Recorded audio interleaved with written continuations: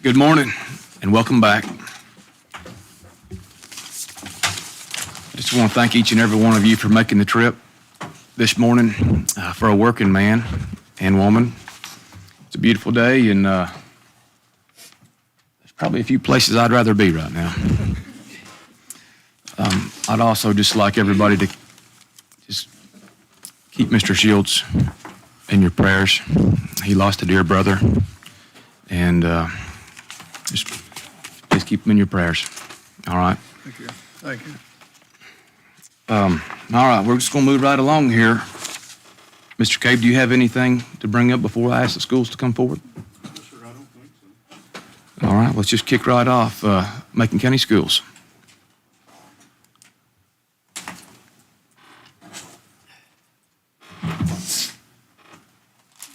John, there it is. I'm going to have to ask you to plug something.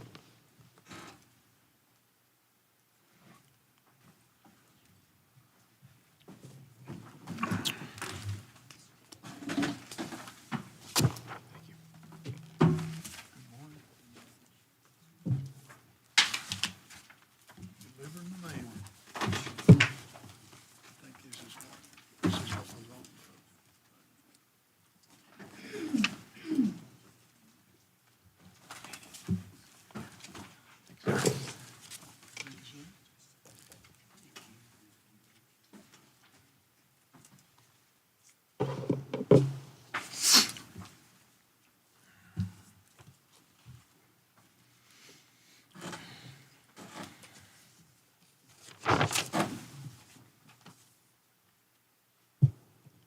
Well, good morning. Appreciate this opportunity. It does mean a lot that you can sit before us and listen to our needs, and I'm just very appreciative on behalf of the school system. So we do have a presentation for you today, just to give you a quick breakdown of how it is laid out. We will present to you our maintain ask, our top priorities, and then our expansion. And the reason for that is so you can begin to understand the vast needs throughout the district, not just for the short-term goals, but even long-term goals moving forward in the future. And hopefully that will give you all a metric to be able to start planning for and realizing just kind of our direction. What I passed out to you there is our strategic plan, and it pretty much delineates where we are headed, what our overarching goals are. And, anytime we're looking at progress and things of that nature, there is money tied to it. And so it will hopefully provide you a roadmap as you can begin planning for future development just for the school system. So I want you to have that in front of you during the presentation. So without further ado, we will get started. I really do appreciate the opportunity to speak with you today. I'm here to talk about an investment, I think one that yields return, not just in dollars, but in the quality of life, the safety of our neighborhoods, and the long-term prosperity of our entire community. I'm talking about investing in public education. When we support our public schools, we are doing more than just funding classrooms. We are laying the foundation for economic growth and community development. Businesses today aren't just looking for tax breaks or incentives. They're looking for skilled workers, innovative thinkers, and vibrant, stable communities to call home.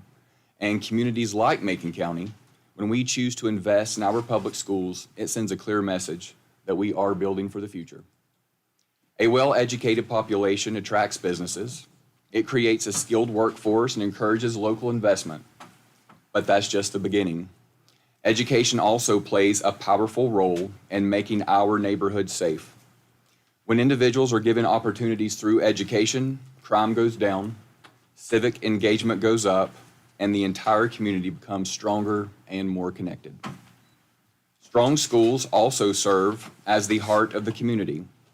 They are not only places of learning, but hubs of social activity, culture, and pride. Property values rise, families stay, and every graduation, we're not just celebrating students, we're celebrating the health and the strength of our local infrastructure. And perhaps most importantly, education fuels innovation. It gives our youth the tools to dream bigger and the skills to create, to invent, and to lead. When we invest in their future, we also invest in our own future, all of which improves our community as a whole. This isn't just a feel-good message. It's backed by data, by community experience, and by real-world results. Investing in public education it does come at a cost. It's one of the most powerful long-term investments that we can make in the economic, social, and cultural vitality of Macon County. So let's ensure our commitment to education remains strong, because when our schools succeed, our entire community thrives. And so what we want to present to you now is our presentation regarding what our needs are, and based upon the strategic planning, as well as the needs from each of our schools, as well as collectively throughout the district. That's what we will be presented to you during this presentation. All right, we'll start with the legislative timeline. By May 1st, we were supposed to send a budget message to the Board of Education Superintendent. We did that at one of our board meetings. May 8th, we're supposed to give you guys the copy of the budget. We did that. And then by June 30th, you all are going to have a budget resolution for 25-26. Our funding sources and revenue sources. So our funding sources that we receive is Fund 1 from state. Local is Fund 2, that's the local current expense fund. Fund 4 is our capital outlay fund. Fund 8 is our other restricted fund. And federal is our Fund 3 and Fund 5. Fund 5 being school nutrition. The corresponding revenue sources are to the right here. State, Fund 1 comes from the state. Local, Fund 2, that's the county. And miscellaneous revenue, that's your timber sales and your fines and forfeitures. Fund 4, capital outlay, that is from the county. Fund 8, we have the county, Medicaid, and local grants. For federal, Fund 3 is federal government, and Fund 5 is USDA. One thing I want to point out in this regard is you can tell that, unfortunately, public education is not fully funded from the state. And so when you have a gap such as that, we have to explore other options. And a lot of that comes from the federal side, but a lot also comes just from grants that we specifically have to seek out and apply for. And even with all of that, there's definitely still a gap. And so that is your role, and where you have to come in to help us as we continue to improve and make sure that our students are getting everything that they need for a high-quality education. But I think it's important to point out that it is not fully funded by the state, and so we have to seek other revenues. Next is our 2023-2024 fund breakdown. This shows for all of our sources, our funding sources, 56% comes from the state, 14% comes from local, 13% comes from federal, 8% in capital outlay, 6% in school nutrition, and 3% in other specific revenue. We just wanted to show you this because our second largest funding source is our local, our Fund 2. So it's very important. We have to have it in order to function. If we didn't, I don't know what we would do. It is very important to us, and it's our second largest funding source. This slide is taking the 4% and kind of showing you what what we pay out of local. So 56% are going towards salaries, 11% are for utilities, 6% central office, 6% local supplements, 4% is maintenance, 5% in technology, and the remaining 12% you see to the right are the athletics, insurance, school nutrition, schoolhouse, and transportation and charter schools. Charter schools is a big, it only says 1% here, but whatever we get in county appropriation or our revenue, there's a formula for the charter schools students. And that county appropriation, that formula automatically goes to them every month. So with that formula, it ends up being quite a bit. I think we projected $127,000 for 25-26. So it is a large sum right off the top. At this point, there are 59 students from Macon County who attend a charter.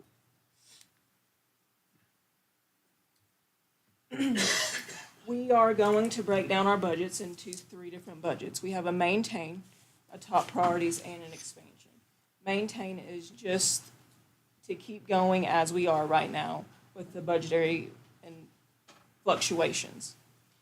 These are some of the projections that we had come up with to maintain. Salary increases, we're projecting a 4% certified and a projected 3% classified raise. These are state mandated, so this will go out if the state mandates those. We have benefit increases. We're thinking FICA is going to remain the same at 7.65%. Retirement increasing from 24.04% to projected 25%. Hospitalization increasing from $8,095 to a projected $8,904.50. Utility increase, we projected a 5% increase from 24-25 budgeted amounts. And all other expenses, we based upon a 3-year average and based upon a 24-25 actual expenditures through January. And I just want to say these are projections. We won't know these certain specific numbers until the state passes a budget. But these are our projections. This slide's going to show you the positions that we pay out of local funds. There are 100 positions that we do pay out of local because we do not receive enough in our positional allotments from the state, our dollar allotments from the state, and our dollar allotments from federal. You can see we pay for about 30 teachers. By the end of the year, we end up right at 30. We have directors in our classified. We have a lot of schoolhouse employees, our bookkeepers, receptionists, guidance, data managers, got office support, custodians, technology. You can see that list. So totaling 100.20 employees are paid out of local funds. All right, we've got here on this slide the 24-25 revenues to maintain. So the revenues that we received for 24-25, the county appropriation with local supplements, school nutrition, and athletic supplement we received this year. And then we projected a 25-26 fines and forfeitures and timber sales. We were projecting a revenue of $10,472,265.51. And then you can see the cost to maintain. Excuse me. Those are with the monetary amounts, everything that we previously said on the last slide. The raises, the local supplements, the athletic supplements, benefit increases, utility increases, increase in local teachers, early childhood education pathway, and all other. We had to appropriate fund balance this past year, so everything else is in the all other. That could be your insurances, your differences in projections from last year to this year. So that's what that encumbers, the fund balance, what we paid for. So we're asking to maintain. We kept the revenues, the $10,177,265.51 that we received from the county. The cost to maintain would be $2,199,980.17. So our county asked to maintain would be $12,377,245.68. And this is not adding anything. This is specifically just to maintain what we currently have. No additions. Our next budget is the top priorities. These are in no particular order. These are things that we deem are very important that would really help out the students and our school system as a whole. First, we have instructional coaches. They would facilitate curriculum and professional development and support both students and teachers instructionally. 2 full-time art and 2 full-time music teachers. These would give each elementary school a full-time art and a full-time music. The Macon Pulse internships. This provides seniors the opportunity to gain real-world experience in various fields, including administration, public works, health services, and emergency response. Instructional technology facilitator. They would review opportunities to improve the IT department and help to develop strategies to support the 25 through 2030 strategic plan. And in a part of our strategic plan, one of our main pillars is technology. So this person would help with that. School nutrition for Franklin High School and Highlands.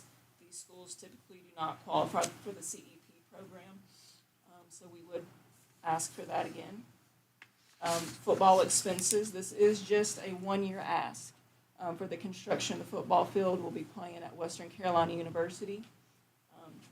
So we have a one-year ask for that, and in your packets, a little bit more information on that as well regarding the fees for the lights, the trash pickup, what it costs to get us on the schedule. An increase in classified salaries. This person has an additional responsibility that exceed day-to-day operations. And then last, the Highlands pre-K teacher and pre-K teacher assistant.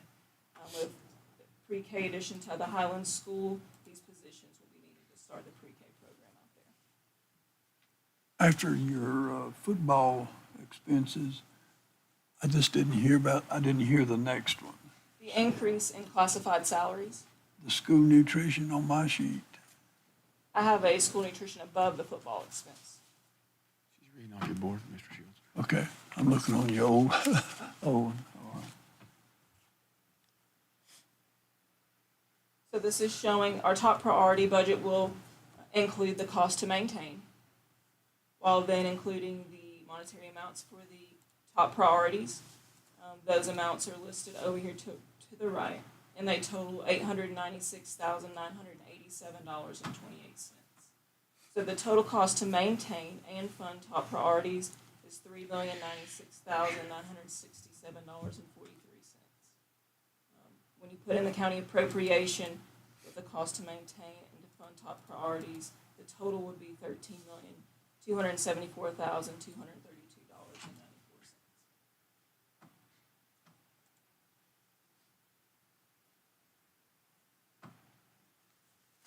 Our expansion budget, what we did here is we sent out an email to the principals to ask what their personnel needs would be, anything that they need to be able to make their job easier, to help the students. They submitted these to us. You'll see those in your packet, each individual school. This is just showing you kind of how they filled that out. And here are the monetary amounts connected to those. The total expansion would be $2,428,930.84. There's further information too on each of these in your packet as well.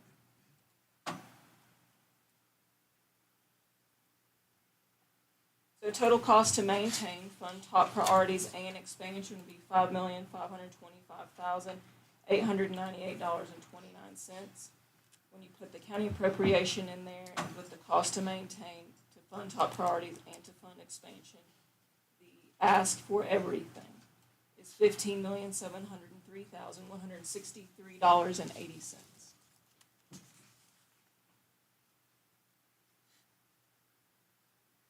And this is just a further breakdown showing you cost to maintain, what it costs. The fund top priorities, its cost, fund expansion, the total amount, and then when you add the county appropriation and those revenues that we will need to maintain to the county ask breakdowns, you'll see the specific corresponding totals.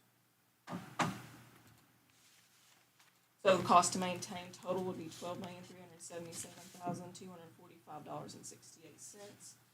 The maintain and fund top priorities is $13,274,232.96.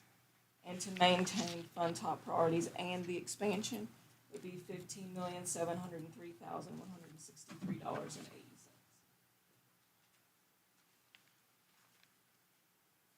We did add a disclaimer in here because there is a bill in the House that wants to raise teacher pay from $41,000. This is the beginning teacher pay, from $41,000 to $50,000. So that is a $9,000 increase, and with 25 to 30, usually at the 30 range of local teachers, funded by Fund 2. That's going to be a significant increase, and then when you add the benefits to that, it's going to make that go up pretty significantly. So we ask that if this bill is passed and this goes into effect, that we could come back and talk to you and have that conversation as well.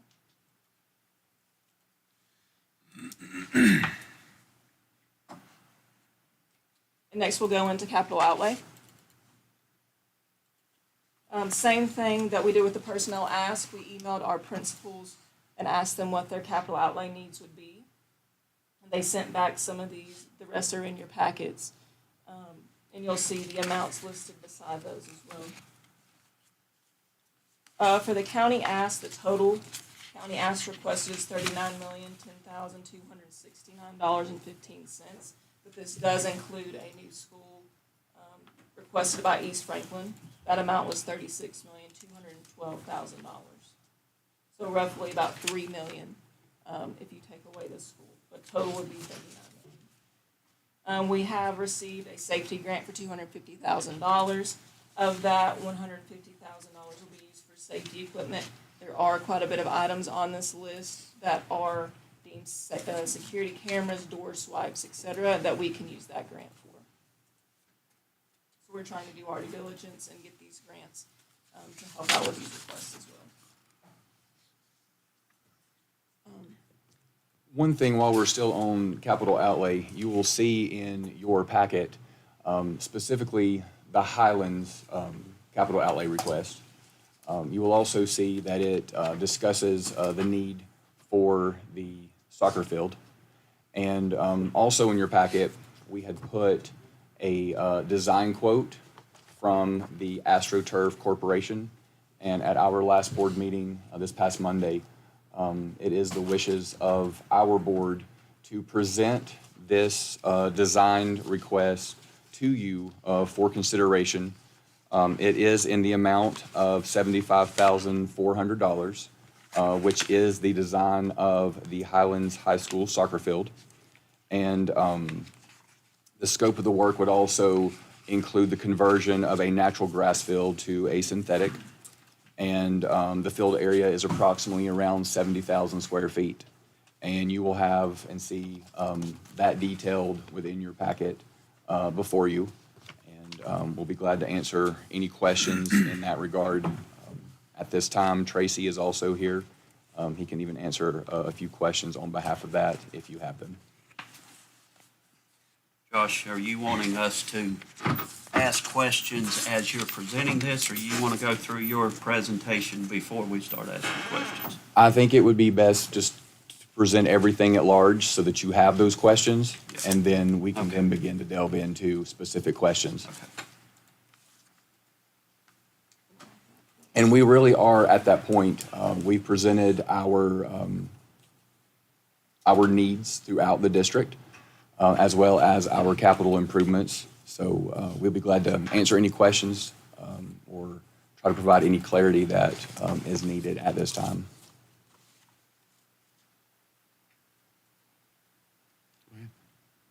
Where do you want me to start? Highland School soccer field,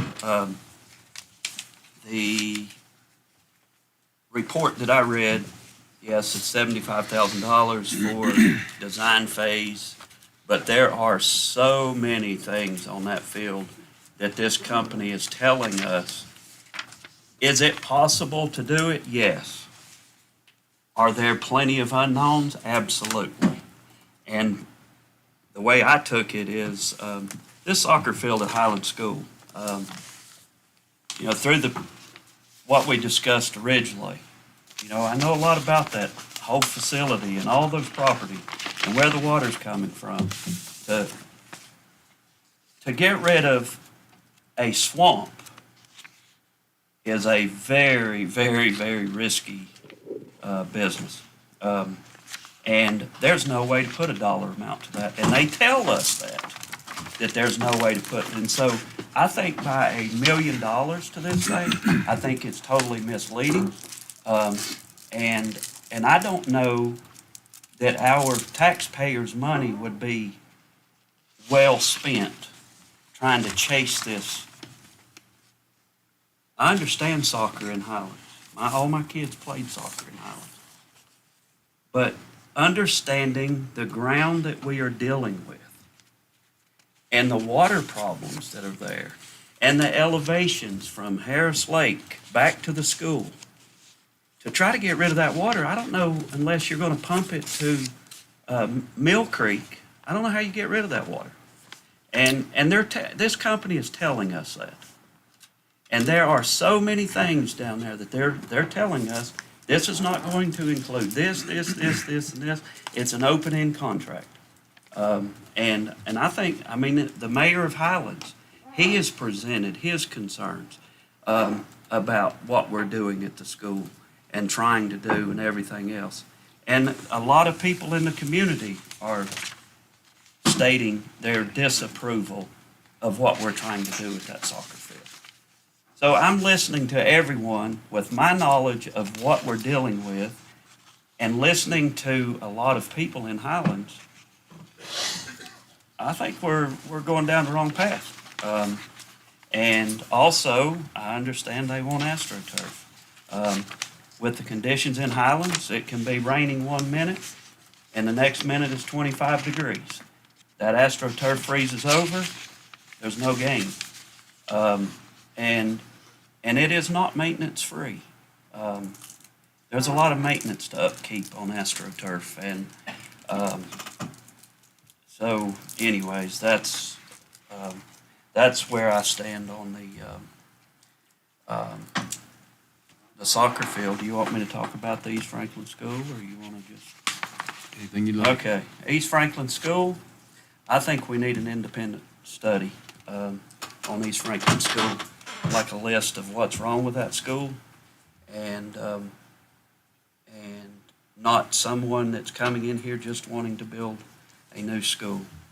Highlands pre-K teachers, I had a long conversation with Ms. Keener about pre-K in Macon County, and I was assured at that time that pre-K would be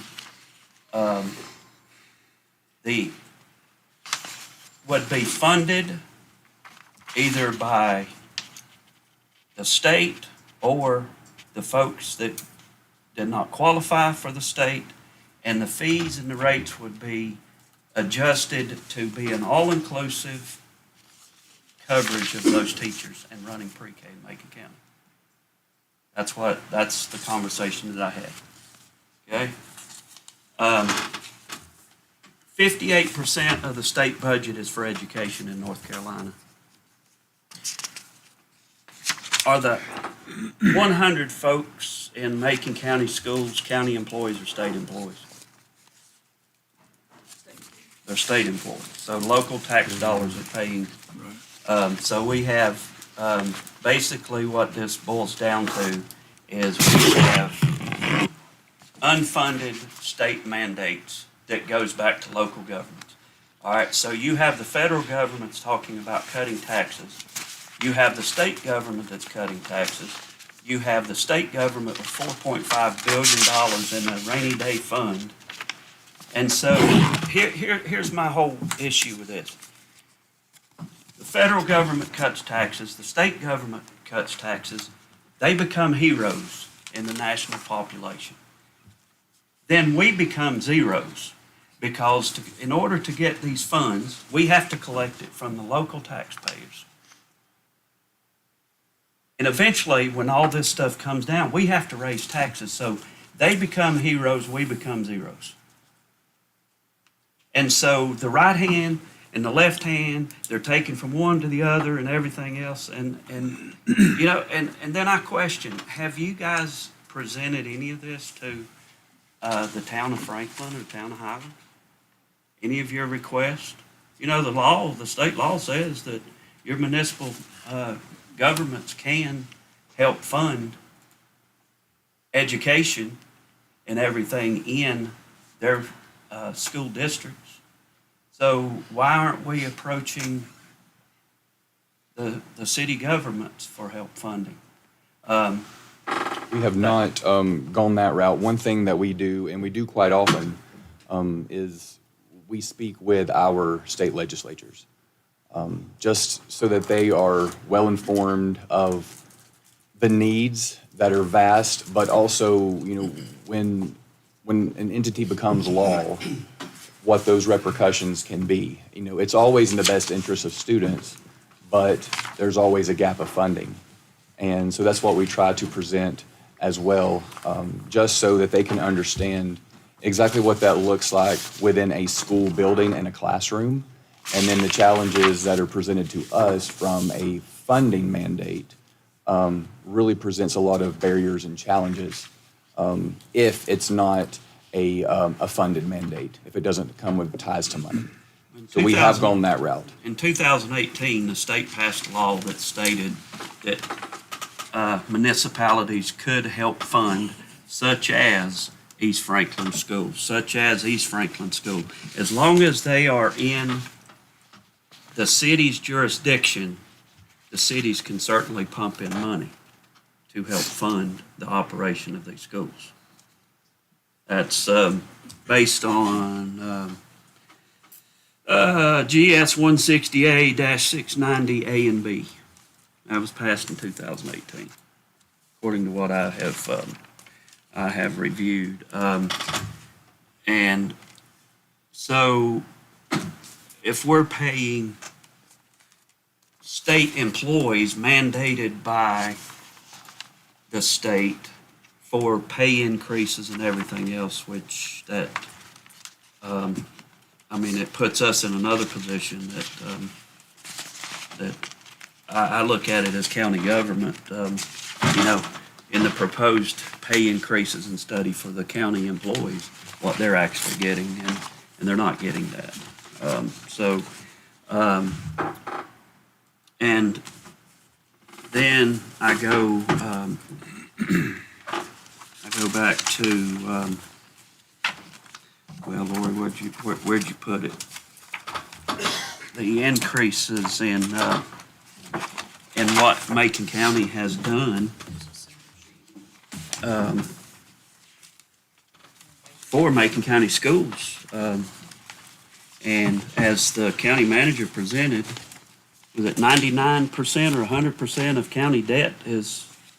All but 112,000 of our 9 million Is for schools.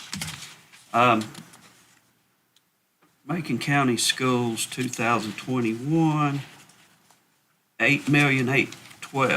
2022, 8,812,000. 2023, 8,815,000. It went up $3,000. 2024, 9,696,000. So almost $1 million in 24.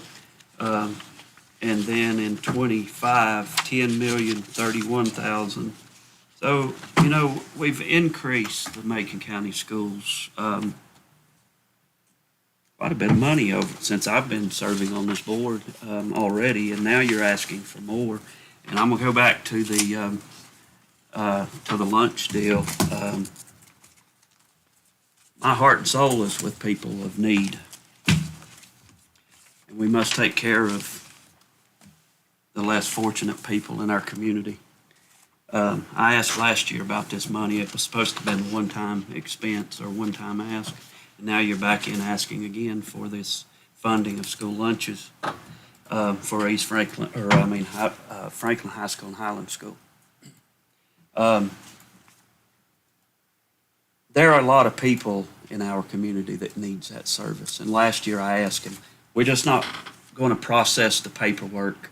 There's a process there that you apply, whether it's for free lunch, reduced lunch, or paid lunch, and we're not going to process that paperwork. 9 of the 11 schools are taken care of. We got these 2 schools. It really bothers me because we got a lot of money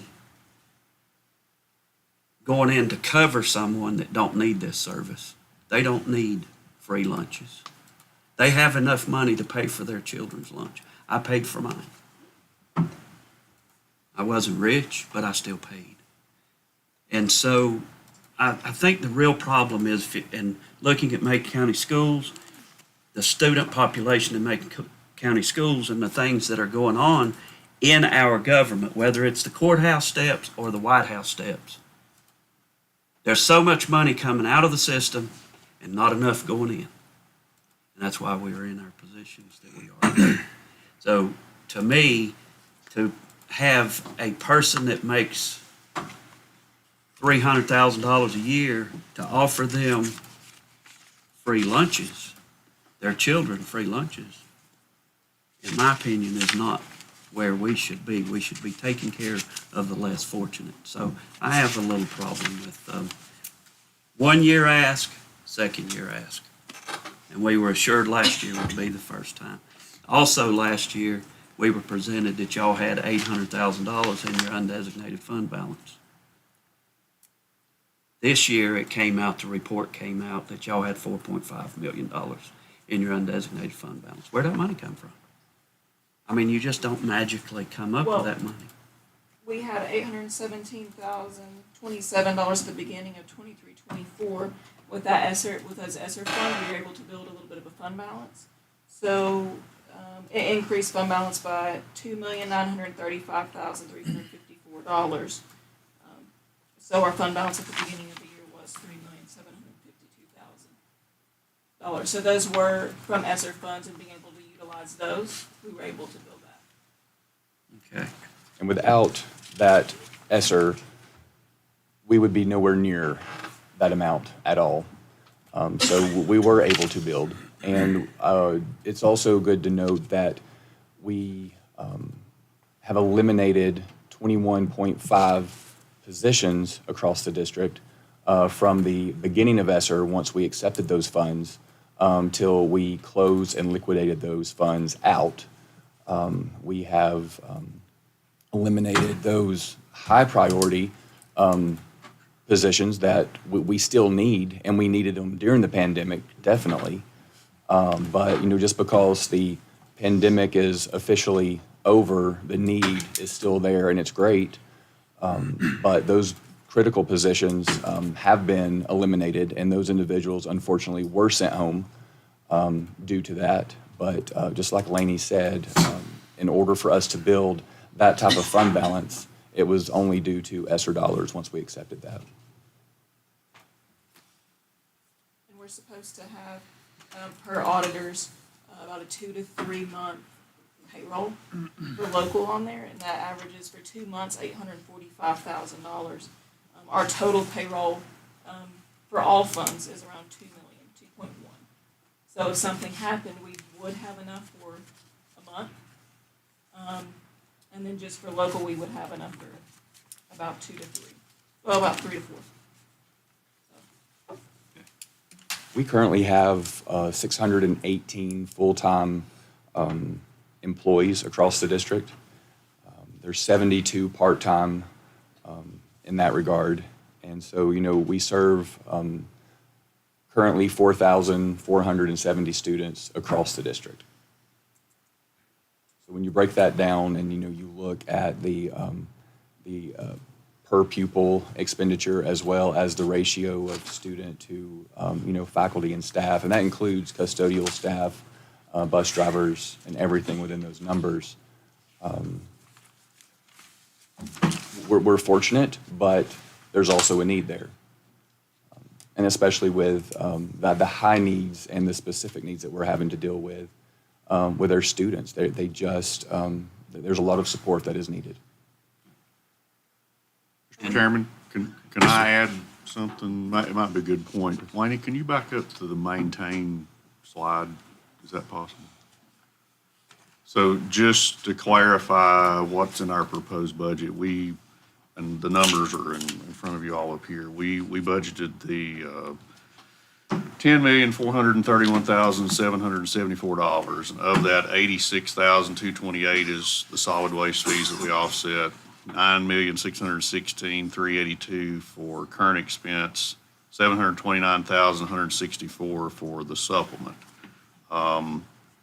So that's a $400,000 increase in on the operating side that we proposed this year. I just wanted to kind of clarify where that came from. If you look at the certified raise, the classified raise, and the local supplements, and the benefit increase, that's $403,000, just a little bit over. Now, obviously, we were trying to stay within the range of funds that we had available. So Lori and I looked at what, obviously, all of these are a need that the school's presenting, but we tried to pick out the pieces for sure that even though we don't know what those raises are gonna be yet, because we're waiting on the state, and they're usually not very timely on anything. That's essentially where we looked at that 400,000 from. Now, we did hit one of the priorities, the Pulse program that was on the next slide. The board funded that last year out of economic development funds, and we did appropriate that $50,000 back again because we felt like the board supported that program, and that seemed to be a good option. So that $50,000 is actually in there. I did not include the 200,000 for the free lunches because of the fund balance consideration. Typically, we try not to fund recurring expenses out of fund balance, but we don't, if one-time shots are okay, which is why we felt like it was appropriate that came out of fund balance last year. So I was gonna leave that up to the board for your consideration. I'm not saying yes or no on the free lunch program, but I felt like that was a decision that y'all needed to make as far as how you wanted to handle that $200,000 request.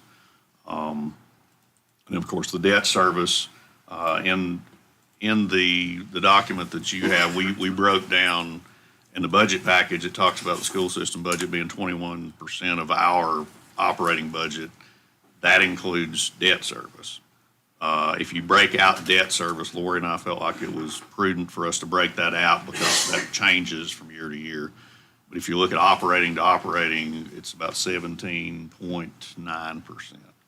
So I just want to clarify what we propose to fund that's in your budget that I gave you on the 13th. And then obviously it's up to you, if you want to change, you want to take away, you want to add, we can discuss where we can get that from or how we can do that or what we do with that as we move forward. What is 17.9%?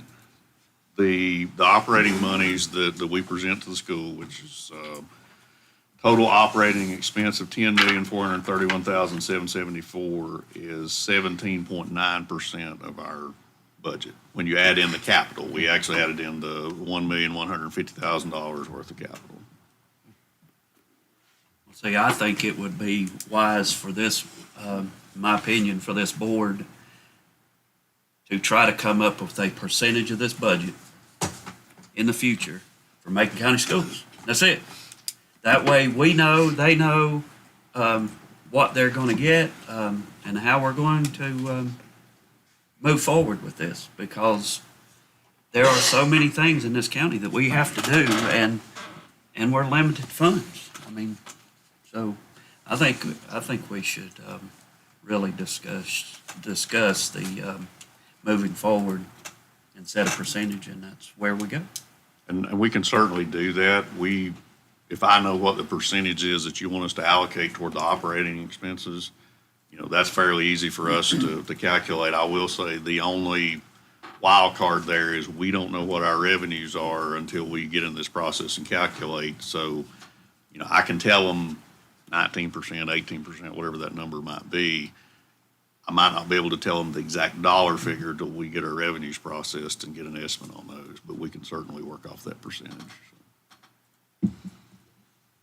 And Warren had mentioned something in regards to, the whole debt service. It's Article 42 and 43, which provides that provision for debt service.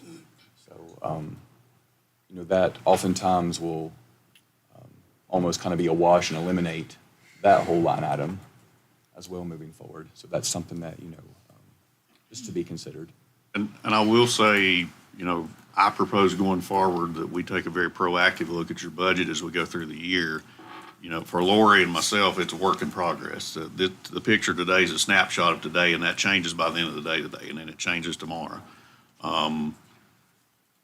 If you want to look at these capital expenses, there was a big ask in there for capital, which part of it was East Franklin School. I also agree that we need to look at that school, and one of the things that I think the board needs to look at is after July, we look at getting some information together about that school over there, because in my opinion, the needs-based capital fund that funds those schools, which is the money you got for the high school, we're eligible, I think next year we can reapply again. That's capped at $42 million for an elementary school. So therefore, a $36 million elementary school, if you had to go that route, would be well under that. but we need to get that documentation together is what kind of shape are we in? What do we need? We need to have that together for that application process anyway. So I certainly agree that we need to consider that probably after July and set some money aside once we decide who we want to do that evaluation, because that sets us up, no matter what the outcome is of that study next year or the year after, whenever we decide that you want to entertain that option, we've got the documentation together. So no matter what we do, we've got the paperwork together to submit to the state to apply for that funding again. And, to commend your board, we were able to move through that process quickly because we had everything that we needed. The documentation was there. We'd already engaged in that type of long-term study. And so just like you had mentioned, John, that's going to be very important. That's the first step to take, just to be able to get an analysis of, okay, what are we actually dealing with our current building, and then what is the need moving forward? So that's important. And that goes back to that proposal we talked about is we keep this an active budget review process. We don't just stop at June 30th and say, here's your money, come back and see us next year. We can go back and reevaluate these things, and especially when we get our audit back, we know what any kind of fund balance increase we may have. We look at those funds during the year. We may have a mid-year session, we may have a quarterly session, something to review the needs that they have because they've talked about capital, address those on a need-by-need basis and keep a very active process going forward to essentially make your money work for you as much as possible. Is East Franklin the only school that's not been replaced, basically? Yes. How old is that school? It is the same circa as FHS. 50.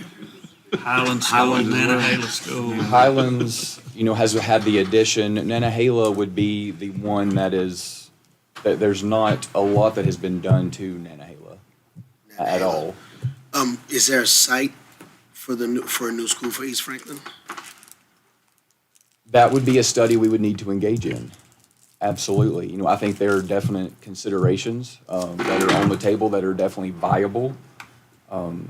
We're pretty much landlocked there at East Franklin. I think it would take, some acquisition of property, but, there's possibly other county property that, could be looked at, but that would also, I think, need to come into that study. Because one thing that they look at during that grant review are the metrics. Okay, how shovel ready are you? Do you have land acquisition, things of that nature? And so anything we can do on the front end and identify or even, solidify this is the property is only going to benefit us and expedite that. But I agree with John and with Warren. I feel that we need to sit down as both boards and really just have a good, deep discussion, in regards to that, just for planning purposes. Not saying we have to make an absolute final decision, but to start the dialogue before we really engage in that grant process. That's going to be important. So I know we got an awesome grant for the high school. With the other elementary schools, when we built new elementary schools, were there any grants involved with those schools? That was before my time. I know there were bonds. I don't know if there were any grant such as this. Iola was when I came here in 2011, Iola was being built, and that was, we issued. One thing that we have to consider, Cartagena J is totally out of room at this point. South Macon, there are just some things that we have to consider, even though we've had that addition. If we have the foresight to really build East Franklin larger for planning purposes in the future and have it central, we would have the opportunity to redistrict and take numbers off of Cartagena J, Iola, as well as South Macon, which would allow us to check the box that we are consolidating other schools just through redistricting and having a larger building that can actually handle that would possibly eliminate the need to do anything at Cartagena J in the near future, because that is another entity that is identified due to the fact that they're just out of room. We've converted computer labs as well as other classroom spaces into general ed classrooms. And so at that point, that's something to consider. I have a question about replacing schools. How does that grant play into the K-12 schools? Because you have X amount of dollars for an elementary, you have X amount of dollars for a middle school, and with us having 2 K-12 schools in Macon County, I wondered if we could get 62 million to rebuild it, Nantahala or whatever. So, but one thing that I mentioned some time ago, Highland School is, it's not in the best shape. I mean, I've had teachers talk about different things about that school. The former principal said, you know, with all the water coming through there and underneath the elementary wing, it's popping floor tiles up and everything else. And so eventually, that was one of my biggest holdups with the expansion of Highland School was one day they're going to have a new school. I don't know when that time frame is, but I've mentioned the property that the county has at Zachary Park and all the surrounding properties there that with city water and city sewer and the hospital there and everything else, it seems like just for future thought process, that's really the only place in Highlands that I know at this point that would be suitable for a new school if it comes to that point. And that's why I'm wanting to move that soccer field and stuff out there as much as anything is for future growth of that school, and it makes sense. So, and it I would think save the it's- taxpayers a lot of money. I think it's that dialogue that's going to be important for us to really look long-term. You know, we all get our blinders on and we look at just year to year, but I think it's going to be important to look long-term and kind of identify those long-term goals from an educational standpoint, Macon County schools, but also as a county standpoint. Because just like Warren had said, it gives you all the ability to be able to plan, you know, for not just the immediate, what's in front of us right now, but what's long-term going to look like. And that's important for us to have goals that are aligned, but also long-term, just so we all kind of know where we're headed and can all be rowing in the same direction and working alongside each other through that partnership. One more thing, and I'm going to stop, is I have to really applaud you guys for the work that you did, saving the taxpayers money on the wastewater treatment facility in Nantahala. That was great. We were going from 600,000 was the talks, and then we purchased some property to put in a traditional wastewater treatment facility, and you guys came up with a way to redo that facility and save $500 and some thousand to. That was really good. Well, I'll have to commend Tracy's Yes. talent and his efforts. He came to the table and just really explored various options, and he's to be commended for that. So I appreciate you identifying that. One other question. On the East Franklin School, where does the student population come from? Where does it come from? Yeah, within the city, right? It is, yes, Okay, within town. There's a few like outliers. It goes all the way up the Highlands Road, of Right. course, and you know the Colasaja area. But yes, for the most part, it would be within town. My mom was just thinking, if you move that school, you're going to have to take that into consideration because that would take a lot of organizing your buses and everything. If you move the school into a county piece of property, somewhere like that, and I'm not sure what, I think we'd have to look into it if you had something within the city that could accommodate that. We got in the same situation with Franklin High School. And so we were fortunate enough to come back to the campus there, and the process is going on now. I may have got lost here. At the school board meeting the other night, I felt like the direction was to regard to the soccer field up there, to do a design study. And I guess I'm looking at these people are wanting an answer. Will this board today say, hey, let's move on with that 75,400 and do the design study, then come to a conclusion whether we can go forward or not, or are we just going to say it's too risky? So that would be the pleasure of your board. to Right, but I believe decide. that was a request from your Yes, board. correct. And where are we? We started off with this conversation. Where are we with this board now about the Highlands Athletic Field? And I'm sure the people who are in charge of this would like to have an answer for that to see what we're going to do. So in our capital outlay, we didn't necessarily prioritize those projects because the projects are basically a list. So we funded $1,150,000 into capital projects for the school. Typically, I think 600,000 of that has been technology, I think is what the school uses, which that's their prerogative on how they want to use that. But we didn't specify what that was for. We just funded that amount of funds in there for them and you all to make the decision on what you want to fund. So to answer your question, we did not specifically address the athletic field. We just applied money to that fund for you all to use. And as a liaison to the school board, I think they passed that to us for us to make a decision on that ASAP. So this study or design study can go on. And I think if you don't do the design study, you'll always have a question within yourself or within our groups if we don't look at that.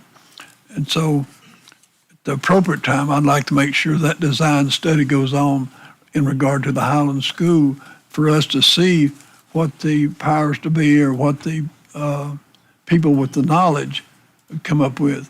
I'm like Mr. Sherrill, I have a lot of reservations about trying to turf water and hem it up and all that type of stuff.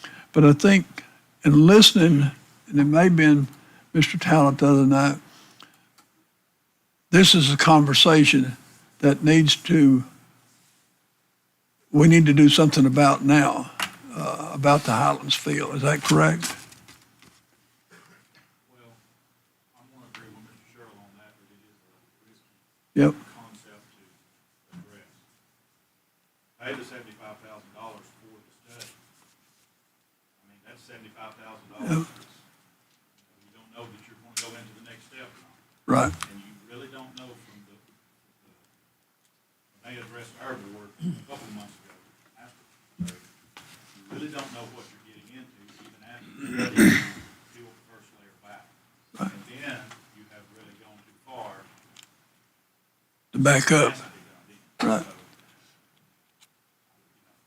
our board was just saying, it's up to y'all. Do you want to carry through with that, knowing that you might vote on the other piece or not? That's just where we were at. One thing I say about that is we did a year-long study up there. And we came back with the conclusion that we all talked about before the year-long study happened. And our options were to dig out the muck. And Where we're at with that, though, Ron, is everybody that comes in, they want to do their own job. right. So yes, we have that other one in hand, but they did not come back with an RFP.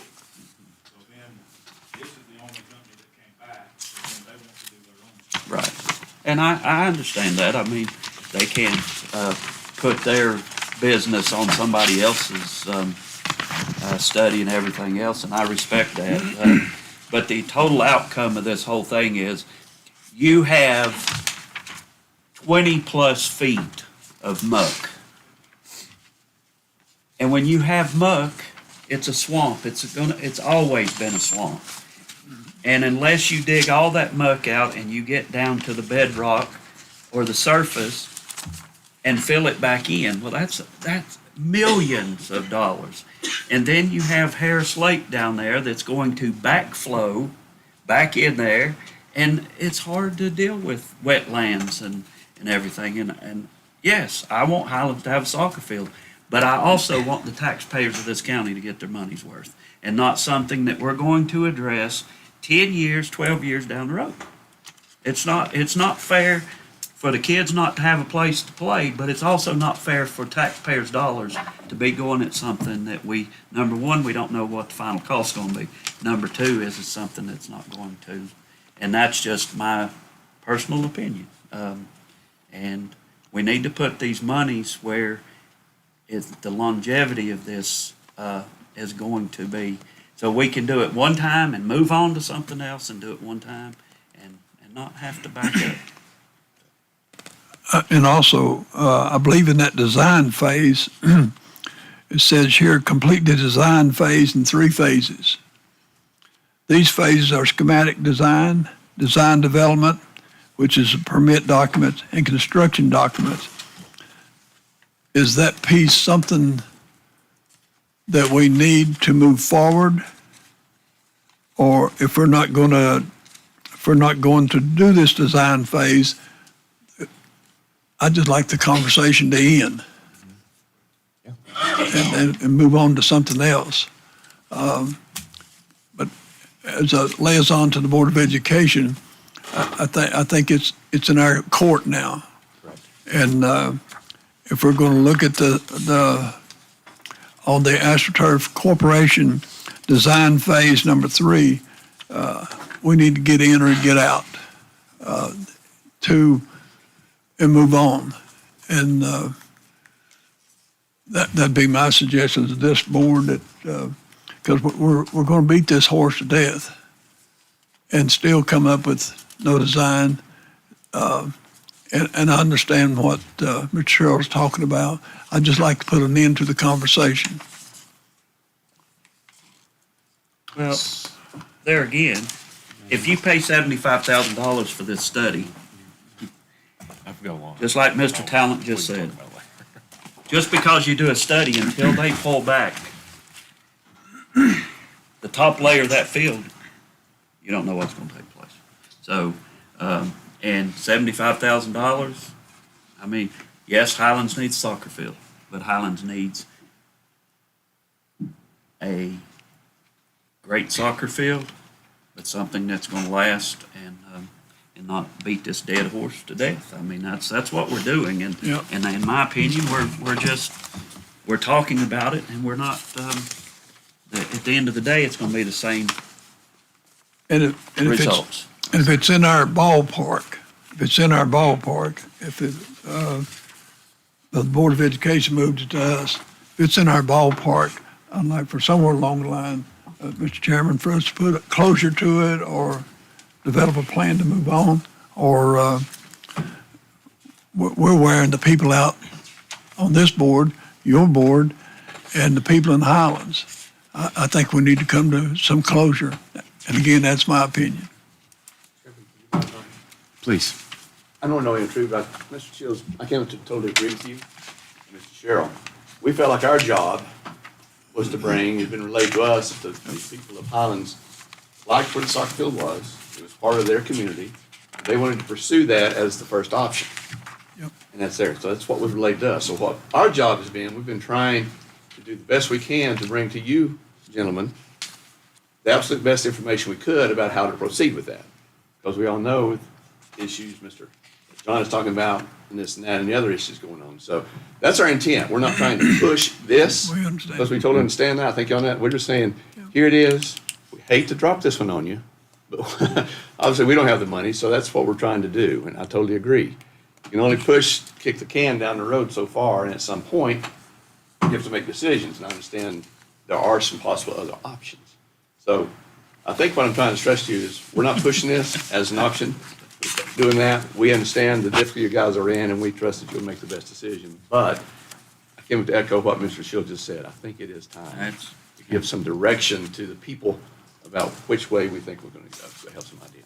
But back to the manager's point, that $1.15 million is, when that's given to you, to your school board and the school system, you're to make those decisions. Do you want to take that $1.15 million and allocate the $75,000 moving forward? Or do you have better places to spend that? Because what I'm seeing here is this is in the 25-26 proposed budget. And so what Mr. Shields is saying is, if we're gonna move forward, we're gonna have to do, take it out of fund balance or somewhere, because it's not a budgeted item. So I don't see that that's I mean, I may be wrong about this, but I don't think that that's something that we've talked about in the 24-25 budget. Let me address a few of the questions I have right here, if you don't mind.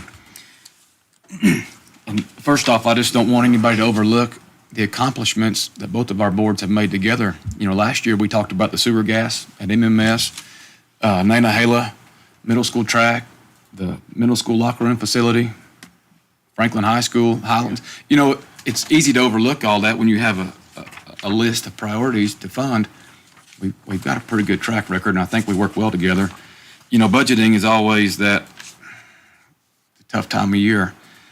And a few things I want to talk about. The soccer field in Highlands is a proposed new track regulation size, or I'm sorry, athletic facility.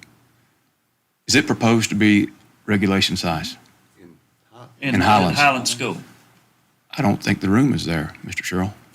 I think At it's a the little current- shy. At the current soccer field.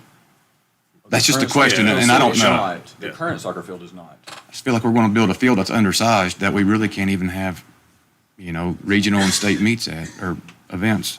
Yeah, basically at Highlands, all you have is a little practice track there It's- on the right. That's all the room you have. When you start trying to talk about the new soccer field, if anything, it almost need to be a little bit bigger. And but it's just simply you can't, especially with the conditions there now, you cannot put a track there. Because they'll have the same issues Right. we're having in Franklin High School prior to this, with the amount of moisture there, it won't work. Well, that's where I was going. Is how nice would it be to, while you're in the kitchen cooking, to go ahead and add a track, you know, and they can have track event. It's just, totally agree. to me, it's like you're kind of going all the way there, then you're stopping short of the finish line, and we're that close. Even if it were a 4-lane track, I think it would be better, you know, long term. But that's just one of the points. To my tough question, I remember Mr. Baldwin and the ESSER funds. I think the number I remember were 14 positions we hired, and then we knew they were temporary with the funds. But I feel like, did you say we eliminated 21? And so in my mind, I feel like there's a gap right there of 6 or 7 positions, and I'm just curious if we kind of filled them in other areas, or if there were, you know, maybe our net gain in positions over the years. And it's pertaining to the Highlands pre-K. We've always, when we started with ESSER, maybe at some point there were 14, but we ended with 21. 21 point, is almost a half. I think it was like 21.3. Well, that sums up my Positions. question. Okay, I again, that was memory. Yes. Okay. So maybe along Just the for way. clarification, they can do this. Pre-K is not really a official recognized program by the State Board of Education. We don't receive any funding from the state as far as paying for pre-K. That's to come from sources of federal funding, and then also the rates that the parents will be asked to pay.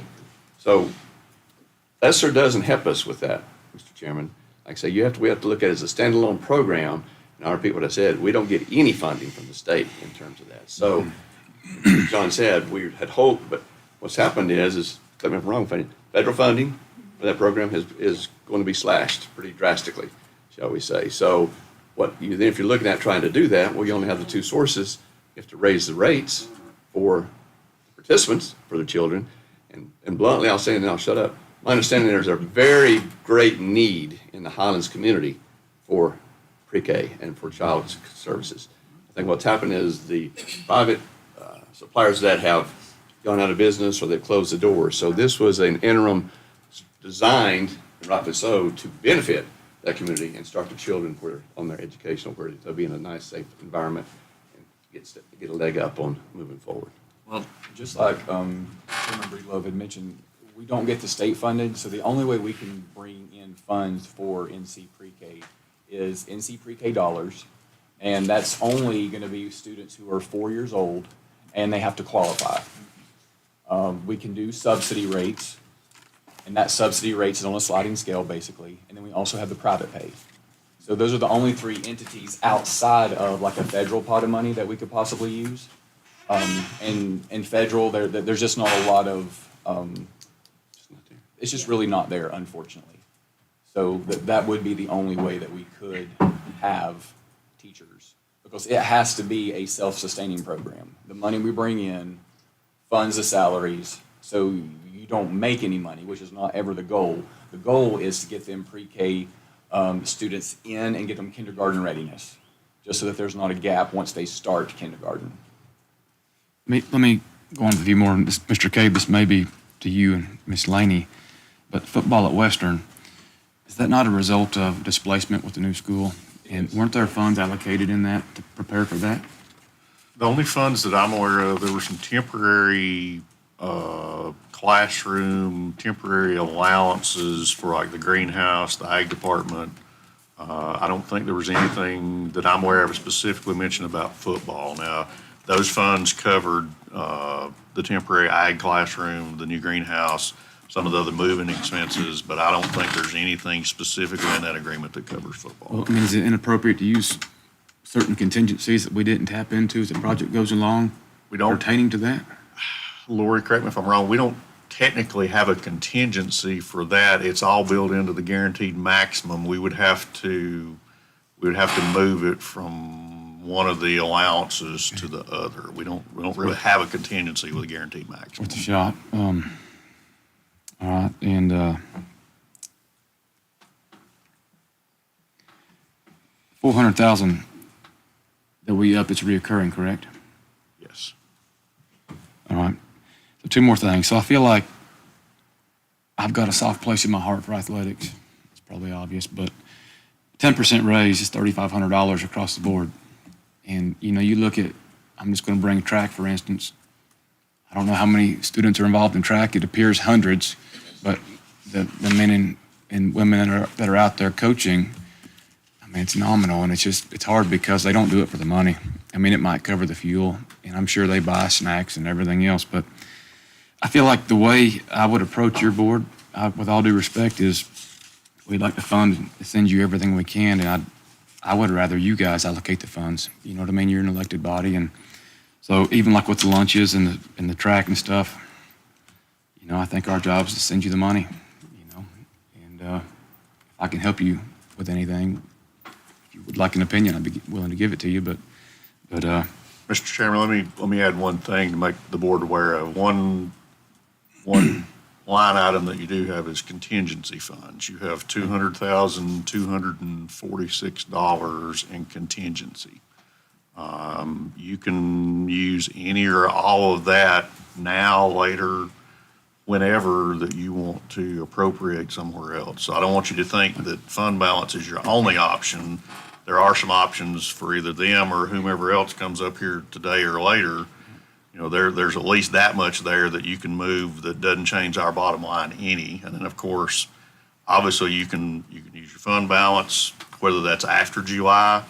You can appropriate fund balance now for things. The capital monies, if you think that there's more of a priority to operating and you want to address capital later, you can take the capital funds, all are part of what we got budgeted for capital, and you can flip those up to operating, which again, that's their flexibility to use whatever they want to. So depending on the direction of the board, I can help you figure out how to get there if we just know what direction you want to go with it. I mean, I think that's the direction I want to go. Mr. Chairman, if I can say, Go ahead. what we're trying to do, and I'm going to compliment Laney, what we feel like we need to do, our relationship, I feel, is as good as it's ever been between our two boards, bluntly. And so what we're trying to do is simply give you all the information we possibly can. Yeah. So there's nothing, I mean, it's there, it's open disclosure. We're going to look at you guys and say, this is where we're coming from. Obviously, y'all are in a tough spot, guys. I'm glad y'all are over there and we're over here, to be honest with you. Right. But what we do is we try to make sure y'all understand, and yes, that's what we will do. When the money's come, we'll make those tough decisions. But again, we're just trying to, in the best possible way to disclose to y'all, this is where we're at. Give you all the information you can, and then you can ask us questions. Ms. Laney, I think that was a very well put together presentation. And I also would like to just put a little reminder out there that Commissioner Shields pledged the $0.25. Is that right? We had a resolution more or less $2 million, pledging yeah. the $0.25 sales tax to more or less to the public education here. So We'll do it We again. tried twice. We'll do it again. Third time you win. Never say never, right? I mean, Never give up. so, Let me just say one thing, and it's just put in your memory, Mr. Cave. In respect to the other people here, next year, can the Macon County schools come in at 1 o'clock and occupy that time space? I see people out here, they probably need to be at their stations and things like that, that we could have, I'm gonna say from B through E, start off at 9 o'clock, with somebody there. Macon County schools has always been a excellent topic. And what happens, I get a little nervous and I want to move a little quicker, but that's not appropriate. It's not appropriate because it's not fair to you all. It's not fair to the kids. So if we could move them to the, To the back. well, yes. And If I'm like still here, that. Mr. Shields, I will certainly consider that. I appreciate it. I see these people out here and I'm sure they need to be at their posts and things like that. And want to say thank you for them to be in here, but Mr. Emmerich, we are totally flexible. We're totally, Okay. y'all tell us when to be here, and we'll be here. I totally understand what you're saying about these folks. yeah, he's saying move on. amen. Thank you. All right, guys, thank y'all for your consideration. Thank you. Very, very much. Hey, thank you. We'll be back in touch. Thank you. Thank you, board members. Mr. Breedlove, Ms. Stephanie. Thank you. Ms. Breeden, thank you. All right, moving on. Southwestern Community College.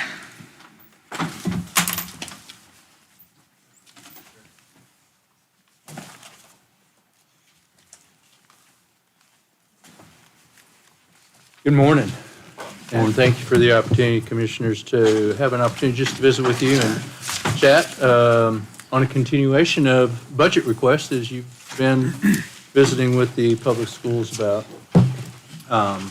This is our first opportunity for SEC to take the opportunity to present to you face-to-face, so we may not be as eloquent and prepared as what the public schools were because of the fact that their presentation. Our budget is presented to you. I think you have a copy of it. I couldn't read what was being presented by the public schools on screen, so I'm not sure that even the need to go to the budget and present it, if you have it on screen. If I flip it, will that flip for you? You should. Oh, okay, so you probably will need to have that. So if I go that way, there you go. Every year when we prepare our budgets, we make assumptions and we forecast best that we can based on previous years and things and trends that are going on. So when we talk about operating and administrative expenses, those, as you can see there, are utilities, maintenance, housekeeping, and service contracts. We budget into, to Mr. Sherrill's comment earlier about unfunded mandates. We always put in approximately a 3% pay raise because we do not know what the state allocation is, but we have personnel that are funded through the county, and so we build that in there to help just prepare the budget in that sense. And then we also have the capital requests that we put in there, and we've had the driver training facility, re-roofing, modular units. We've had those in the past, and we're carrying those forward with the HVACs, and then addressing deferred maintenance per state facilities conditions that we had the state come out and do a deferred maintenance review with us. So, and then we also had one modular unit that was previously destroyed by a fire that we had several years ago, probably 3 years ago at this point. 4. And so it's in there for just review. Before I go any further, though, what I would like to share with you, and it may create questions, it may take questions, it may eliminate some questions. When I prepared the budget, it won't eliminate questions, I'm sure.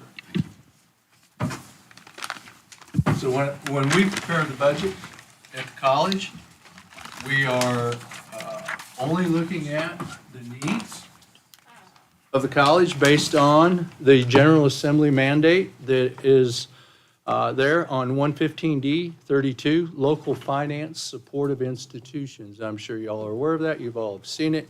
You may have read through it before.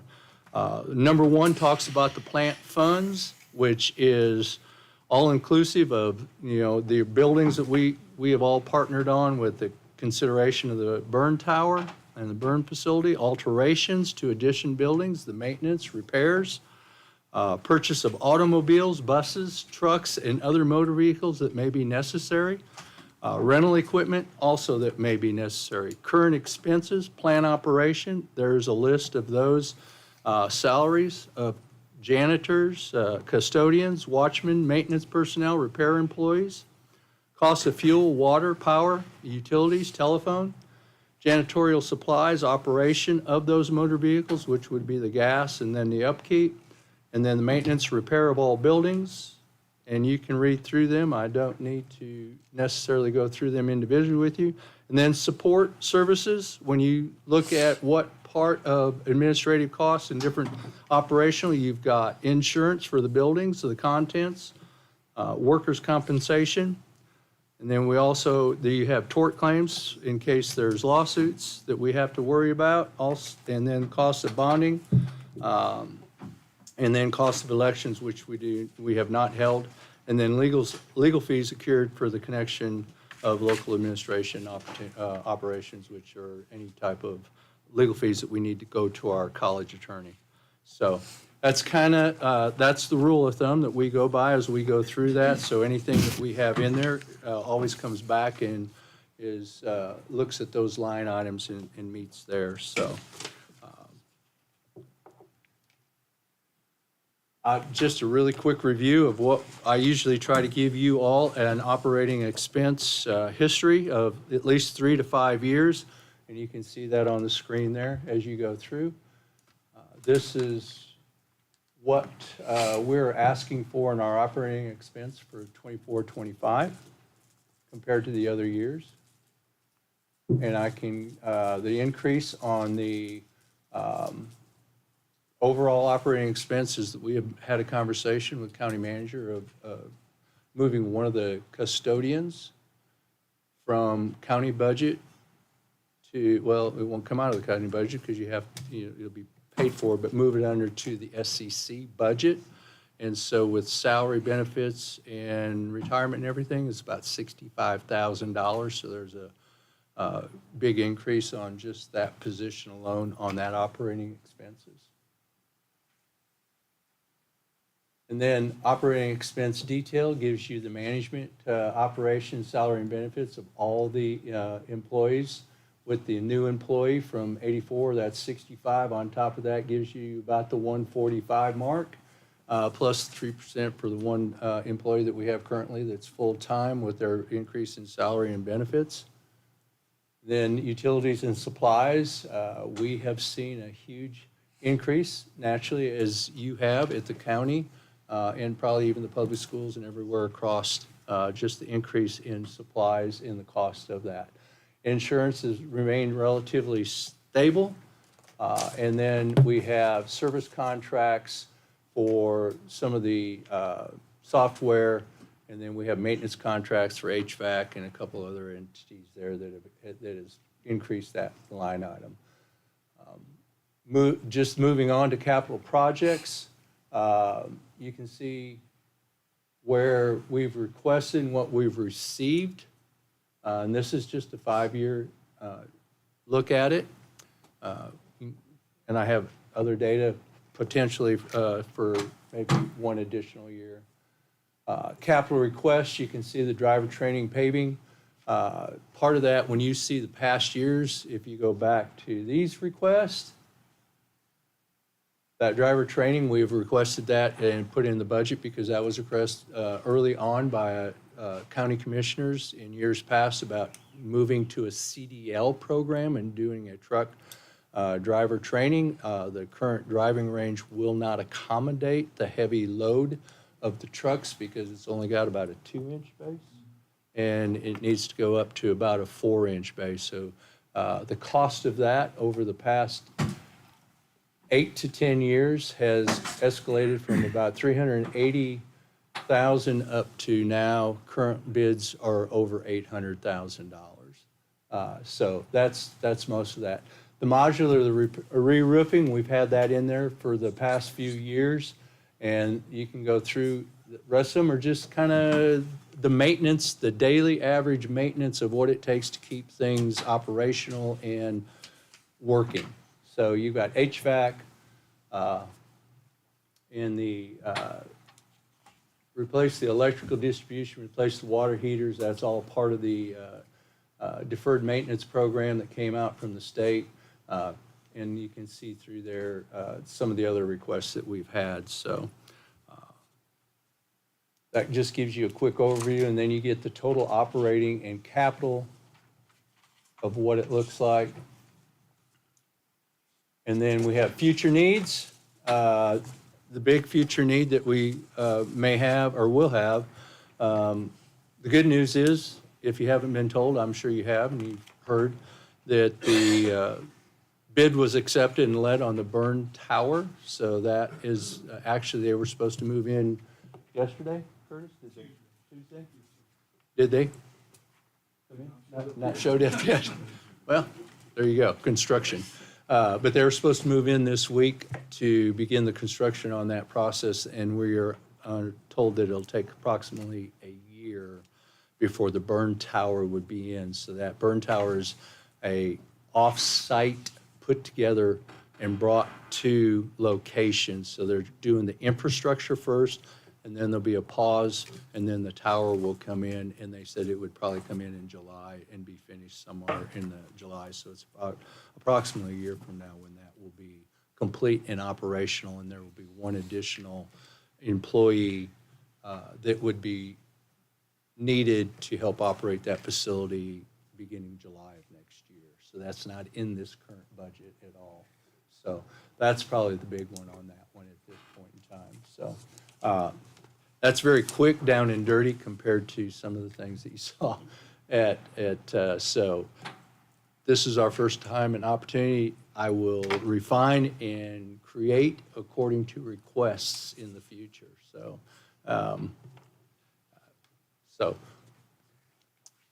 those are some of the highlights, big areas of that. So, and if there are questions at this particular point in time, I've given you that data, 115D. I don't need to regurgitate that. We value our relationship with the public schools. I'll just give you some really quick, unduplicated head count. For Career and College Promise with the public schools, we have approximately 300 kids taking an opportunity to take those types of classes from English. There's some CTE partnerships that we have with the public schools. Curtis is going to create a fire training science program for high school kids. Early college, there's approximately 151 students from 9 through 12 on the early college. Then we have others in Macon County. There's approximately 450 individuals taking advantage of Southwestern Community College that are other. Now, not all of those. I would say the majority of those are coming to the Jackson campus. And so if you look at the percentages, Career and College Promise percentage of people in Macon County, you're looking at about 33%. Being Career and College Promise, early college is another 16%. Others, the non-high schoolers, approximately 50% of that population. So I can share other opportunities and numbers with you. But I'd like to point out one thing for you. To Southwestern Community College, I want to say thank you for your interest in our young people and their education. Southwestern Community College is one of the best deals in town for educators, for families. If you look at your early college, you can go through early college. If you've done things right, you can go to one of our 16 universities in North Carolina after you finish two years of there. And that 2 years was free. Mm-hmm. That's a big savings. It's a big savings. And then those students can move on to the college of their choice. But I just want to say thank you for the savings that you're providing our students here in Macon County and the families, and say thank you. Absolutely. Thank you, Mr. Shields. Yes, I mean, early college is free, no charge, but so is Career and College Promise to the high school students. So Any student that has an opportunity to take those courses offered through the public school, the LEA, they're getting that cost-free also. So oftentimes they have the opportunity to transfer to their four-year university as a sophomore and knock out 1 year of education. Early college, they have the opportunity to knock out both years and have their associates and save 2 years of cost to their parents. So the value of what the community college brings to our constituents within our service area is invaluable as far as the savings. I always say that if your son or daughter will go to the community college for 2 years, it's like giving yourself a $30,000 scholarship because you saved about $25,000 to $30,000 of what it's going to cost you to go down east somewhere, if not more. So that's a huge savings for parents and students that are funding it on their own also. Right. So. Thank you very much.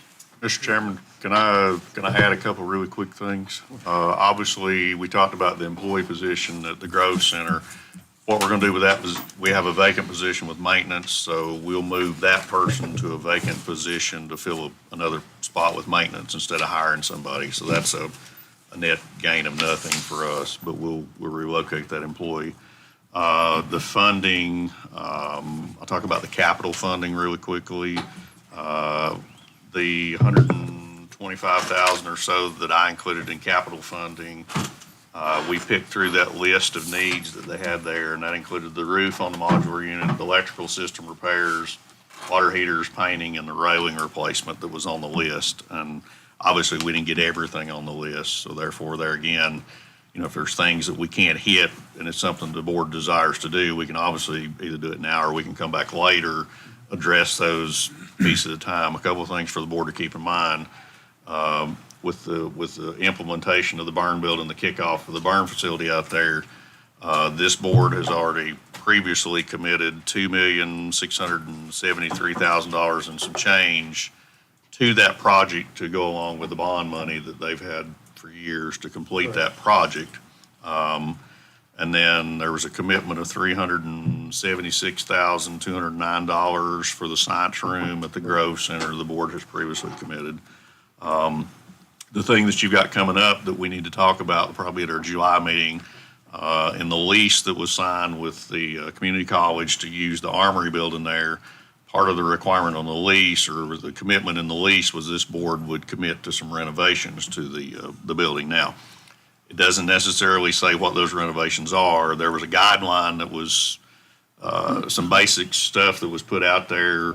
Actually, Looper Architecture, who we've used before, did some pro bono work for us apparently back then, went through and did a worst case scenario. And the figure that we had was the rough guess was $2,168,000 to do all of the renovations that those folks have went through and done, or the look at the stuff that they recommended doing. Now, obviously, that's going to go up a little if you go by that figure. I think we plugged 2.5 million into the capital improvement plan just so you had a number to look at. Now, what I've done is I've reached back out to Peter Looper.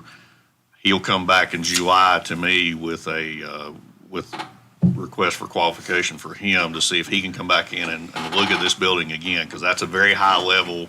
That was to do everything that was on the list, bam, said and done.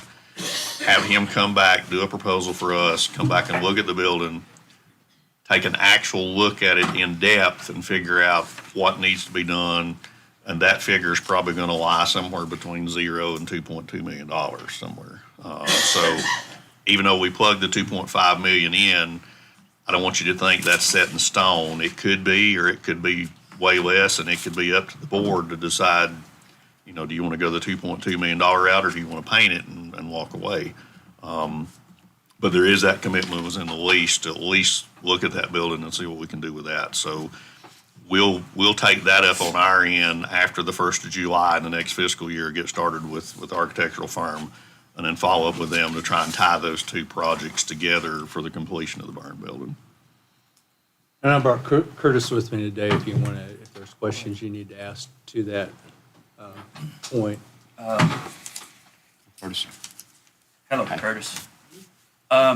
The 800,000 for the resurfacing that you have proposed, in order for the Southwestern Community College to be able to do a CDL training facility. Is there a charge for students to participate in that CDL training? There would be a fee. Until we get the program up and running, we don't know what the exact fee. Well, who would get that money? That would be the tuition. College. So the Because it would be county a tax, cost to the college, I mean, it'd be a cost to the student, just like tuition fees to take a course. so So the it's a county training. taxpayers are gonna pay for a project that they have, the only benefit that they're gonna have in this would be, potentially have a few CDL drivers, out there. You guys, SCC, would benefit by our $800,000. It seems that sort of, But it Well- would also transfer to allow us to do fire trucks well, that's, on that there was. too. Right. Because we can't Right. put a loaded truck out there now to do the EVOC course Okay, and ambulances too. so would that fee be passed on to fire departments as tuition as well? Because I understand that in order to be a driver for fire trucks, as long as you're going to the scene, you don't have to have CDL. But when you're out driving around town in training, you have to have CDL. So are you going to be charging the fire departments for this service? If they fall under a fee exemption status, then they would be fee exempt for taking the course. But I don't think the CDL program is under the public safety portion of the fee exemption status that the state mandates. Okay, I so, can investigate that further because I know Cherokee is doing something in-house over there because I've talked about having them come over and helping with us, that we can do some CDL stuff. And I'll just have to find out what the fee exemption status with that would be, if they would be fee exempt. But there may be a cost associated with it that's got to do with the instructor or any of the supplies or things of that nature. I went to Asheville and got my CDL, and so it's, and that was based on, knowing what we found out about the fire service. I mean, so I went and got my CDL, so, but it seems to me like that, the $800,000 that's proposed, SCC's gonna, have the monetary benefit of the local taxpayers paying for that service. You know, we talked about this before with police cars and everything else out there, and then it came up as, well, wait a minute, now sports cars drive around that thing all the time.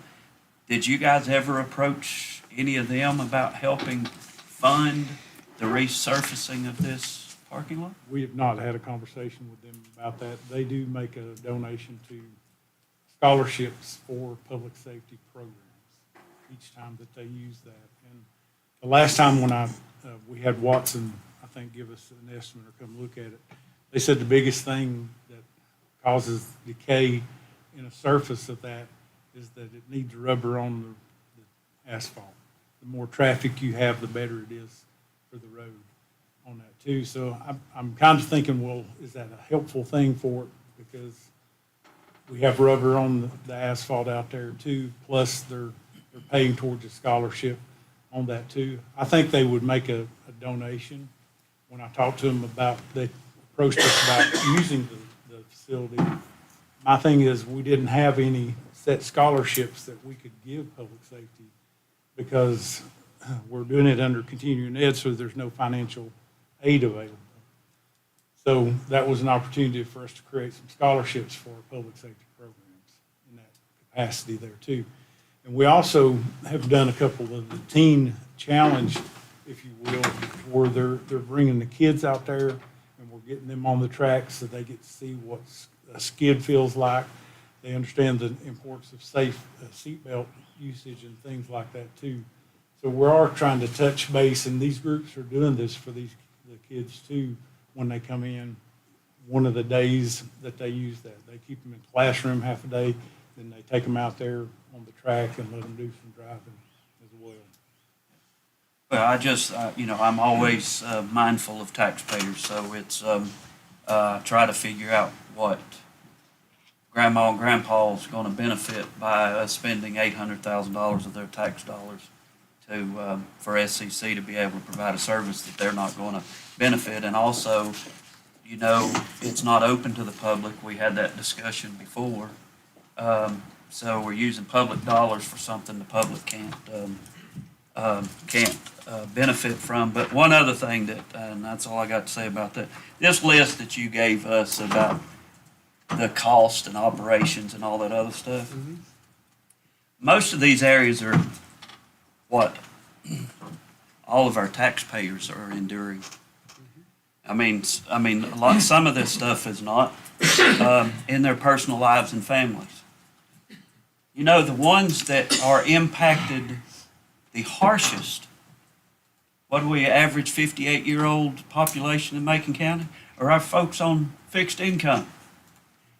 I am one that is the block wall right there to try to protect them, but move this county forward. So these are why I ask all these questions. It's, I'm a business guy. I understand business, and I understand you have to spend money to make money. But if you don't have money to spend, you can't spend it. And I'll tell you this: I've not had one person since I've been on this board call me and tell me to please raise taxes. Okay? Everybody calls me and says, please, we can't pay anymore. So I got to be Sure. okay. Absolutely. So I appreciate what y'all do, and SCC is known as one of the greatest colleges in the United States. And we appreciate what you do, and we know that, as mentioned earlier with public schools, this is budget season. It's a challenge. Yeah. You've got a circle of money. Yeah. Can't go outside that circle. We completely understand that. I can't lessen the feeling that you may have. However, just as a anecdotal side note, one of the things that SCC does do, and we do really daggum well, is provide employees for all our businesses within our region.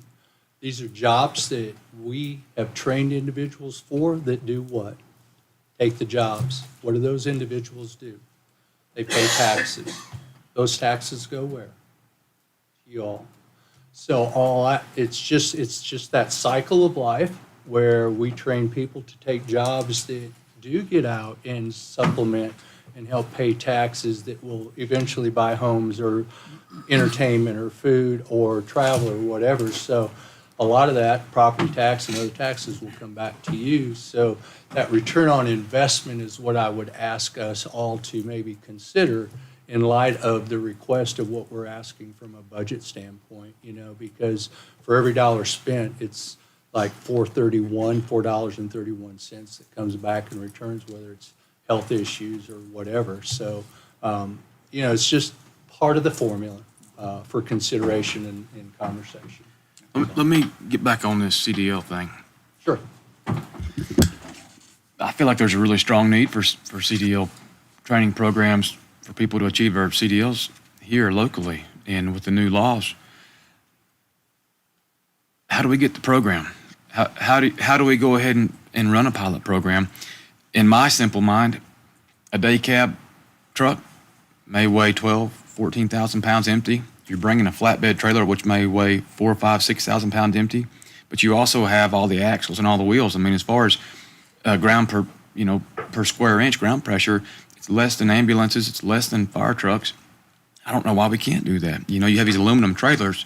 So I feel like there could be a weight limit if there's a number that you could, more or less say, but I think we need to implement the program. I think it was the turning of it on the track because of the thickness of the asphalt, that it would create potholes, if you will. because Dry it's spinning, not- dry turning. Yeah, on that too. That was one of the concerns, because when they came out, they brought a dump truck out, and the engineer walked beside it to see how the pavement was, The dump trucks are heavy. so, Day cabs aren't, but my point is, Yeah. I really like to have CDL program here. I think that would be very beneficial to people in Macon County. And if we have to, maybe we look into a lease somewhere with a gravel parking area, you know? And I don't have a problem with that. We've looked at that a couple different times in our service area also, it's just as a college. And really one of the, I'm not even gonna say premier, but almost the only area that we have found and located from a turning radius and backup and driving aspect was naturally the PSTC driving range, because of the amount of space supposedly, and I don't have all those, that data points for you, Mr. Chairman, but there were some concerns that we didn't have adequate space to be able to turn a semi around at that time. But I know you're talking about I don't a wanna, smaller. kick a dead horse, but I mean, we have several counties right here between Jackson, Macon, Swain. That's what I'm considering our region. So That's correct. if there's something we could do to help that, I mean, $800,000 is a big ask, but I'd be willing to contribute, our portion of, to get that program here. I think it's important. Oh, I agree. And I'll stop at I that. agree. I just don't think that we should be on the hook for all that $800,000, what it's gonna cost to, so I agree. I'll save the rest of my Yeah, questions. so, Anybody else? How old is that statute? Current. When It's- did it come out? You can pull it up on the Alright. General Assembly, it's current. But it's been in place for It's being revised. 50 years, 20 years, 10? Maybe longer than that. I'd have to go back. Do we know what the minimum is? What's our minimum requirement? Is there a minimum requirement for us, county to fund? Not that I've ever seen as far as what they say is the minimum. I mean, They say what it is, and that, what the responsibilities are, that's all Okay. My only question is in 21, 22, 23, I don't know if you've seen that. Yep. We contributed $0 to capital funding. And since 24, 25, and now 26, it's a overall capital and operational, you're talking $347,000 increase in 3 years. Yep. So just wondering, So in 21, 22, we requested 180,000, roughly, I'm just rounding off, 180,000 in capital and didn't receive any. In 22, 23, I think is when we started having the conversation about the driving range, and it jumped up to about 797,000 in capital, and I believe on there you didn't receive any. And including in all those are these HVACs, are the roofs, are the things that were still coming back, and including that hadn't been necessarily addressed or provided. Then in 22, 23, you've got a capital request of about $1 million because of the cost escalation of mostly probably the driving range. But again, there's other things that break down or require maintenance and repair throughout the year that we had been told, wait till next year's budget and we'll add it to next year's budget. So some of those have been pushed.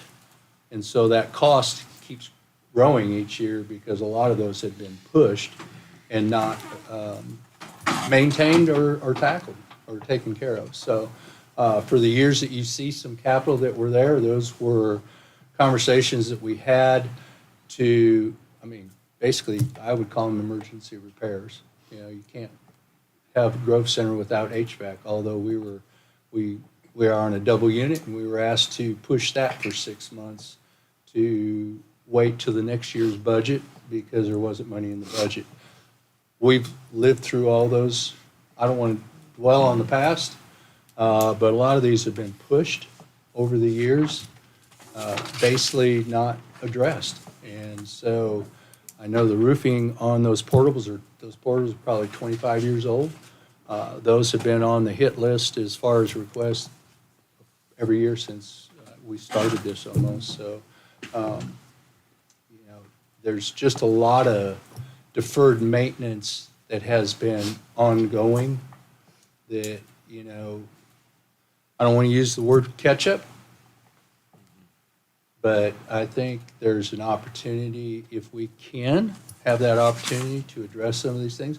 I put them on the list. It's my request. These are what Curtis, this is what the Grove Center director will tell me what our needs are. Our facilities maintenance person, Mr. Walden, was here. He meets with them and they go over that list. I put the request out and it's just, like I said, you got a circle so big so you can only fund. I'm all for creating a plan. I will present the list. If we can tackle it over the next 2 or 3 years, I'm all for that. I don't expect to necessarily get the $800,000 for repaving, but it was presented to me by a former county commissioner that would like to see CDL here also. So that is why we went that route. We got the bids and they've just gone up every year since then. So that's kind of how we've gotten to where we are right now. And I'm not throwing anybody under the bus or anything under the bus, but those were some of the management things that we had to live with because your money is only that big of a circle also. So we just try to work through that list as best we can. My question is, we have HVAC, everybody has HVAC naturally, and if it goes out and you don't fund it, what are we going to do about it? Do you have do you have a slush fund? Do we come back to a fund and say, I've got $15,000, I've got a building without air, I can't operate with, classes and students and employees in it. What do we do? And I'm fine with that. If you say, no, we're not going to budget, we'll have it in reserve. If it goes out, let's do it. We just have to have that understanding of how we're going to manage that when something does unexpectedly go out that we don't have budgeted. And I'm fine with that, and we will work with that because we're here to support and help also. Does that make sense? Yes, sir. Thank you. Manager, Dr. Thomas, who provides the maintenance on these facilities? Is it Macon County or is it SCC?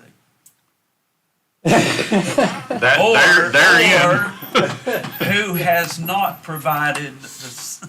Therein lies the problem, the reason that one position particularly, we decided to move it all over to the SCC side, because when you have two agencies that are involved with maintenance, which to me, maintenance is the general housekeeping type stuff, not the construction repair stuff. Right. Who do they answer to? Who are their responsibilities? And that's the shift with this, is to put all that responsibility for the personnel back on Southwestern. And then, of course, the negotiation of the funding is between you and them as far as what our share is. And Dr. Thomas can talk about using the Silva folks as well. Right, and I was just going to, thank you, Warren. We have a maintenance staff that is in Jackson County, on the Jackson County campus. And historically, until a few years ago, we'd always send our people down because they can respond quickly. We're not on a second, third priority list for the county because the county has their priorities and their needs. So we ran into a lot of concerns about that after we tried to have, we'll send our county people out there, whether it be mowing, whether it be, taking care of HVAC, whatever it was, electrical uses. We just had a lot of conflict and there was some needs, and it was better just to continue to send our people down here. Now, you asked that question, and I think it's a great question for consideration. Jackson County pays for all those salaries. They pay for all our vehicles. So all those trucks that run up and down the road for SCC are on Jackson County's budget.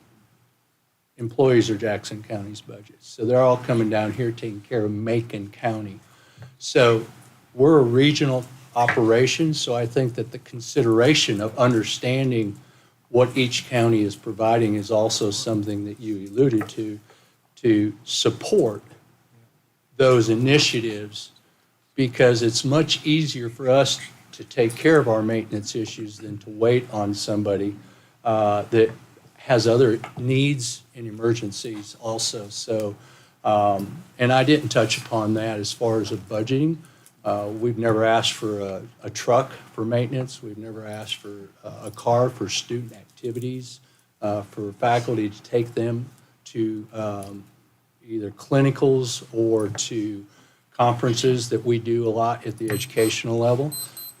So there are some considerations of, hey, Jackson County has never questioned us on that. However, I think that's just an important topic to bring to your attention that, there's a lot of lifting on, when you talk about 15 to 16 clinical cars going out, we probably have 3 trucks. Then we, a couple vans, because our IT folks come all the way around. So you've got a lot of personnel that are hitting each location, and Swain County as well. It's just not Macon. So it's just to understand that, the dynamics of it all. Well, this board, over the last few years, we have identified a lot of needs on county properties and stuff like that, and Yeah. and we seem to have a great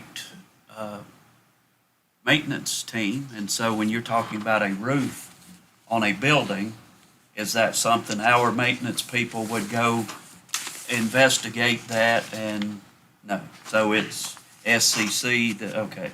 So we are basically at, I shouldn't say mercy, but at, I knew the word. you're identifying problems. It's our building, and you need us to fund the problems. So, I mean, no one should be in the middle of July without AC. And if we know there's a unit failing, that's the things that we've done as a board is all of our buildings. I mean, we've done a lot of HVAC stuff and issues. And I mean, those are things that shouldn't be pushed away. Those are. Well, and what we've done historically is to make it work is defer another maintenance project to get it done so that we can take care of business. And then that other maintenance, maybe the roof, instead of, if it was funded, which it hasn't been, but I'm just using an example. If you gave me $20,000 to repair the roof and I had an HVAC go out, I was basically under the impression and told, use that and then we'll use the other later, or we'll address the other later. So I don't want to go into the past. The past is behind us. I want to work from where we are now, and I want you to understand, to your question, that some of this is playing catch up. And, part of it, not part of it, a lot of it has to deal with that law that is General Assembly, that's state law. That's the General Assembly with the 115-32. Right. With all those that are there. How long it's been in, I can double check for you and get back to you. All I know is I've got a stack of about this thick, of books this wide, Yeah. that reference it all the way back. And then, I mean, and again, the only question is there a minimum? Because according to 21, 22, 23, there's no capital minimum that we met. Right. Now all of a sudden we're 350 up. This is probably more for our board, but this might also be one of those that we look at and saying, this is the percentage of our budget we're willing to contribute, because it appears that it's going to continue to grow. We have $70,000 that is going to be next year for a position at the burn building. So if we're not careful, before you know it, this is going to be quite the burden. Didn't we give you some money for the shooting range? It's all state money, wasn't it? That's for the indoor firearms firearms. training range? No, that's all state money. That was state money that was funded through the General Assembly, $10 million. I think now and going forward, we've got the law, let's abide by it. Well, and to your point, or just to your question, I'm transparent too. Capital, you don't have to give us anything. HVAC goes out. Done. Well, but I'm just saying, so, how do you want to manage that capital? The roof is leaking, the request is there, you don't fund it. Do I put buckets out or do we get it repaired? I mean, that's why we just kind of bring it to you and have the conversation. I think it goes back to, what the manager said earlier. If you took that money back to what it was and you put that money towards our public school system, we have that contingency money. These are one-time asks. You could easily pull that out of the general fund balance to replace an HVAC unit or a roof when it happens. But I mean, it just seems to be growing and growing and growing as far as that number goes. And And it will a little bit, based on, you've got, what's the square footage on that indoor firing range? 28,000? Well, now you got the burn building tower, you got personnel, you're gonna have some utilities to it, you got an indoor firearms training facility, you're gonna have electricity. So the operational costs will continue to grow, and then, of course, that's escalation also that everyone figures into their budget as they project those budgets, so that's where a lot of that operational. The capital mostly, as you can see on here, is just maintenance, taking care of expenses to make sure we can operate or continue to operate. can you go back to that capital list?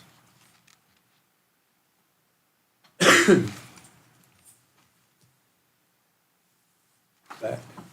Just the. He wants the there, item, yeah. right there. He wants that.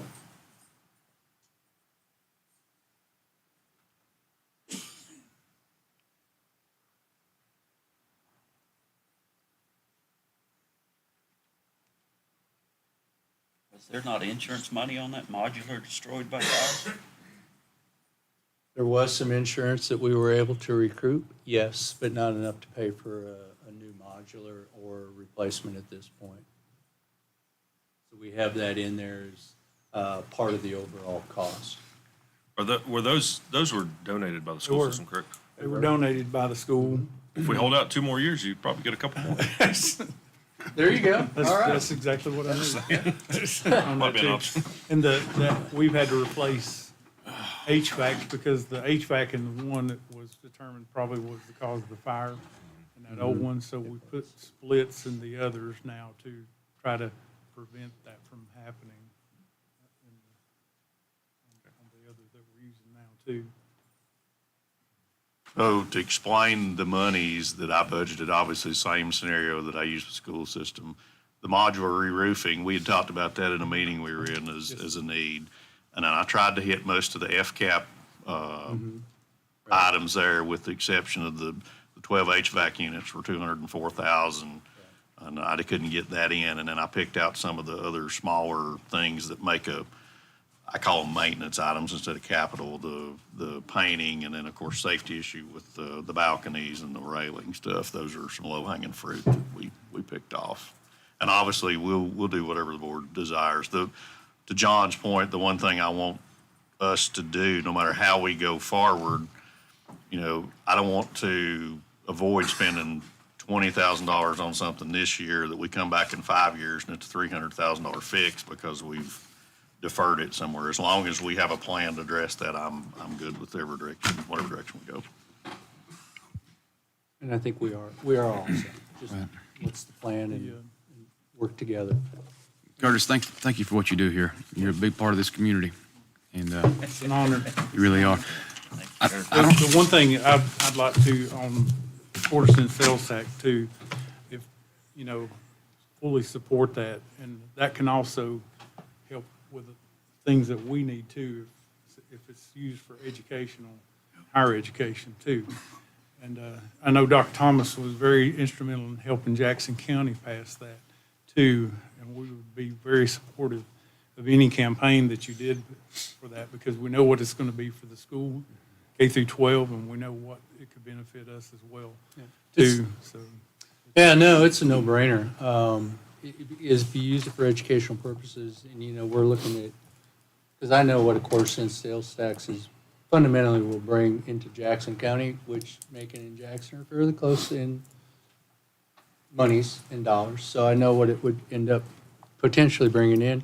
And if a portion of that, a percentage or whatever, would go a long way in helping offset the budget requests that we would have in the same sense. And we would be very supportive, and we would help you advertise it, if you want to say sell it, market it, however you want to phrase that, we would be willing to participate with you all on Thank $2 you, million. $2 million. At least, at least. fellas. You're on record. Thank you, men. Thank you. Thank you. Thank you, appreciate it. We'll do afternoons next time. Go ahead, Andy, I'm gonna move on. All right, item C, solid waste, capital improvement, CIP, Mitch. Sir. Virgilio.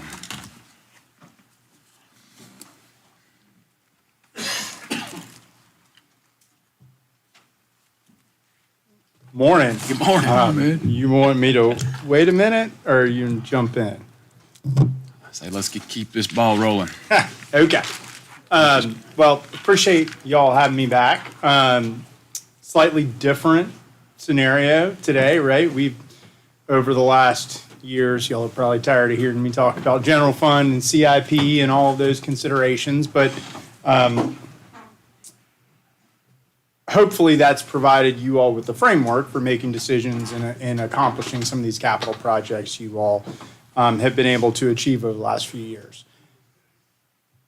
Talking with staff, understand there's some potential needs coming within the solid waste enterprise system and wanted to look at starting to develop a similar process plan for how to potentially fund capital improvement projects that are coming down the line at solid waste. It's important to note the differences, I think, between the solid waste enterprise system and the general fund governmental funds. Because while they're all part of Macon County government, it's a very different way in which they are accounted for and how the credit markets, lenders, banks, rating agencies, whoever, evaluates these type of systems. So we have started working with staff to develop that forward-looking plan for the solid waste system, but thought it would be helpful today to come in and just talk a little more at a high level about solid waste capital planning and maybe highlight some of the differences for you that exist between governmental funds. It's a lot of information and it can get into the weeds, which I'm going to try to avoid today. But I think having some background before you really get into these details of the discussion may be helpful. So as always, stop me along the way. Please feel free, ask questions. Happy to dig in as much as you'd like. Starting out, and I think y'all all have this book in front of you. Starting out, page 1, I wanted to go through a similar chart that we've talked about in the general fund, and this is looking at how do we, credit markets, rating agencies, lenders, evaluate the strength of a enterprise system for a government like yourselves. And when I say enterprise system, it is a business type fund, solid waste, water, sewer, electric, gas, that have their own fee source of revenue, their own dedicated revenue sources, and stand alone from the general fund. They are counted as enterprise funds. They operate as businesses, not as a county government necessarily. And so page 2 outlines for you how these type of systems are evaluated by Moody's in particular. And you may remember the chart for the general fund with check boxes, and we talked about, well, what do you all have control over as part of the budget process this year, and what do you not have control over? And one of the things that may jump out to you in the comparison is there's a lot more check boxes for short-term control with this enterprise system than there was on the general fund. And that's because you all make decisions on how this fund operates and operates ideally as a business. So some of the key things to note, I think, when evaluating this credit, 30% of the overall credit evaluation is system characteristics, right? Size of the system, demographics of the system customers, and asset condition. And asset condition is a really really important piece of this, right? And it factors into a number of different areas, but one of the things that it does is it measures the maintenance levels, the useful life of the assets of that enterprise system. And that's important because without assets that are maintained and available to use, you cannot generate fee revenue from that system, right? So the system cannot support itself if it doesn't have the assets needed to run its business. 20% of the rating is management, and in particular, that's rate management, right? So the ability and willingness to set rates and charges at levels necessary to cover the operating costs and requirements of the system, and regulatory compliance and capital management. In enterprise systems like solid waste, like water and sewer, there's a lot of regulatory considerations, right? Clean groundwater, non-contamination of soils, water quality, right? Wastewater effluent, those type of things are regulated by both the state and federal levels, and could require significant costs to the system, to those assets, back to the asset condition if you're not in compliance with them. Debt and legal provisions is only 10% of the rating here. That's a little different than the general fund where it was a more significant amount.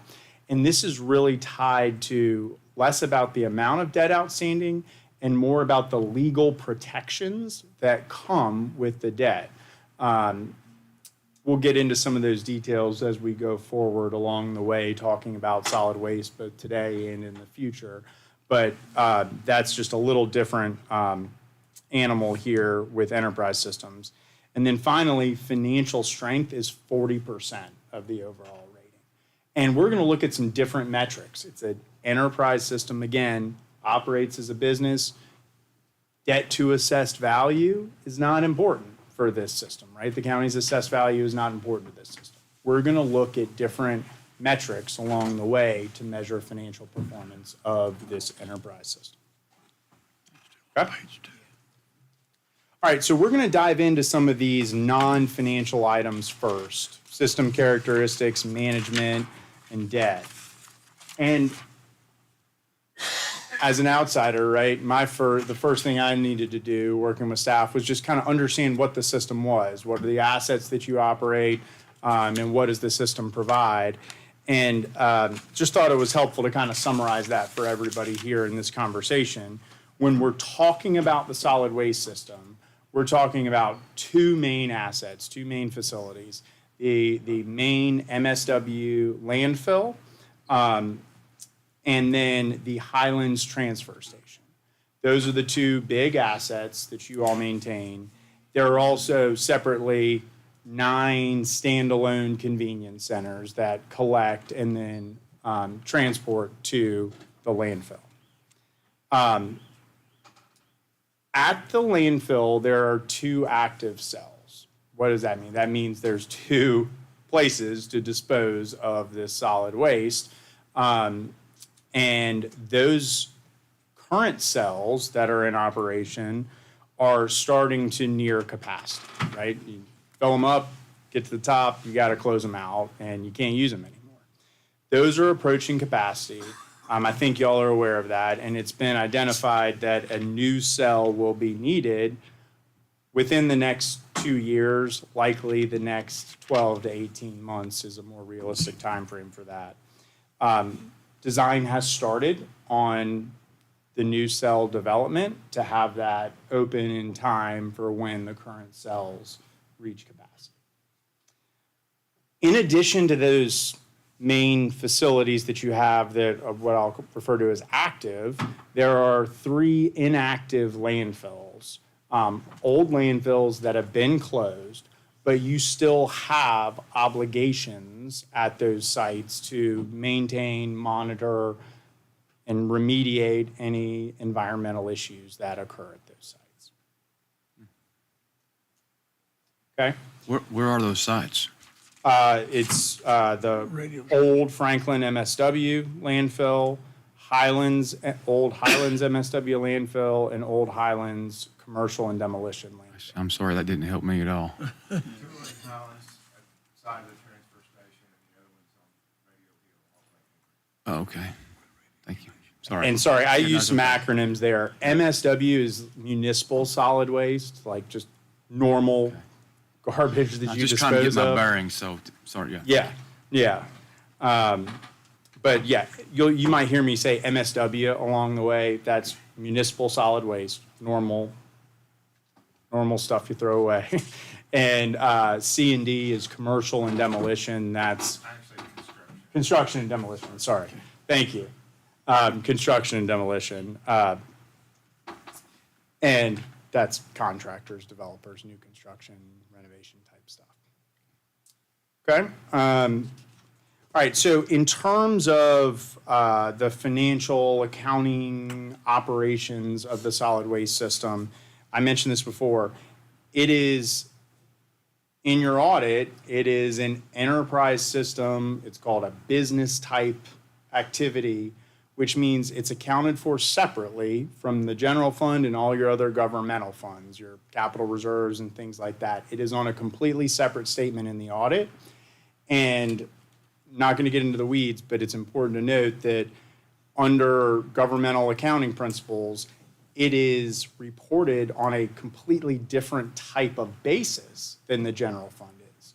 So when we look at an enterprise fund, we're not just looking at the cash flows that you see in your annual budget.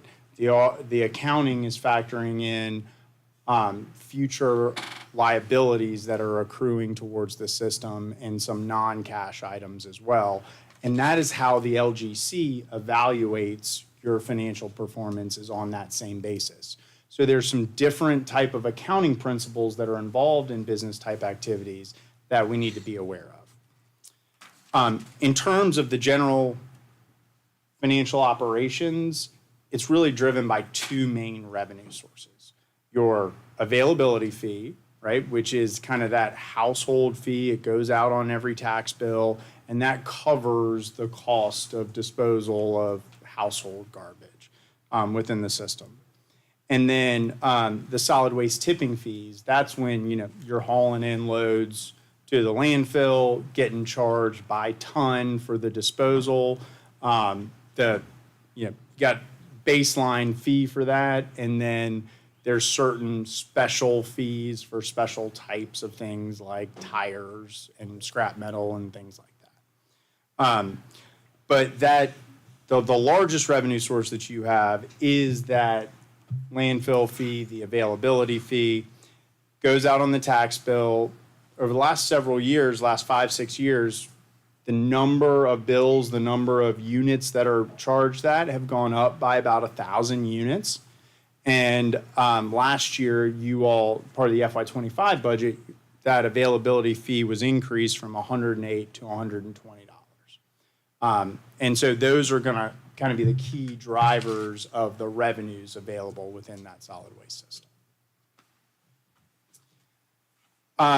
There's a little bit of debt outstanding within the solid waste system, issued back in 2016 to fund the most recent expansion, cell expansion at the landfill. Issued at $9.8 million. There is $2.1 million of that debt that's outstanding right now, and it is all going to pay off by fiscal year 2026. So you're going to have that debt paying off, which, as we're talking about the new expansion and funding a new expansion, that's going to give you some of that debt capacity, debt affordability, like we talked about on the general fund, to kind of backfill within the budget. So as that debt service falls off, there'll be room freeing up within the budget that may support some additional payments for a new cell expansion. These bonds were issued as what we call special obligation bonds. You may remember the high school, that was funded as a limited obligation bond. Essentially, we put a mortgage on the high school. That's how that was funded. Well, if you think about it from a lender's perspective, folks don't really want a mortgage on a landfill, right? They don't want to have to foreclose and take over a landfill necessarily. So a special obligation bond is a different type of option that pledges non-tax revenue.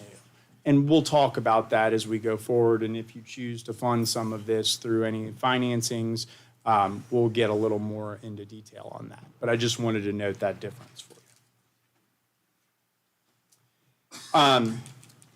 The other piece that I think is important to understand, while not debt of the solid waste system, there is additional liabilities that the solid waste system carries that are kind of reported and viewed as debt-like obligations. And these are very specific to solid waste systems. It's called, typically referred to as closure and post-closure liabilities, right? So if you think about it, you open up a new cell, you start filling it up. When you fill it up, you're going to have costs that are required to close that cell.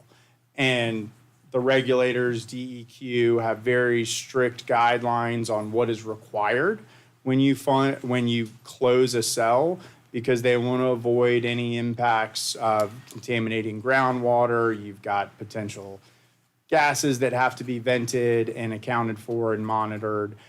So they want to make sure when it's closed up, it's done properly to avoid any potential environmental issues. And then you have to monitor that after the closure to make sure if gas is building up, it can be vented and disposed of appropriately. If there's any groundwater contamination that's popping up, that can be fixed and addressed. And so there's costs along the way that may need to be monitored.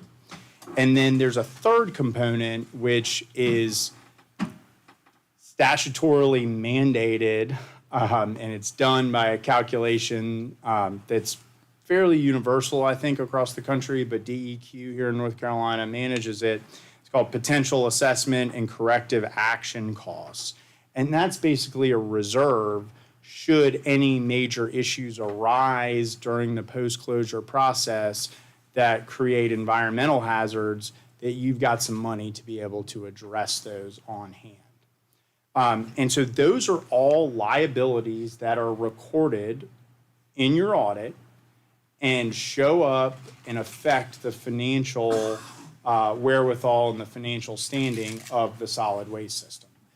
As you utilize capacity within the existing solid waste cells, these costs increase, right? The closer you get to needing to close a cell and start spending the post-closure, you have accrued those liabilities. Your liability increases because you're getting close to having to pay it out.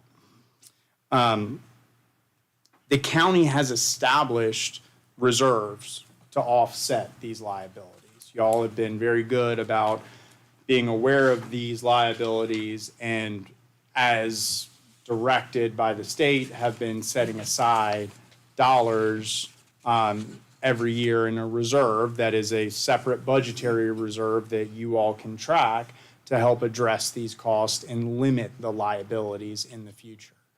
Have to certify that to the state every year. So it's not just hey, you need to record these liabilities and be aware of them.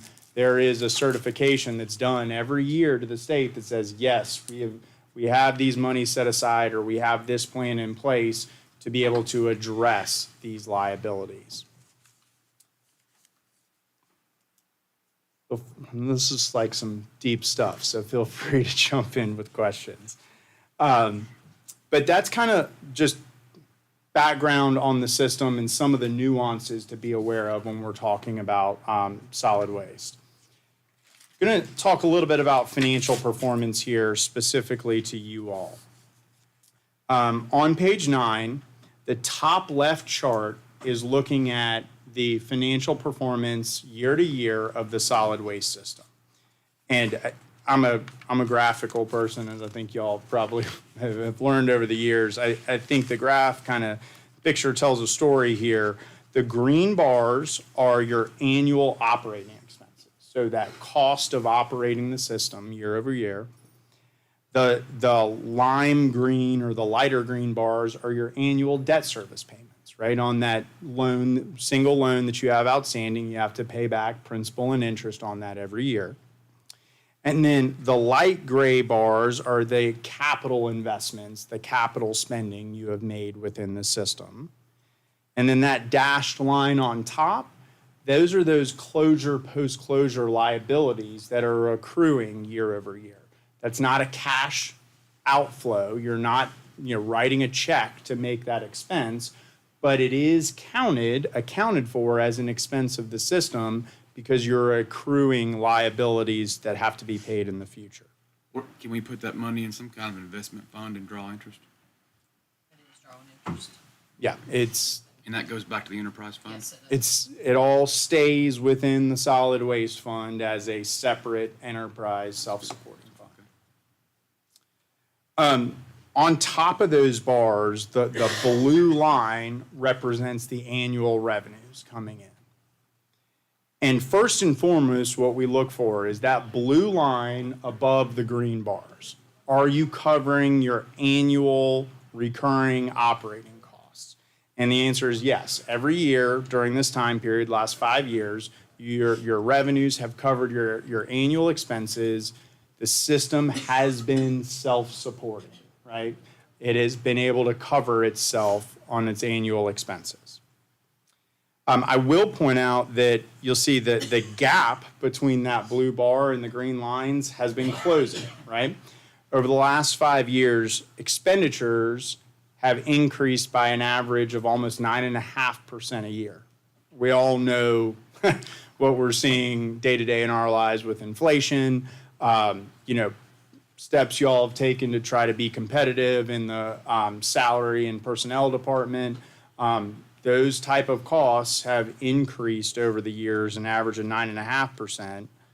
Over the same time period of actual audit years through fiscal year 24, revenues grew at about 1.7%, right? So that kind of tells you the story of why that gap or why that surplus between operating revenues and operating expenses has decreased over the years.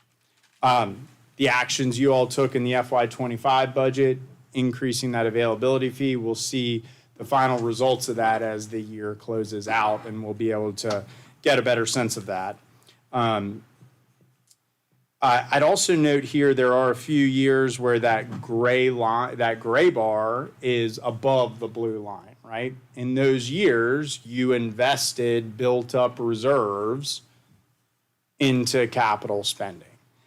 Right, and that kind of reflects itself in your cash balance or your fund balance. And this is a chart here at the bottom left that I wish was simpler. In the general fund, we can just show a bar that shows you what your fund balance is.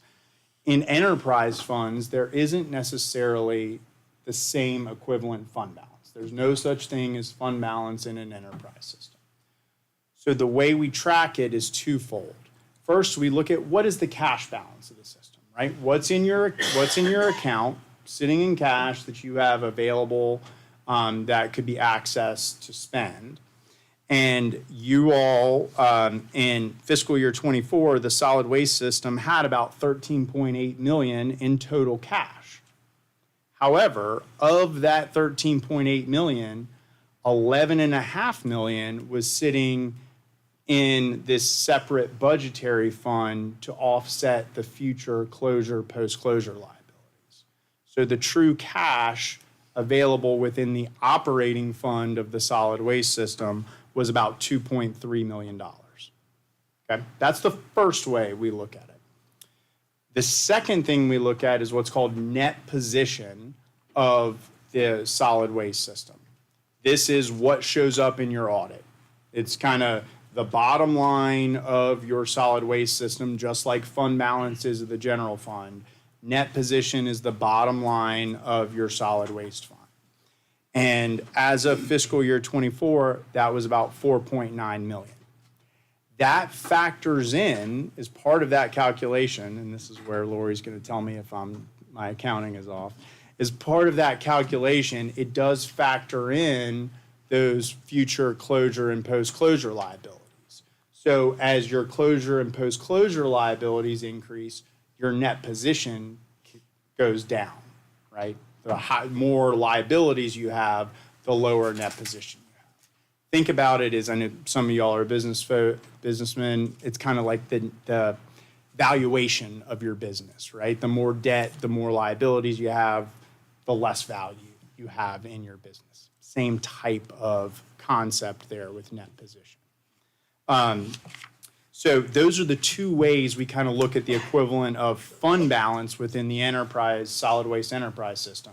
How much cash do you have available within the operating fund and the system as a whole? And what is the net position when you factor in those future liabilities? The LGC, and Lori can correct me here again, the LGC, their financial indicators that they look at within the solid waste system is focused on net position. So one of the things that's important is you don't want to have that net position go down to 0 or below 0, right? People who don't take care of these closure, post-closure liabilities, we can see them with a negative net position, and that's when the LGC starts to have issues and concerns and comes in and starts to make you all do things to address that. So we're gonna, as we go forward and as we work to develop these forecasts, we're going to be tracking both of these components so that you're aware of what's going on. Page 10 looks at what I think are the two most important key metrics of the utility system. These are areas that, like the general fund, if you were to put policies in place, these are the type of metrics that we would suggest considering policies for. The left-hand side is what's referred to as debt service coverage. This is how many times you're able to pay for your debt service out of your net operating funds available. I think it's easiest if we use a simple example to explain this, right? So think about it this way. If you have $5 of revenue coming in and you have $3 of operating expenses, that leaves you with $2 of net revenue available for debt service, right? 5 of revenue, 3 of expenses, you got 2 left over. From that $2, the first call, the first payment that comes out of that $2 is your debt service payment. If you had $1 worth of debt service to pay and $2 to pay it, that would be 2.0 times debt service coverage. From the net revenues you have available, you could pay for your debt service twice. And that's an important metric here because, again, within the solid waste system, it needs to be self-supporting. It's got to cover its operations and its annual debt service payments.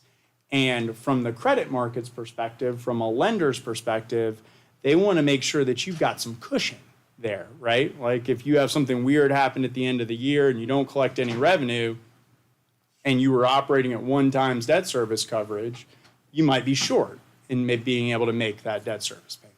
So they want to see a little bit of cushion there. Over the years, you all have been above the 1.4 times debt service coverage within the solid waste system, which is a strong position to be in. Again, you've been self-supporting, and this is just showing that in a different way. Right-hand side is looking at cash as a percentage of operating expenditures. This is kind of a measure of your liquidity. If you do have significant expenses that arise or revenue issues that come up, what sort of reserves do you have to be able to address that, to bridge the gap until you can solve a potential issue, right? And particularly for a business type activity, like we talked about, if you're not able to send those bills out, you're not going to collect any revenue, right? Landfill fills up, can't accept any more waste, can't charge any tipping fees. That could have a significant impact on your cash flows, and what sort of reserves do we have available to cover that? And so we look at this as a percentage of operating expenses. In fiscal year 24, your solid waste operating cash, right? Not touching that money that's been set aside to cover future closure and post-closure costs. Your solid waste operating cash was at about 53% of the operating expenses. We also tracked that net position, which was higher. We know that was over the $4 million mark, so that's a little over 100% of the operating expenses. But you can't necessarily spend all of the net position. That's where we look at cash. That's really what you have available to access at any given time. So at the 53% level of the operating fund, I think that's at a good level. Oftentimes for enterprise funds, we see policies that range from the 50 to 100% mark. So, you'd be just over that sort of lower end of typical policy levels. So I think you're in good shape there as of fiscal year 2024.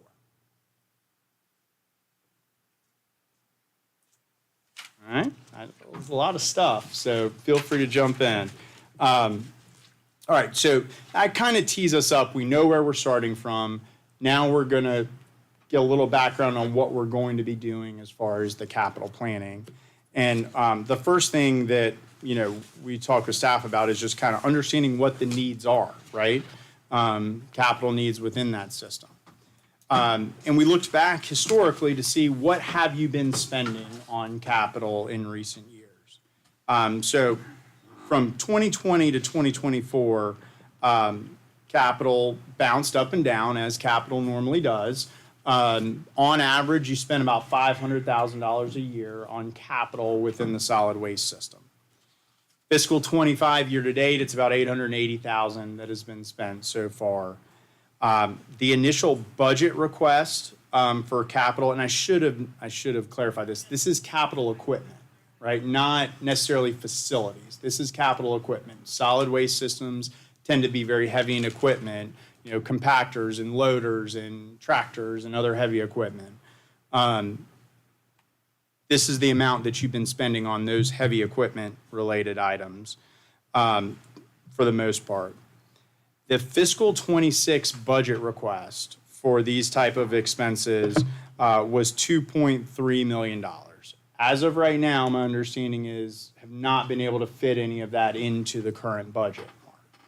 But we understand in talking with staff that equipment needs are starting to build up, have been able to really get all they can out of the equipment, maintaining it, fixing it along the way. But a lot of this is starting to reach its useful life and get to the point where continued maintenance and refurbishment are going to continue to increase and take these out of circulation and maybe, throwing in good money after bad, so to speak, just to try to get it to work. You can see in the list on the right, the equipment that has been identified as sort of more immediate needs, right? The equipment pieces that really should be replaced as soon as possible. And there are some larger items on there, compactors. The estimate for the 26 budget, compactors were like $1.1 million. Larger heavy equipment like excavators, dozers were about $500,000 each. And so you can see there's a number of those larger equipment items in that immediate replacement list. And then similarly, below that is the equipment that's likely to need replacement in the next 2 to 3 year period. And, you see on there some additional compactors, loaders, tractors, skid steers, some of this larger heavy equipment that tends to come at a higher dollar price. So, yeah, please, Josh, jump in. Just for time purposes, I've got a few questions that maybe will kind of show where my train of thought is. Sure. It pertains to cell closure and capital as well. I mean, how much, does anybody know how much time we were expected to receive out of that cell before we closed it? Were we promised 20 years and got 5 or 6? Were we anticipating 30 years and got 4? Or was it, help me out right there. No.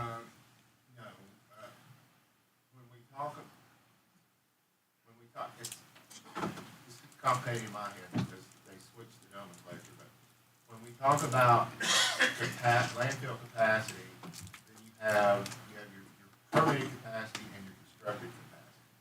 So Phase 3, Cell 1 was about a 8-acre cell. That cell will eventually be built out to 30-ish. But it's not as simple as that. You know, every time you widen or go deep, you know, if I build a cell here and a cell here, I gain all this gap in the middle. So every time we expand, you're actually going back and getting more space out of the previous cell. So when this cell was constructed, we anticipated about a 10-year lifespan. And we went into the cell at 18, 19. So we're heading into the 7th year, and it's almost full. I have a fairly confusing graph since you're on graphs right now. I put this together just as another piece of this that, you know, because we're talking about expenses going up, we're talking about economy, we're talking about inflation. Well, there's another factor that plays in. I guess look at the dark one first. On the back, I may begin to be upside down. So basically what this is looking at 5-year snapshots since the landfill started in 2000. And these are compared to the 2018-19 year, which is the year we went into the landfill. So you can see in the 5 years, for each 5-year period, you can see how much less that was than the benchmark year of 18. So 18 versus 13, our flow, our intake of tonnage went up 6%. The 5 years before that averaged going up 11%. If you look at the 5 years since we went into that landfill, it's gone up 27, almost 28%. And so if you kind of take a dividing line at 2018 and you look at when the landfill started to 2018, so over 18 years, we went up that green number, almost 33% in tonnage over 20 years, 18 years. In the last 5, we've almost duplicated that.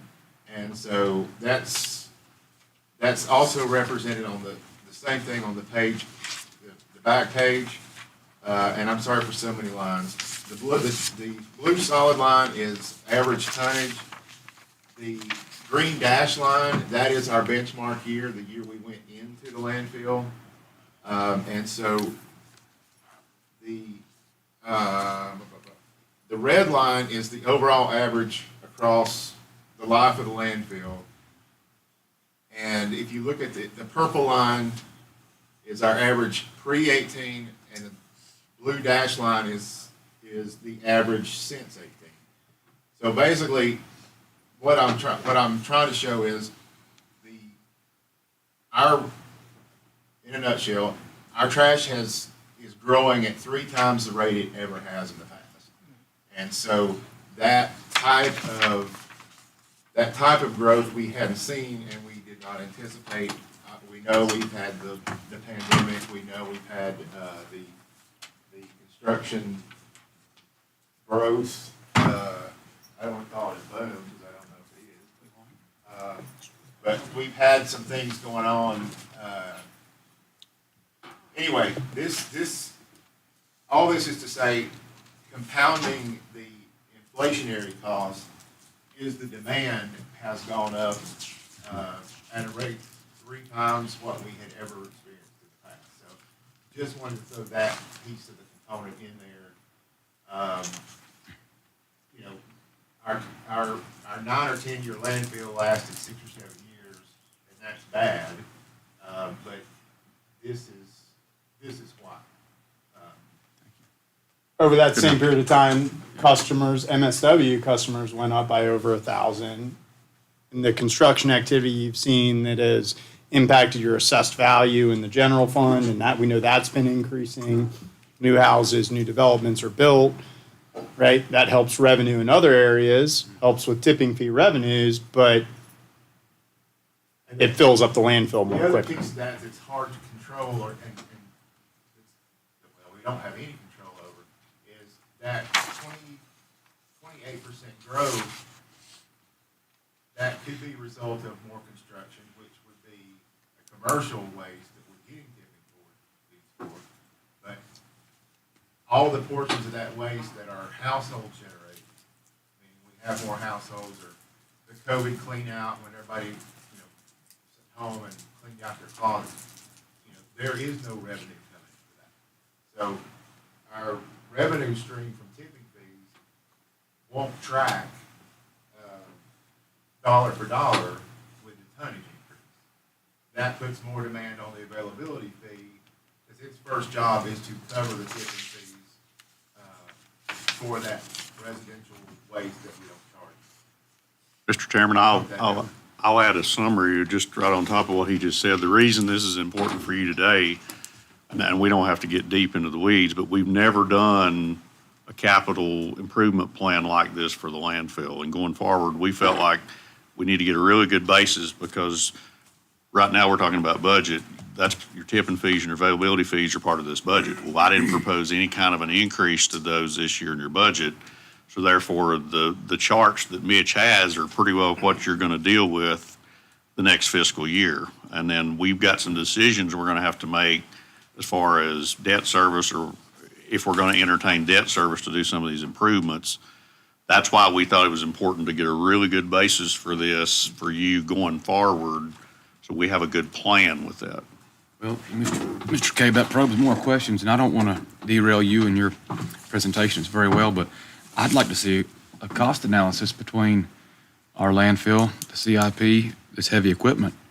And I know Chris doesn't like to hear this, but putting it on a trailer and sending it to Homer, Georgia, there comes a point in time where it's more beneficial to get it out of here. Well, I think that I agree. I have presented those in the past that we would still be way upside down. Because I'll give you the brief version of what I told the previous board. In the early 90s, the county made a decision. Every county had to make a decision. Get in or get out of the landfill business. And basically, whichever decision you made, you started laying down tracks, and jumping those tracks in either direction is going to be extremely costly. It's going to be costly to get into business if you never were. It's going to be costly to get out of the business that we've been in for 20 plus years. I know when I presented this to the board, we had to do this analysis for the state in 2018. Because we did an expansion on capacity, more than 10%, so it triggers all this work you have to do. At that time, we were looking at, I used an estimate of $50 a ton to ship the tip. I don't think that number is any good anymore. I think it's probably going to be maybe in the $70 or $80 a ton range. Just because the landfill fees in Georgia have gone up a pretty good amount. We don't send trash there, but that is my understanding on people who have gotten quotes, because they call me and I'm like, I give you a price, but you're not in Macon County, so it's not going to be good. But anyway, they have anecdotally shared with me what their tipping fees prices were. They have gone up. A few years ago, Palmetto landfill filled up in central and north South Carolina. Well, every time, and that was a mega thousands of tons a day. Well, every time one of those landfills stops operating, that burden shifts to the other regional landfills in the area. And that would be Union County, South Carolina, Homer, Georgia, Ball Ground, Georgia. Those are the closest ones for people in this area. So has also driven the price up. But all that is just super simple math. landfill operating costs and financial assurance obligations, and even averaging $500,000 a year in equipment. That total comes up, I'm gonna say 1.3, and that's just me off the top of my head. That's about how much all that's gonna cost. If you ship and tip 150 tons a day at $70 a ton, times 200 days, 250 days. Okay, I can't do that in my head, but it's gonna be more than 1.3.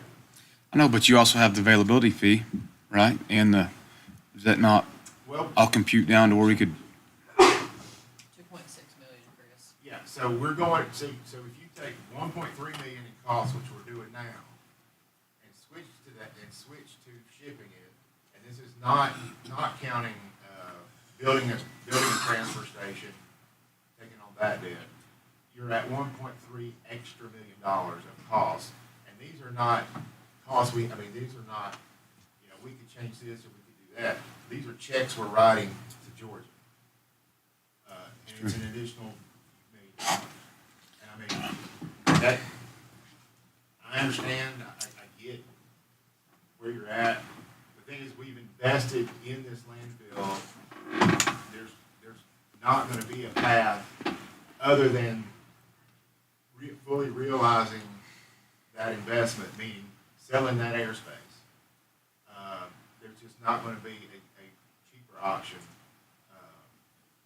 And we have 40+ years of life space of capacity to build out. Who knows? The other thing that study in 18 told us is there's probably, unless some dynamics really change, there's probably not another suitable place to put a landfill. By that I mean without taking out some homes and capturing a large enough space in one spot to put one. It's a different dynamic. And, who knows how far we will be having to ship by then. Homer, ball ground full. We don't even have rail here, so, we may be railing it to Ohio or, I don't know, some other Midwest state. But for now, this is, and if these guys or anybody else, if there's something I'm missing in that calculation, I am not trying to misrepresent. I'm just looking at dollars in versus dollars out. The math don't match. sorry. Well, also, you look at that and the land that we're destroying by the landfill, there's a value in that land that could be, certainly be used. And I've said it before, when that tractor and trailer comes out of Rich Gap on 28, it should never turn, come to Franklin. That thing should head right straight down 28, go across, whether it goes to Homer, Georgia, or it goes to South Carolina, where it goes, it makes no sense for that garbage. And, and I think through that, with the tipping fees increase like they have in Highlands, I think some of the folks up there have decided that it's much cheaper for them to come down the mountain instead of go to the Highlands transfer station. And another thing that I will say, people coming into Highlands are tearing down mansions to build a bigger mansion. And there's 4 or 5 houses up there right now that I know of, that's been torn down. We're taking track hose to those, track hose, wrecking balls, whatever it is, to these houses. And most of these places have great windows, doors, materials, and everything else in them. And I don't know, I tore down 2 houses and I repurposed everything out of those 2 houses that I could repurpose. And actually some of that material is still there, but we're just crushing these. And I know a contractor that's in this, that's hired, they're in there to do it as quick as they can. And there's a cost to them for that purpose. But when you're tearing down 4 or 5 houses in Highlands and you have 3 or 4 trailers sitting there, it don't take long for those trailers to be full. And I don't think the folks that we have hired to pull those trailers can keep up with that responsibility. So I don't know what the answer is to that, but it's a shame that I'm seeing these beautiful homes torn down like they are and hauled to the landfill. And so, but I think it's worthwhile for a study, discussion, whatever, about this garbage business, because is it Jackson County, don't they have their own, isn't it privatized? Jackson contracts the hauling and they contract what we call convenience center workers. They contract with the company, yes. And then Transylvania County, I'm not sure, but you're talking about $15 million right there for closure and everything else. I mean, it just seems. Well, again, I mean, that debt exists. We can fulfill that debt at time by building the capacity, or we close the landfills where they are, and we have to come up with it all now. So that's not really, like I said, you started laying the tracks 20 years ago. It's hard to get off of. Let me jump in right here, and I hate to do this to you, Mitch, but we've got a busy day ahead of us, and Sure. I think there's so much more discussion that we need to have about this and capital planning, but I think you really opened all of our eyes, especially mine, to, I mean, this budget request. I mean, $2.5 million. I think that's what initially made me think transfer. We need $2.5 million. Let me say this about why that number's so big. When we took on the last debt 9 years ago, included in that debt was not just building of the new cell, but it was a $2 million equipment package. So that we would have equipment to run in the new cell. Landfill equipment, I spoke to y'all before, industry standard about 10,000 hours. We try to get 20,000 hours. So the thought process is, this stuff is 10 years old now. It's at the end of its life, and we're going to have to do another financing, so it makes sense to do another, Lump to sum. include another equipment package with the landfill. So it's not that all of it's, well, I mean, most, like I said, the stuff is at the end of life, and that's the bad thing about doing an equipment package, is it all kind of gets end of life about the same time. But that number is big for those two reasons. We borrowed money, included purchase of our major equipment, the recycling baler, the compactor, dozer, loader, about 20,000 hours ago, 18,000 hours ago.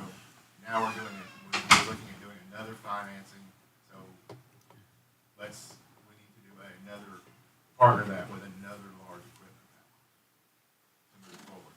Because frankly, once I have $1 million worth of debt, it becomes pretty hard for me to come up with $1 million in any given year to buy a compact. It all makes sense. Sure, can I mention just one thing for you, just real quick, that I do think is timely for you all to be considering, and sorry for not getting here sooner, but I mentioned this at the beginning. If you look at page 13, the design for the additional landfill expansion is underway. That's expected to basically be complete now. They're going to be going out to bid, getting contractor bids 1st of August. For that expansion project. Current estimate for that is like $7.2 million. Remember, we've got $2 million in that operating cash fund, right? So there's a gap that needs to be funded. And I mean, I think the option that has been discussed is continuing with the financing, right? The last financing for the last expansion is rolling off. We can time this where we could go to the local government commission for their approval of a financing in September or October and have the first payment of the new financing start in fiscal year 27 to kind of dovetail with the last payment in fiscal 26 of the current right?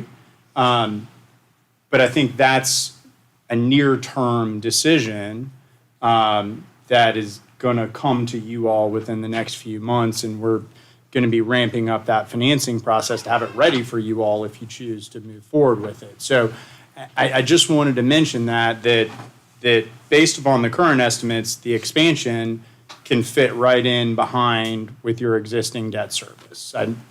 No real impact on the budget. The question is going to become a year or two out with the closure of the existing cells, when those are required, is there any costs associated with that? And is there any financing that needs to be done there? You do have dollars set aside for closure. It's not, the current estimate for the closure is like 13.5 million. And of that 13 million that's set aside for closure, post-closure, about 8 to 9 of that is specifically for closure purposes. So there's a gap right now that exists that will have to be addressed. We're not talking about funding that closure right now. That's going to have to be funded regardless of whether you continue the landfill operation business or you haul elsewhere. That's a mandated thing that you're going to have to close that open landfill. But right now, if you choose to create more capacity within the existing landfill, my understanding is that needs to get started now so it's ready to go when you run out of capacity. And that means we got to look to get the financing in place if that's the route we're going to go. Does all this need to be decided on this budget? How much time do we have? Well, the process for the engineering to design the landfill has been approved. It's done, and it's at the state, it's with DEQ under review. That part's done. The work to be done, the next step is the financing / hiring of a contractor to actually do the work. That process has also been approved by the board as far as pre-qualifications and how that system will work through the county. So the next act for y'all, Lori, the timing, I don't. Yeah, I just flipped, if you flip to page 15 of this book, you're going to get the construction bids in hand in August. So sometime between August and late September, you're going to have decisions to make on A, awarding the construction contract, and B, there will be 2 actions that you all would take.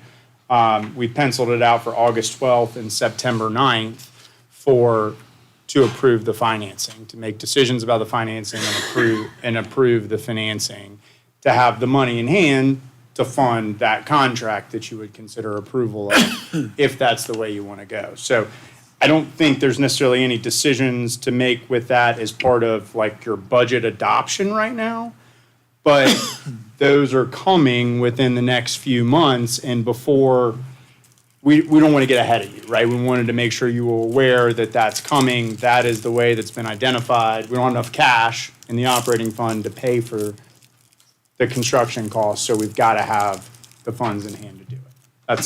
That's all. I'm going to make one last comment and let's move on. But in my mind, if we were committed to 10 years and we got 60%, right? If you're telling me we have 40 projected years, if we use the same trend, what's 60% of 40? We're talking 20, 25 years, maybe 30 years, and that happens quick. And real estate values aren't going down. Again, I don't, the last 5 years, at triple the previous growth rate, that's not gonna stay that way. And if you look, actually, the biggest year of growth we ever had was in 2008 during the recession that apparently we found out about late. So, we hit this period, there will be lulls. And another thing to say about the overall capacity, I've talked to you guys about this before. With this first cell, because of its small size, we're constantly working 2 slopes. You don't get good compaction. On the plus side, that will be the oldest cell, so it will have the ability to deteriorate and settle the most of it. But as we build additional cells and are able to go atop that cell, fill those gaps in the middle, that compaction rate is gonna shoot back up. So, when I said, when we originally projected this out at 60 years, I mean, I'm still very comfortable with 50 plus, because even the time that we've lost because of this period of growth, and there's been spikes before, and it will settle down. I mean, I'm not, you gotta make a decision, but I don't think you can look at, I mean, for reasons not completely unrelated to anything I will ever tell you, you know what's gone on in the past 5 years and the differences it's been. I mean, for years I've heard Derek talk about the new normal with sales taxes. It's different, but I don't think that you can apply it, that that in 5 more years, we're gonna be another 25% increase in waste tonnage. I think we'll see it settle down. In fact, the last 2 years would have been pretty level. 24 was less than 23. 25 is gonna ultimately be more, but by about 2,000 or 3,000 tons, but 2,000 tons of that is the hospital share. So we are leveling. There's just some other things going on that it's not showing. Well, and also, Chairman, I think those are not the only two options that we have. There are other options out there for waste. So those are things that we should investigate as well. All right. Thanks, Mitch. Yes, sir. Appreciate your help. Thanks, Chris, Jamie. All right, Otto Fire Department. You got any more peppermints, John? Thank you. Oh, you want to go? Peppermints. For those of you who don't know, my name is Cindy, so I'm the chairman of the board, the treasurer, secretary at Otto Fire Department. This year, we have asked for an increase of $25,190. It's not that much on the millage, it's 0.0033. Basically, those funds are for just overall cost. Cost of insurance, pay increases, equipment increases, everything has gone up. We haven't gotten an increase since 2012. We did get one in 2021 for our building payment, which was earmarked for that building itself. So we've stayed revenue neutral for several years. Basically, that's pretty much it. I mean, it's going to take our budget. What we were proposed was 526,701 at a millage rate of 0.0690. It'll take us up to 551,891 at a millage rate of 0.0723. Mr. Chairman, I might be able to make this one fairly easy. One of the things that's in the proposed general fund budget for you is a lease payment for these folks to house an ambulance on the south side of the county. We've been doing that for a while with some fill-in folks. We haven't been paying anything. We budgeted $24,000 in a line item for that they're not showing on their revenue side because they don't know until we approve a budget. So essentially, if you all are okay with the proposed budget and that staying in the EMS budget, that'll probably negate the need for that tax increase, correct, Cindy? Correct, yes. So that may solve that problem right there. Good with that? Who would be I've got a couple quick questions about the construction out there. Would you be the person to talk to about that? I will do my best. I feel like we've got a 10-acre site. Is that right? About? Yep. I'm just sitting here thinking about natural disasters and storm response and maybe MAMA and parking EMS, and I'd like to utilize the whole site. And it just looks like, you know what I mean, there's a humongous bank of dirt behind there, and now we know we've hit rock. So nobody's going to want to come and excavate that. Are there any plans to be able to, expand our footprint. I think our footprint's probably a quarter of an acre, and we have 11 acres down there that we're not using. Kevin? A lot of that is, Go ahead, come on up here, Kim. it's gonna be our, septic system.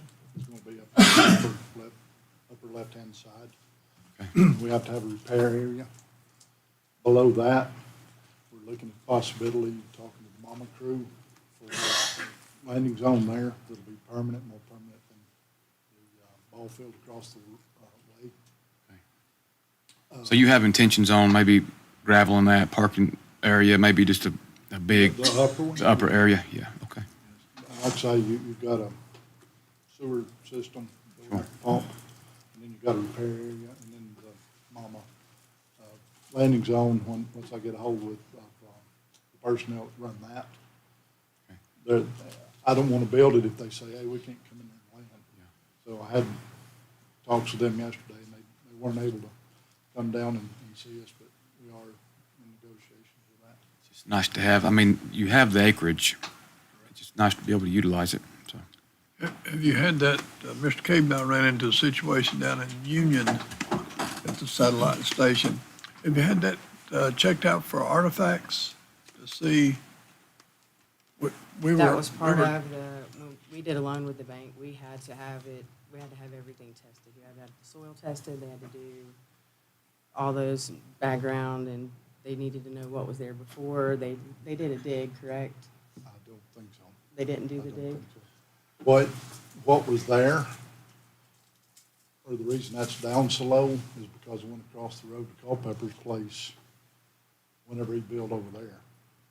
So the only thing that would have been there would have been what we call Old Otto, which is out front. The actual city back in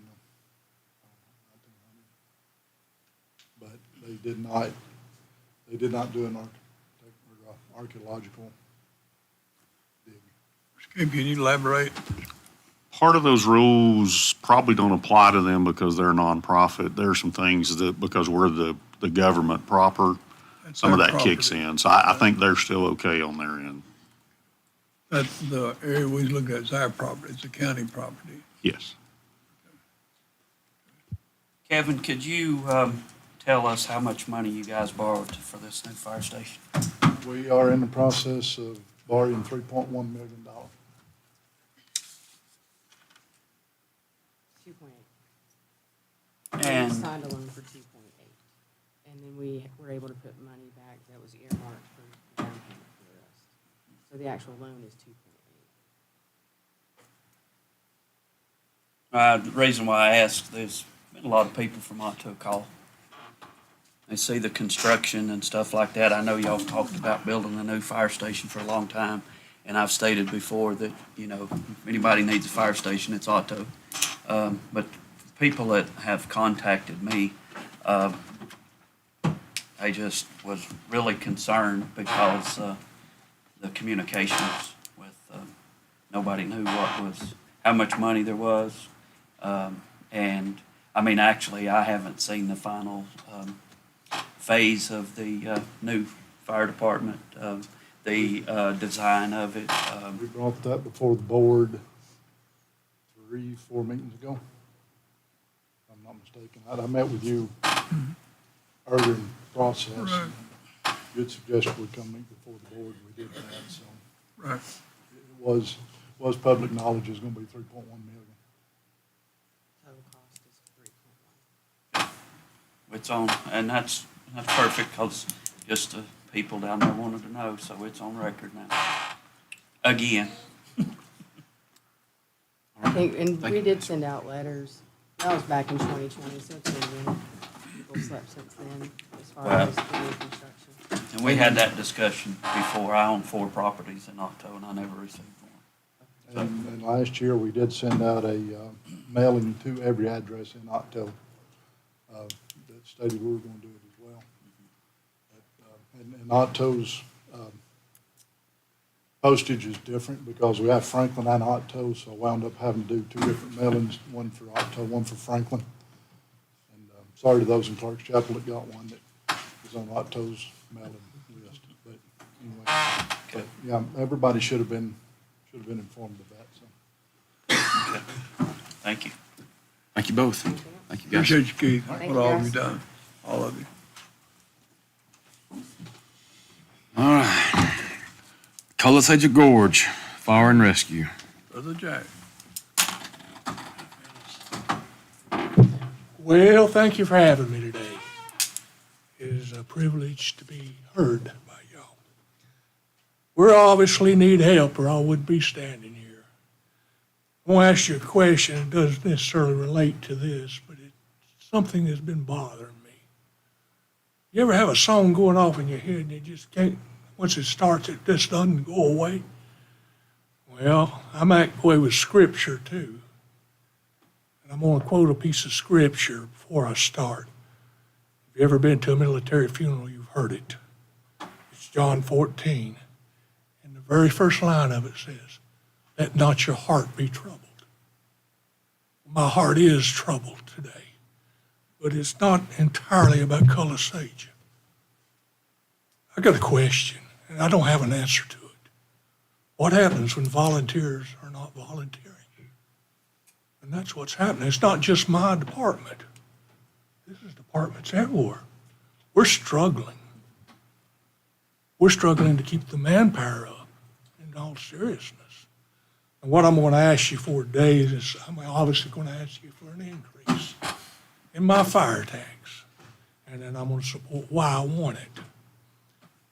If you all have any way of encouraging people to do what I just asked, you're going to save us and you all a headache down the road. Because if they don't volunteer, we are definitely going to look at fire closures as far as fire departments. It's the best commodity we got. It was until the government got involved. I'm afraid I'm really inclined to agree with you. Well, let me tell you, the last time I was up here, I asked for a half a cent increase. Let me tell you what I did with that half a cent before I move on to what I'm going to ask for today. All right, the last time I was up here, we were running into a problem. We had actually been working on a substation for quite some time, and we earmarked all our donations to go to that substation. And then we made an estimate of what we thought it was going to cost us. We estimated it around $150,000 we could build that substation along with buying the property. A lot of folks have helped us out along the way, donated a lot of stuff to this. I can promise you we surpassed that mark of $150,000, $50,000 ago. But let me tell you where we're at. Well, that's the reason I came and asked you for a half a cent, because we didn't borrow any money on this at all. I needed that half a cent so that I wouldn't have to borrow money. You gave it to me. Let me tell you where we're at today. Today, we're finishing the final touches on that substation. What we have left to do is put in the heating and air. That's going to be going in sometime this week. We've got to set a LP tank up there. We have to put our generator in place, hook up our septic system, and call for a final. That's how close we are on that substation. All right, now that's going to bring me to the problem I have. We've got 4 fire trucks at our main station that are pumpers or tankers that we're going to use. All right, they're not young. I'm going to give you the age ranges on them. They run from 1994, that's 31 years old. 1998, that's 28 years old. 2006, that's a little better. And then I got one 2019, okay? 2 of those trucks will go to that substation, so it's going to short us up by 2 trucks at the main station. They're the older trucks, or some of the older trucks we have. They say that a fire truck is good for about 19 years. All right, we're 30 years in on most of the, or getting pretty close to 2 of them. 20 years in on the other one. Some point I got to replace them. Well, I'm moving them anyhow, so I'm not going to replace them. I'm going to use them in a station that's not going to be as active. But we can use them for a while longer. So I need to replace my fire trucks. 2 years ago, we went in and we ordered a truck.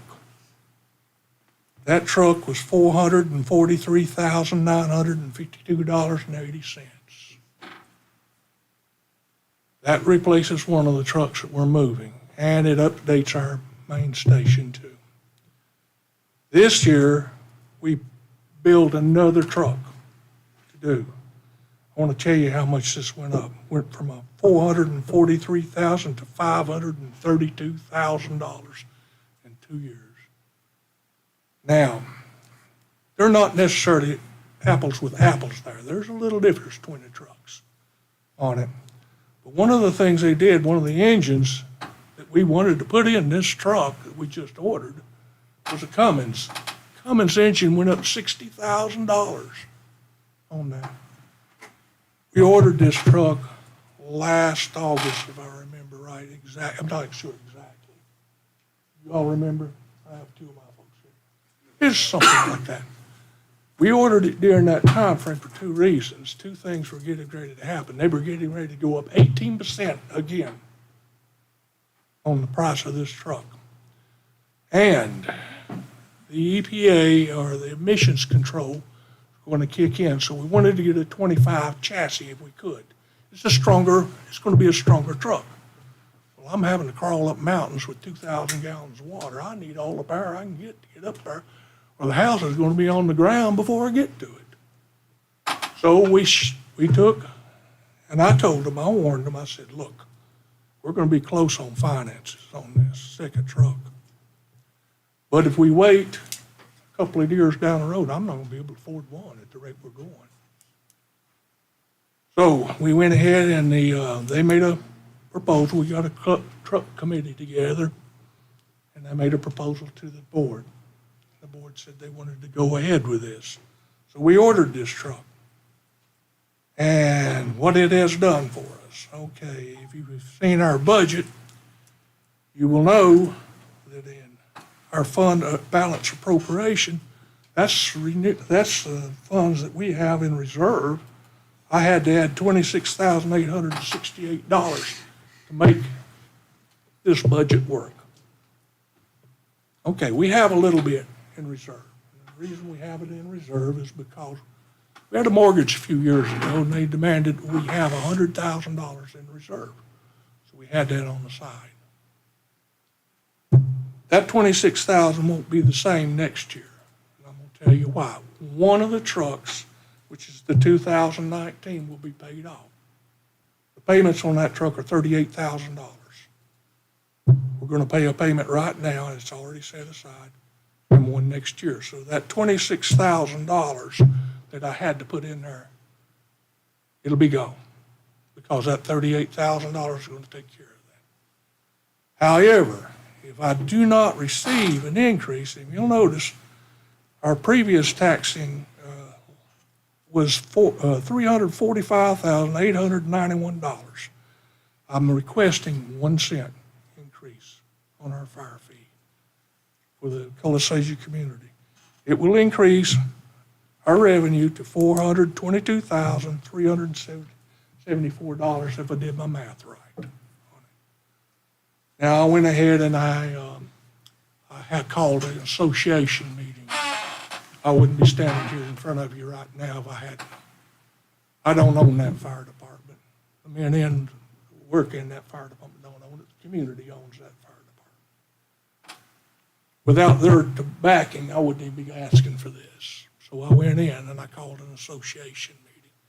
We had that association meeting last Thursday night. We had 23 people show up. I wish there'd have been more, and I can remember a time when there was. I remember a time when it had been standing room only, most likely, but that's not true anymore. They just aren't as interested, I don't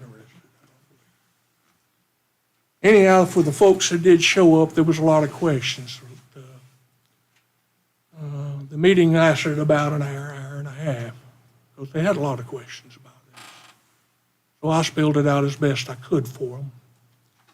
And then I took a vote on it. It was a closed vote, so I didn't want anybody to know what anybody else's vote was. They voted 100% to fund the 1 cent increase. That's what I'm asking you for now. If you have any questions that I'll try to answer. Jack, appreciate you taking it to the community when we talked a few days ago. Appreciate you doing that, giving the community opportunity to have interaction with you and feedback. And you got my support. Thank you, sir. Well, Jack, I have the greatest appreciation for all of our men and women in uniform, whether it's law enforcement, EMS, fire. It's an invaluable service. I was really concerned when Franklin came in and asked for not an increase, but for their fire service fee rates to be left as they were when this reval came out. Because we had to have they needed 2 new trucks. And I said to myself, you know what? It's going to happen again. And that's exactly what you're doing. You're coming in here asking for an increase so you guys can buy 2 trucks at one time. And, I go on Marketplace and everything else, and all my years in Highlands, we sold some of the best trucks we had for pennies. Pennies on the dollar. The best trucks we had, and we replaced them just because. The problem here is Highlands, and I'm going to go back to Highlands because Highlands asked for an increase to build a new fire station. You know what? That money never comes back. They never reduce that rate. They find somewhere to spend that money. And that's the problem. In taxation, we never reduce it. We ask for what we need right now, but when we get what we need right now, we turn around and find other things to spend that money, and then the next thing you know, you've spent it, and I call that spend and tax and spend and tax. And it used to be a time, and I understand y'all have fundraisers, like most other fire departments. But there was a time when we stood out there with the boot drives and raising money and having all these things. So one of the biggest problems with when I say the government really, pardon my French, but screwed up the volunteer fire departments in Macon County, because the local governments got involved in something that, in my opinion, was like no other service to the citizens of this county. And the government got in there. We started doing this fire tax, and it's not been the same. That's one reason why I'm so supportive of the CTE program at the school, is because it is a feeder program. Get these kids interested in everything else. But as I've stated before, volunteerism is dying. The state understands, recognizes that volunteer fire departments, that's the reason they have reduced the numbers of volunteers in order to have a certified fire department, because they understand. And I'm going to change the subject a little bit more, but it's still on the fire service. Raven County went to a countywide fire service. The fire departments out here, Satola and all of them, they absolutely fought that with everything they had. But you know what? They said that is the best thing that Raven County has ever done for the fire service in Raven County. And I'm not stating that I want Macon County to go in the fire business, but I have a fear that it's coming. And I don't see really any other way for this to go. I honestly do not disagree with you at all there. There has to be a change of some sort. We have to make this coverage. It has to happen. Absolutely. And so the conversation piece is, it's coming. I don't know how soon or whatever, and that's one of the things that we were concerned about in the last few years, is the fact that, we're building new stations. Well, we want multi-million-dollar fire substations all over the county. And we've stated before, Franklin ought to take over Franklin Fire Department. Highlands ought to take over Highlands Fire Department. Scaly should be Scaly. Nantahala should be Nantahala, and the rest of the fire service figure out how we're gonna come forward and start, we talked about maybe looking at lists of supplies and stuff that each one of the department needed, whether it was air packs, turnout gear, boots, whatever, and try to order these in a bulk instead of all the departments Talking about all ordering of this them stuff. together. That All makes of them good together. sense. That makes good sense. And so, by all means, you guys should never pull up to a fire scene and that truck fail. Now, a new one will do it as well as, Oh, yeah. okay, but to come in and ask for 2 trucks at one time, I just, before we vote on this, I'm gonna go to some folks in the Colossagia community and get their take on this. And I'll never vote against the will of the people. I understand you did it Yeah. and stuff, so that's, I appreciate all the men and women that's Well- providing this emergency services for Macon County and the world as far as that's concerned. We just let you know on this, if we receive that, we will be able to do the both. If we don't, we're going to have to cancel one of those trucks. And that's not even cheap either. That's a $50,000 cancellation fee. So it'll eat up what we have, a good portion of our reserve fund that we have now. Jack, let me ask you a few things. Sure. We have a few trucks, but a $60,000 increase on the engine from Cummins? Ridiculous. We didn't get it, by the way. We went with it in Detroit because we couldn't afford to do that. That's ridiculous. DD 15? 15? Detroit 15? Yeah, I think so. What was it? Cummins changed their whole, this was They the don't. last year they were having first engine reorder. Okay. Last year they were having it, they were going to a new chassis, new engine. It was gonna be a $60,000 increase. But that wasn't the main problem. What we were looking at is when you buy something new that's the first one out, how many problems does it have before they figure it all out? Well, look, So, yes, it went up incredible price. let me just get to my point right here, and I'm sorry to, I feel like we just 2 years ago talked about this, and before that, I think you said there hadn't been an increase in 12 or 14 years. More like 20 years, and I think we went up a cent it was only a half a cent we went up then? Okay. That was actually 1.63 cents, if I'm not mistaken. That's not what I asked for. I asked for a half a cent. Okay, well, nonetheless, I'm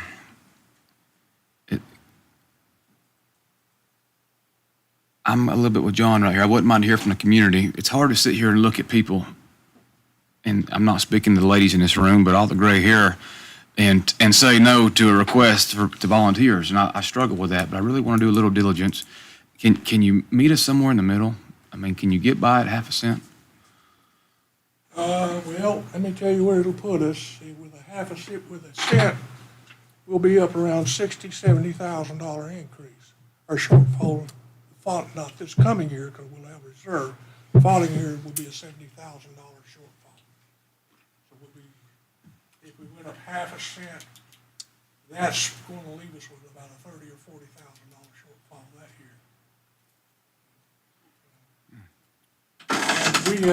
We took, when we went in, when they get on this budget, we cut out everything we could think of to cut on it. We don't even buy Coca-Colas anymore, we buy water only for the firemen. And we're trying to cut back every area that we possibly can in order to do this. Problem I have is, okay, if it's going up at this rate,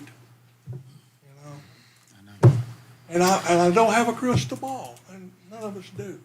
I have no idea where this is going. God bless you, men and women out there. That's tough. I don't know what to say. I wished I did. You go on.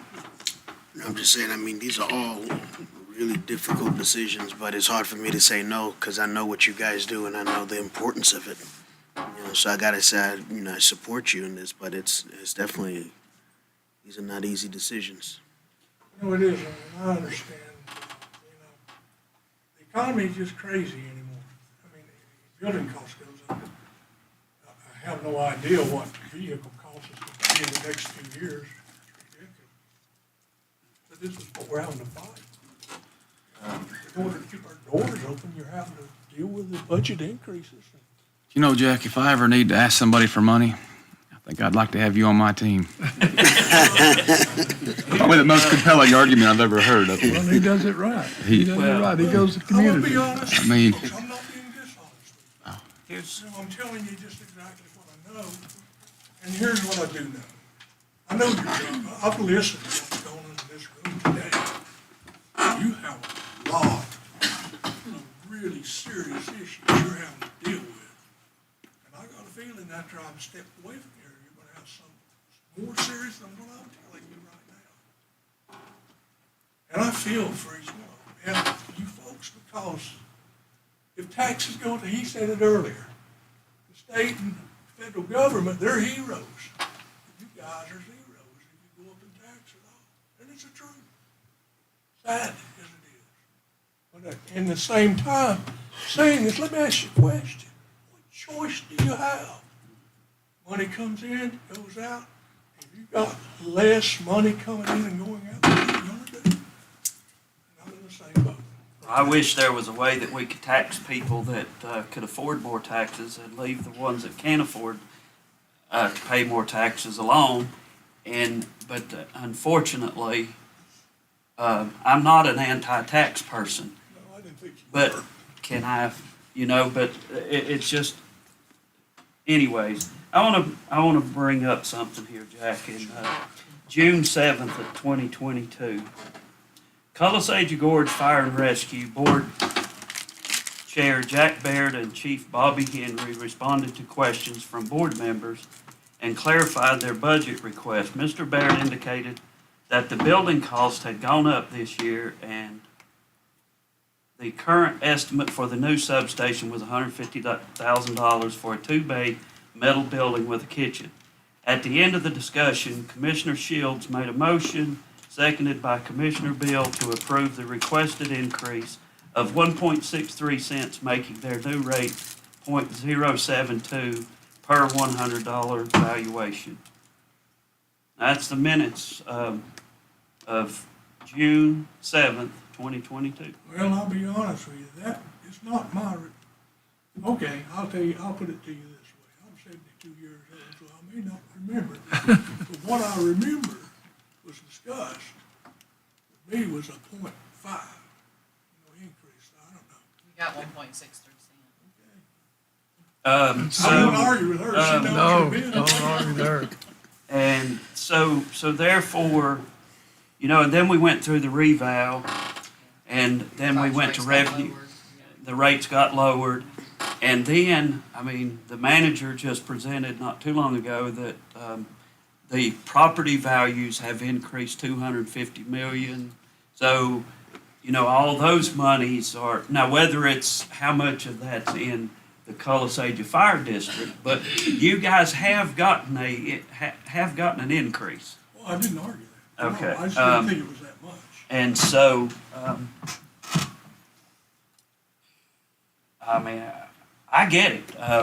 I just, instead of spending $500-some thousand for the second new truck, maybe you could spend a little bit less money and get a good used truck from another department somewhere, and put that used truck in that substation and keep the ones that you have down there.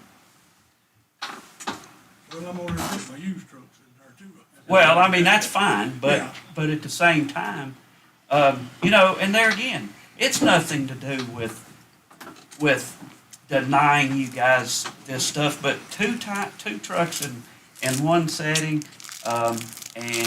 and knowing what our folks out here in the community, you hear people talking all the time about the food banks, how that's all increased. Our people are struggling.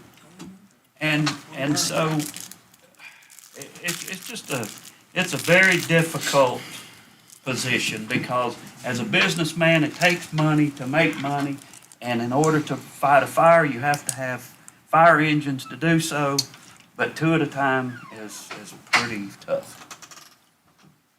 The real question is what happens if you don't get two? What happens? Yeah. What happens if you?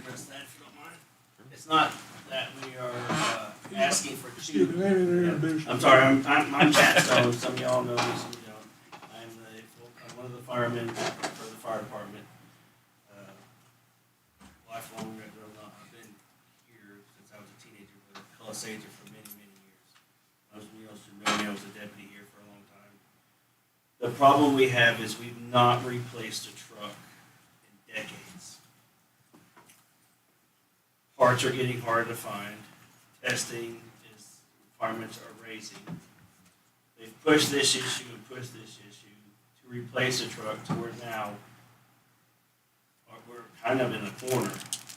The fact that we have built a substation, so that's a couple thousand gallons of water leaving our building, going to that building to save that part from that area, that 5 mile district, up to the line to save those people tax money on their Insurance. That's where the second truck has come into play. We're replacing 30-year-old trucks that have well served their purpose, that are still viable, but when they break, it's so much difficult to repair that truck, and it's down for that much longer. So what the first truck was definitely needed. The second truck is going to replace the truck that's going up the hill. So we're replacing 30-year-old trucks that we have maintained for many years. All right, man. That's the reason for this thing. Just one Thank you. more thing that in the defense of fire service, and I don't know how many of you, you have your homeowner's insurance, and these men and women that are out here serving the communities are saving the homeowners a lot of money. When they drop down to a class 5, your insurance cost for that property is reduced extensively. And you go 5, 4, 3, there's not a whole lot of difference in cost from the class 5, 4, and 3. There's a little bit of savings once you go below 5 for insurance. But the work that they're doing, by all means, is saving the homeowners a lot of money. Not only saving lives, not even saving property, they're saving the homeowners money. But I wish that we wasn't dealing with the tax base and these people could recognize the fact of how much they're saving, and you guys could raise that money by donations, by the people knowing how much you're saving them. And that's where we're at with tax base and donations. It's just, That was a different generation. They originally built that station off of donations. But there again, we're back in that same boat. right. And Thanks for what you do, Jack. And I just want to talk with some folks in the community and a mixed group of people in Cullis District and some of the retired folks and go from there. What kind of time frame you in, Jack?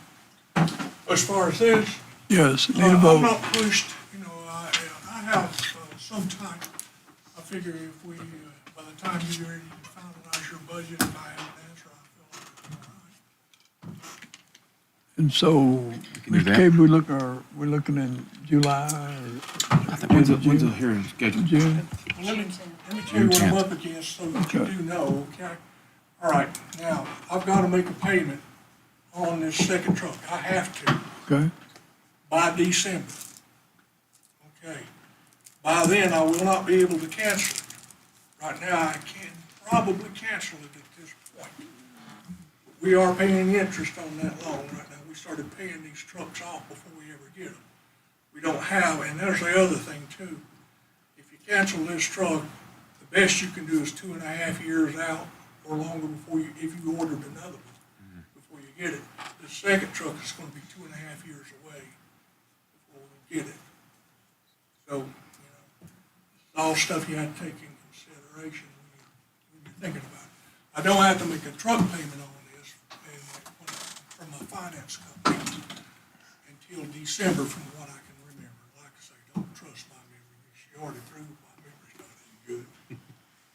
But that's, as far as I know, that's, as long as I'm able to make that, the sooner I know, if I have to cancel this truck, the sooner I'm able to cancel it, the less it's gonna cost me. We have to have that decision made by the June 10th meeting if we're going to approve the budget on June 10th. You got it?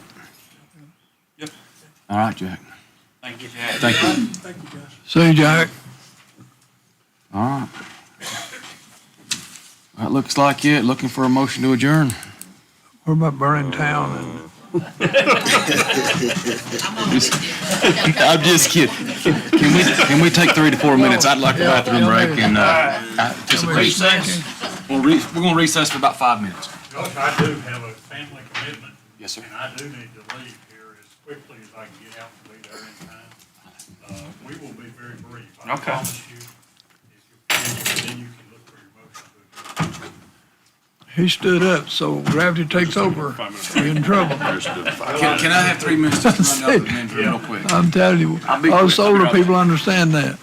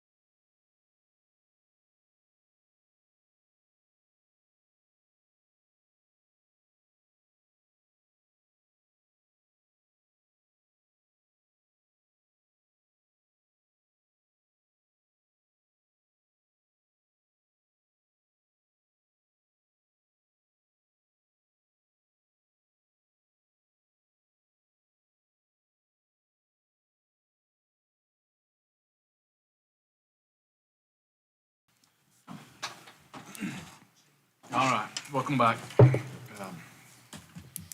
All right, I appreciate you going ahead and meeting, and I know I'm standing between now and lunch, but I would like to make some points.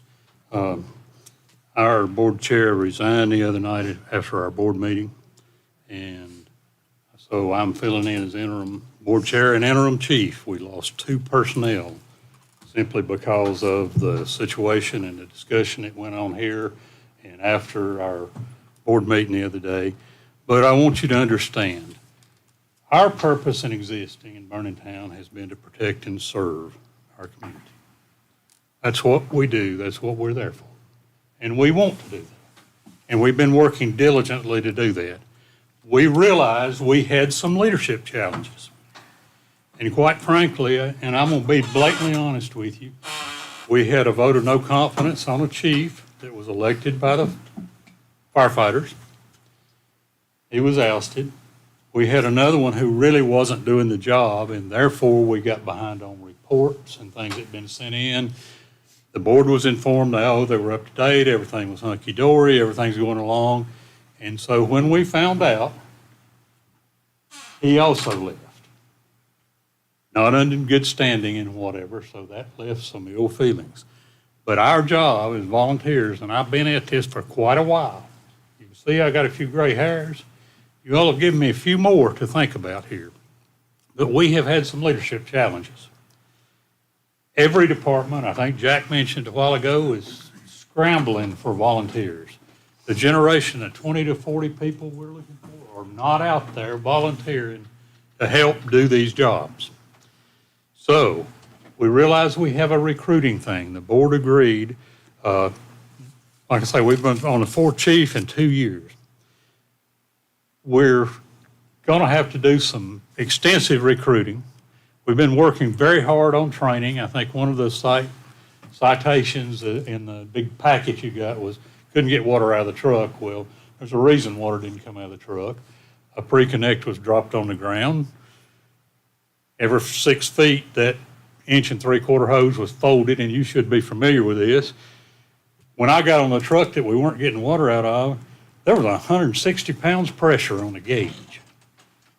I was in command of this. I got out and started stretching that hose, and Squad 4 was assisting us, and they got water. So that was one of the person couldn't get water. It wasn't the truck. The pre-connect on the front bumper, which would have been our standard procedure on a vehicle fire, was not pulled by Squad 4, and maybe that's some joint training we need to do. Training is a thing we need to really work on. We used to have a fire school in this county. A lot of our firefighters could get hours training in September every year by going. We had people that could respond. They were in their community, close to their community. They could get there. We don't have that anymore. Southwestern's not offering it. We put a lot of money in Southwestern. We're looking at having a training center. If you'll look at their latest brochure, how many classes are offered in Macon County? 2 is what they put, 2. And one a couple at Silva, a couple in Swain County, 5. Used to be several pages, Warren. You remember that. Used to be several pages every time this thing came out.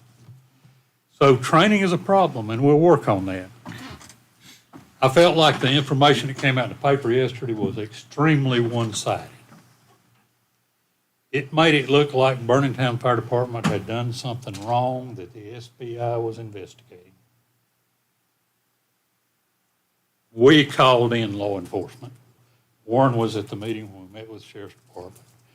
We turned that over to the SBI, and what it was misappropriation of funds by one of our members being investigated. We were asked at that time with the SBI to keep that on the down low. Somebody mentioned that to the press, and it's on the paper now, but it made it look like Vernon Town was being investigated for something. When we found those problems, we pointed it out, and we sought resolution to it. So I am here to tell you that communication is the problem, especially when it's one-sided. Nobody from the paper asked anybody from Vernon Town anything. Nothing. Nobody was interviewed. Came out and took some pictures of the building. That's the extent of the press investigation on the other side of the story. So I'm going to give you a little bit of the other side of the story. But I think, we need to look at those things. We had a community member who complained. That was a relative of one of our ousted chiefs. If you look at that report, and I don't know whether it's included in the packet, but if you want one, I'll be glad to give you one from their own CAD report. It was after hours. That residence is 3.4 miles from Station 2, our substation. Chief was on scene with a command vehicle, which is standard operating procedure. Get the command vehicle in there, see how to set it up, what you've got, what's going on. He reported immediately that it was confined to the engine compartment. The house was not on fire. It's on the radio CAD, look it up. At that time, Cowie had been asked to respond for us. So in 7-8 minutes, he was on scene. We knew the house wasn't on fire. 4 minutes later, we had a truck. Now, this is after hours. That's good response for 4.3 miles and going through the gap. We talked about powering a truck up or crawl these mountains. You run in there with 1,500 gallons of water or 2,000 gallons of water and go 4.3 miles and somebody after hours has to get back to the station. We're not manned 24/7. We don't have people there. So it was one-sided. Nobody ever asked us about those things. There's a reason for it. Couldn't get a truck to engage a pump. Little switch, when you put your foot on the brake, you got to mash it hard to get a pump to engage, even though these automatic pumps. I'd prefer they were all straight drive and I had a power takeoff shaft and I could pull the lever in gear. That's what I grew up with 40-something years ago when I started in fire service, but it's not that way. We've tried to make them idiot-proof and electronic, and if there's any little electronic thing can go wrong, it will. So getting water from truck, that's part of some of the problems. What we're asking for, and we met with Kelly and we looked at this, a merger by July 1, we don't have an opportunity to do two things. We need to be able to meet with our community who are members, not giving them the opportunity to do that and get their feelings. Somebody was talking about talking to the people in the community. We talked to the board, and they made a motion to let us continue to operate, and we will work diligently on these problems. In the future, we'll be working on these things. We have been. We've tried to correct problems as we found them as a board. We're dealing with volunteers. Most of us have other things to do. We're at home working. I farm. I've got 40-something cattle and pasture and stuff I look after. So all of us have something else we're doing as volunteers. We have one paid individual. We had to get a new paid individual because, like I say, we had personnel problems. So we would like to seek resolution to this issue, and we'd like to operate as we are, and this is what the board requested, as we are, work on seeking resolution, work on these things we talked about, the recruiting, the training, and the third thing is communication. I've got recordings on my pager, and I won't play them in time, but we have a communication problem. A lot of money's been spent on Viper radios. Everybody says, well, Burning-Town seems to be the only one every time we report it. We're the only ones having problems. We're not. I've got other members here that will tell you. You've got EMS workers in here that will tell you when you get in Burning-Town, you can't talk. And a while ago when I left, I went to a call at Upper Ray Creek. I called dispatch on my cell phone to tell them I was responding because my radio signal wouldn't go through. And I got chastised for using the 450 radio during the hurricane because we need to keep that clear. Well, I think dispatch works for us. Some of the things I think this board could implement with dispatch is, and John, you'll remember this, if you got a no response in the middle of the night on this page, there was a second page in 3 to 5 minutes. We're not getting those. If we get tone and static, and I've got some recordings on my pager if you want to listen to it, but I don't know where to go by the pager. If it wasn't for the secondary being sent on the phone, I wouldn't know a thing about it. Where do I go? I have requested dispatch to rerun it. a couple of times. No response. And you heard that when we had the chiefs meet. There's other departments in this county having the same problem. Folks, we have a problem, and yes, the attorney was asked this. Could a no page leave the county liable? I think you asked that question the other night. Well, if we don't get the information, I don't see how we can respond. And I don't think a jury or a reasonable judge would say, that's Ken McCaskill's fault, he just didn't go. And it may show up on your log that you did it, but if Cowee Tower's not operating good or the signal's not out, we don't have it. So what I'm requesting is a time frame. Let us work on these problems. Let us see what we as a board can do. Let us meet with our community when it comes up in July. See what their feelings are about a merger. We did talk with the folks from Cowee. They agreed they were willing to help us do this. I think some things can be settled with the over-response we have. I think when it's paged, if there's 2 or 3 members going to a med call from Burning Town, there's no need to send another 7 or 8 or 10 from Cowee. They don't need to respond. If there's a no response on that second page, page them. I have no problem with that. They don't need to run every call. During the daytime, we have one paid individual in our department. We're getting a response with the truck. We can find out what's going on. And most of the time, we have available people. Most of our people, we don't have a lot of jobs in Burning Town, so most of them work out of the district. We've got 1 or 2 now that work with school system, get off earlier, so afternoon we have some backup and stuff like that.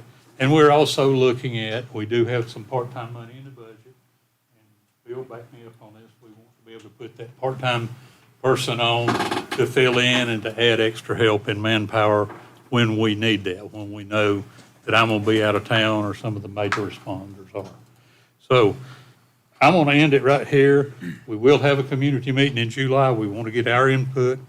Our plans are to continue to work with the county to resolve this communication problem. But folks, we've got to know we have a call. December, everything was caught up. Our chief at that time worked real hard. The members worked real hard.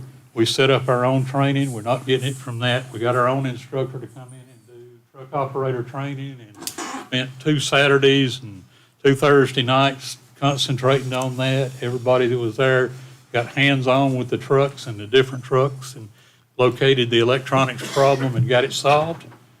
But we're all going to have issues. If you all drive a vehicle and have never had a problem with it, I admire y'all, knock on wood, you may have it on the way home. That's my presentation this time. We're asking you to let us continue. Let us work on these problems. Let Cowee help us out if they will. We seek the county's help with that. I think Jack asked for that. We're all in a situation, and we got into this inevitability. It discourages our volunteers. And like I say, we lost 2. That dropped us down again. And we do depend on Squad 4. In fact, I think Squad 4 has helped some other departments in this situation where they were that way before. And we had the understanding they would be helping us, but we really hadn't seen much out of them except responding to a call. And they're shorthanded. You pay them. So, have any questions?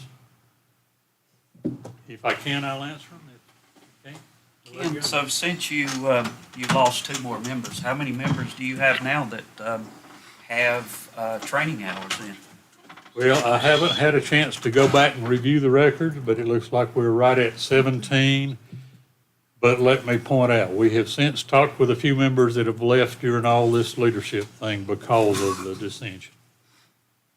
3 of those members will still have within the past year the number of hours that are needed. 1 is working now this week on getting the hours. So that would actually put us back up to 21. So with the loss of those 2, that dropped us 1 under. That should put us back up, but I'm going to have to check and see how many hours they had between, that were the first of the year up till August, September of last year. And how many hours, there's some online training they can do that counts. There's other things that can get back in line. So We will work, I promise you, we'll work diligently on that. And if we can't do it, we'll let you know. So how much time are you asking for? Well, we won't be having our community meeting till July, so we're gonna be in next year's budget. And I think with the leadership change we just had, you know, it's gonna take us 6 months or so to get back on track and whatever. And I don't know how long this communications problem's gonna take. So if we're going into the next budget year and Cowee is still responding to your calls, how are they gonna be compensated through your budget if they're responding to your calls? Well, I think we can reduce the number of their calls that they have to respond to if we have adequate membership going. In other words, when we check on, if we got a radio signal, when we check on, or if we check on active 911, maybe they can be linked where they'll know, hey, they've got 2 or 3 people already headed to this med call. You know, they wouldn't need to respond to that. If it's a second page on that, then they would. So that would reduce the number of calls that they're running rather than run every call. We've had calls when we've had so many people in the way, it's just difficult for the EMS folks to work. You know, we have people on scene and then we have more people on scene and then we have more in the way. You know, those med calls, you know, you get 2 or 3 people on there, and if you need a lift assist or something, you can always page the fire department for somebody to help with getting somebody out of one of these difficult places. So the contract with the fire department's service contract for Macon County states it's an 8-month probationary period. And after that 8 months, you're in direct violation of that contract. And we're beyond that. And so now you're asking for additional 4 or 5 months to, so if we do that, then we're actually breaking our own contract that we had fire departments provided and signed and everything else when these contracts came out. Well, at the end of December, we were in compliance. Are you in compliance now? I will say as of the board meeting on Monday night, no, we're not. Okay. So, and it comes back to the liability of this board. If we have a contract and there's a violation and that violation has not been corrected in 8 months, this board has a obligation to the citizens that you are providing this service to make sure those citizens are protected. And you have stated as well, also that, you know, volunteers are not jumping out into the streets to help you. You have identified that a few people are coming back. They're not there. I don't want, really and truly, for this to happen. But I can't sit here as an elected official knowing that a contract is in direct violation for 8 months and longer based on our contract and the state standards. So it's very concerning to me, and when I left this meeting the last time, I had an attorney call me that night that watched this meeting, and he said, you guys best get that stuff straightened out, or every single one of you are liable for failure, and God forbid something bad happen. Let me interject real quick. If my memory serves me, last week, you guys were in agreement that by today, you guys could have gotten together and resolved this. Did that happen? We got together to see what we had to do to resolve it and work out a plan. And then we met with our board after we met with Kelly and a couple of their board members. And we discussed that. There's a lot more involved in this, Danny, than sitting down and saying, well, we'll just combine them and they'll respond and we'll page them and these 2 departments will go together and it'll be, you know, we have our articles of incorporation. Our community members that are of voting age are members of this corporation and therefore have a vote, need to be brought up to what's going on. We have, and I understand Kelly and everybody else, we didn't get handed this, but the county attorney had looked at our contracts, had looked at our lease with the station from the Baptist, had looked at the title for the property that Station 1 is built on, had looked at our budget. The other folks had been given the budget requests that we had in. Nobody on our side of this whole equation had been given that information. You know, were you guys able to get together to resolve this? What happened? Yes. I'm Bill Dufell, 25-year resident here in the county. All right, retired now from 30 years of medical research and clinical research in life-threatening and severely debilitating disorders. I've been with the fire department for 5 years. The reason this get-together this past week didn't go as planned is because I, for one, as well as the other board members, had no idea of these issues that you all talked about. Okay? That's the lack of communication. That's the lack of leadership. We have 2 key positions in that fire department that I can see, that I identify as responsible for that. A chief and a chairman of the board. And somebody wrote in the newspaper, the chairman of the board couldn't give you guys an answer for why is there a breakdown in leadership, in organization, in management of training and things of that sort. And that's what we did talk about, okay, after those positions were vacated. These things are eminently fixable. Now, I understand your legal concerns, but I've been around a little bit long enough to know that we aren't the only department that has fallen below on training, on number of members, on mess calls, okay? Well, maybe it's just time today we do it with our organization. And maybe it sounds like I'm sitting here as a young guy on the department, 5 years just trying to keep my fire department. I want to tell you this, you can do your surveys in the community and everything, and you'll get the results you're looking for. Unless you're going to do some sort of democratic process where you really survey everybody, okay? And we do have a hard time getting people to come in and share views and stuff. But I can only tell you, just like the anecdotal information you're going to get if you do a select survey, either one of you or all of you, if you just go to a handful. But so my select survey says, when I've responded to a call, and it's your mother or something like that, and they say, oh, I know Bill. Oh, I'm glad he's here. Hey, where's Josh? You know, and so on and so forth. They know us. We're not strangers. We got to find that oddball, you know, rattlesnake knob dress. We know where it's at. We know about the crackheads and where they're hanging out and stuff like that. And these people know that. Now, Cowee can know it too. But the point is, in Burningtown, I see the people. I live there. I work with them. And I don't believe, despite in anything short of a true democratic process, that just some sort of brief survey of what the community says, because I'm telling you, I'm in it, and the community says they love their fire department. 40 years, and you're just going to throw it out? When you got somebody here with a lot of gray hair doing this, who's saying, we can fix it. I didn't even know about it. And most of our operational people didn't either. I don't know why. I can't rectify that now, except to say, we have a new day. I personally, just in the past 48 hours, Ken's mentioned 3, I've got another one that I've talked to who's totally brand new from Florida, 30 years in the fire. He can literally see Station 2 from where he lives. Okay, we've got some old people who might come back. Give us the opportunity. As I told Ken when I made the motion that we not actually merge.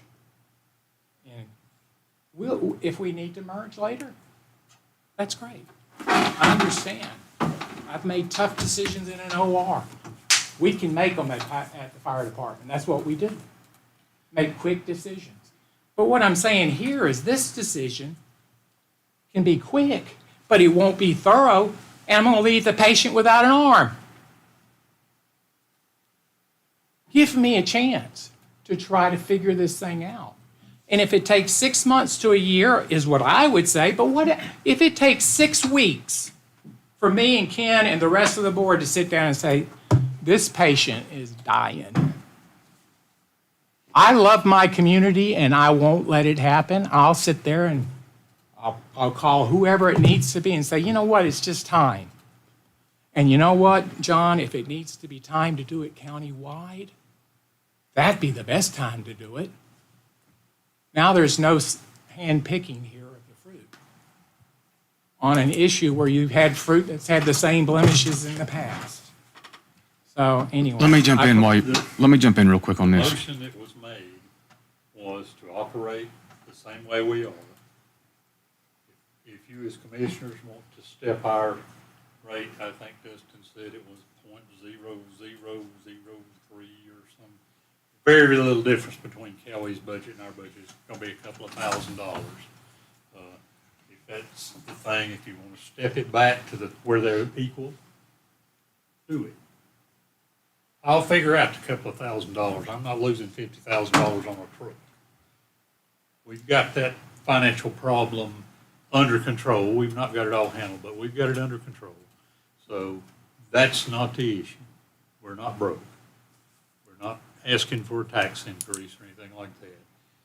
And the motion included, and we will continue to work with Cowie to see how this is a workable plan that we could merge, if that is what we have to do, and handle our articles of incorporation, our corporate headquarters, our different leases, our community meeting, our people we need to discuss this with and need to be made aware of it, rather than say, hey, we're merging with Cowie.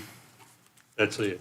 I think if we do it that way, it will be Cowie, because there's a lot of people that have invested a lot of time and a lot of effort as volunteers, and they're gonna see that as disrespectful for the time that they've given, the money they spent on gasoline and tires, and the sleep they've lost, and the family time they've lost for serving the community like we have. What Dustin say, we had 70, 80 calls since they've been responding to all this stuff. There were 2 of them that we didn't get a page for. That's not a big percentage. Has the county always met their side of the contract? What they agreed, the paging and the radio system? Or is the county meeting? That's a question I would ask, and I'll leave you to that. I really want to go down the train of thought right here with Mr., pronounce your last name again. DeFell. So how many members are on the board of Barntown, Iola Fire Department? 7 right now with the resignation, because we have a resignation. 7 members, right? Normally we have 9. I mean, this is exactly what I was asking for last meeting. I was asking for leadership. The chief stood right back there. And never said a word. Never said a word, and I was trying to be respectful to the volunteerism of the community. Never said a word. You know, Kenneth, you're a very direct person. You have very good leadership qualities. You know, you're punctual. You know your numbers inside and out, upside down and backwards. That's what I'm looking for. But my personal opinion right here is, where's the 7-member board? Working, some of them, you know. If we're talking about completely dissolving their department, they're not. Where are they? They don't want to dissolve. How do we know that? Where are them- they? Let me finish right okay. here. So the chiefs that they keep picking, we've sat right here and discussed the caliber of leadership that they don't have. That's a direct reflection of the board that keeps putting the chiefs in place. And I feel like this isn't just happening. This didn't happen 8 months ago. I want to see Burntown, Iowa Fire Department stay. Let me finish right here. All right, go I ahead. want to see you guys finish. Yeah. I don't want to see a merger, but I feel like, where are they? And I understand it's tough, and I bit my tongue last time because I didn't want to insult volunteerism, but I feel like today, Kenneth, you're a good leader. I believe you can take this department and run it, but I mean, do you have the interest? Do you have the energy? Is this something you really want to do? You know, I feel like you're trying to kind of mold the next generation. The next generation's not there. That's a fact. And I think, again, this is a direct reflection on the board that keeps putting people there that aren't competent. I think what you can't appreciate from your seat today is there's been a handful individuals at our fire company that drive things, okay, the so-called leaders, okay? And the democratic process of people electing a chief isn't being, when it's done organizationally, isn't always best minded towards who's the best qualified or who should be in the job. One of the things that you all asked about that you weren't getting answers for at the last meeting, that as we work through this, we would work with our organization to say, we can't appoint chiefs this way anymore. We've got to have people who know what the job is and understand what a report is, and they're going to make sure they get it done, and then they'll go to Danny and say, you didn't do your report. You got to do that. The buck stops with the chief. Why do you think he didn't say nothing if there's a report that's not done by even Ken or me? All right?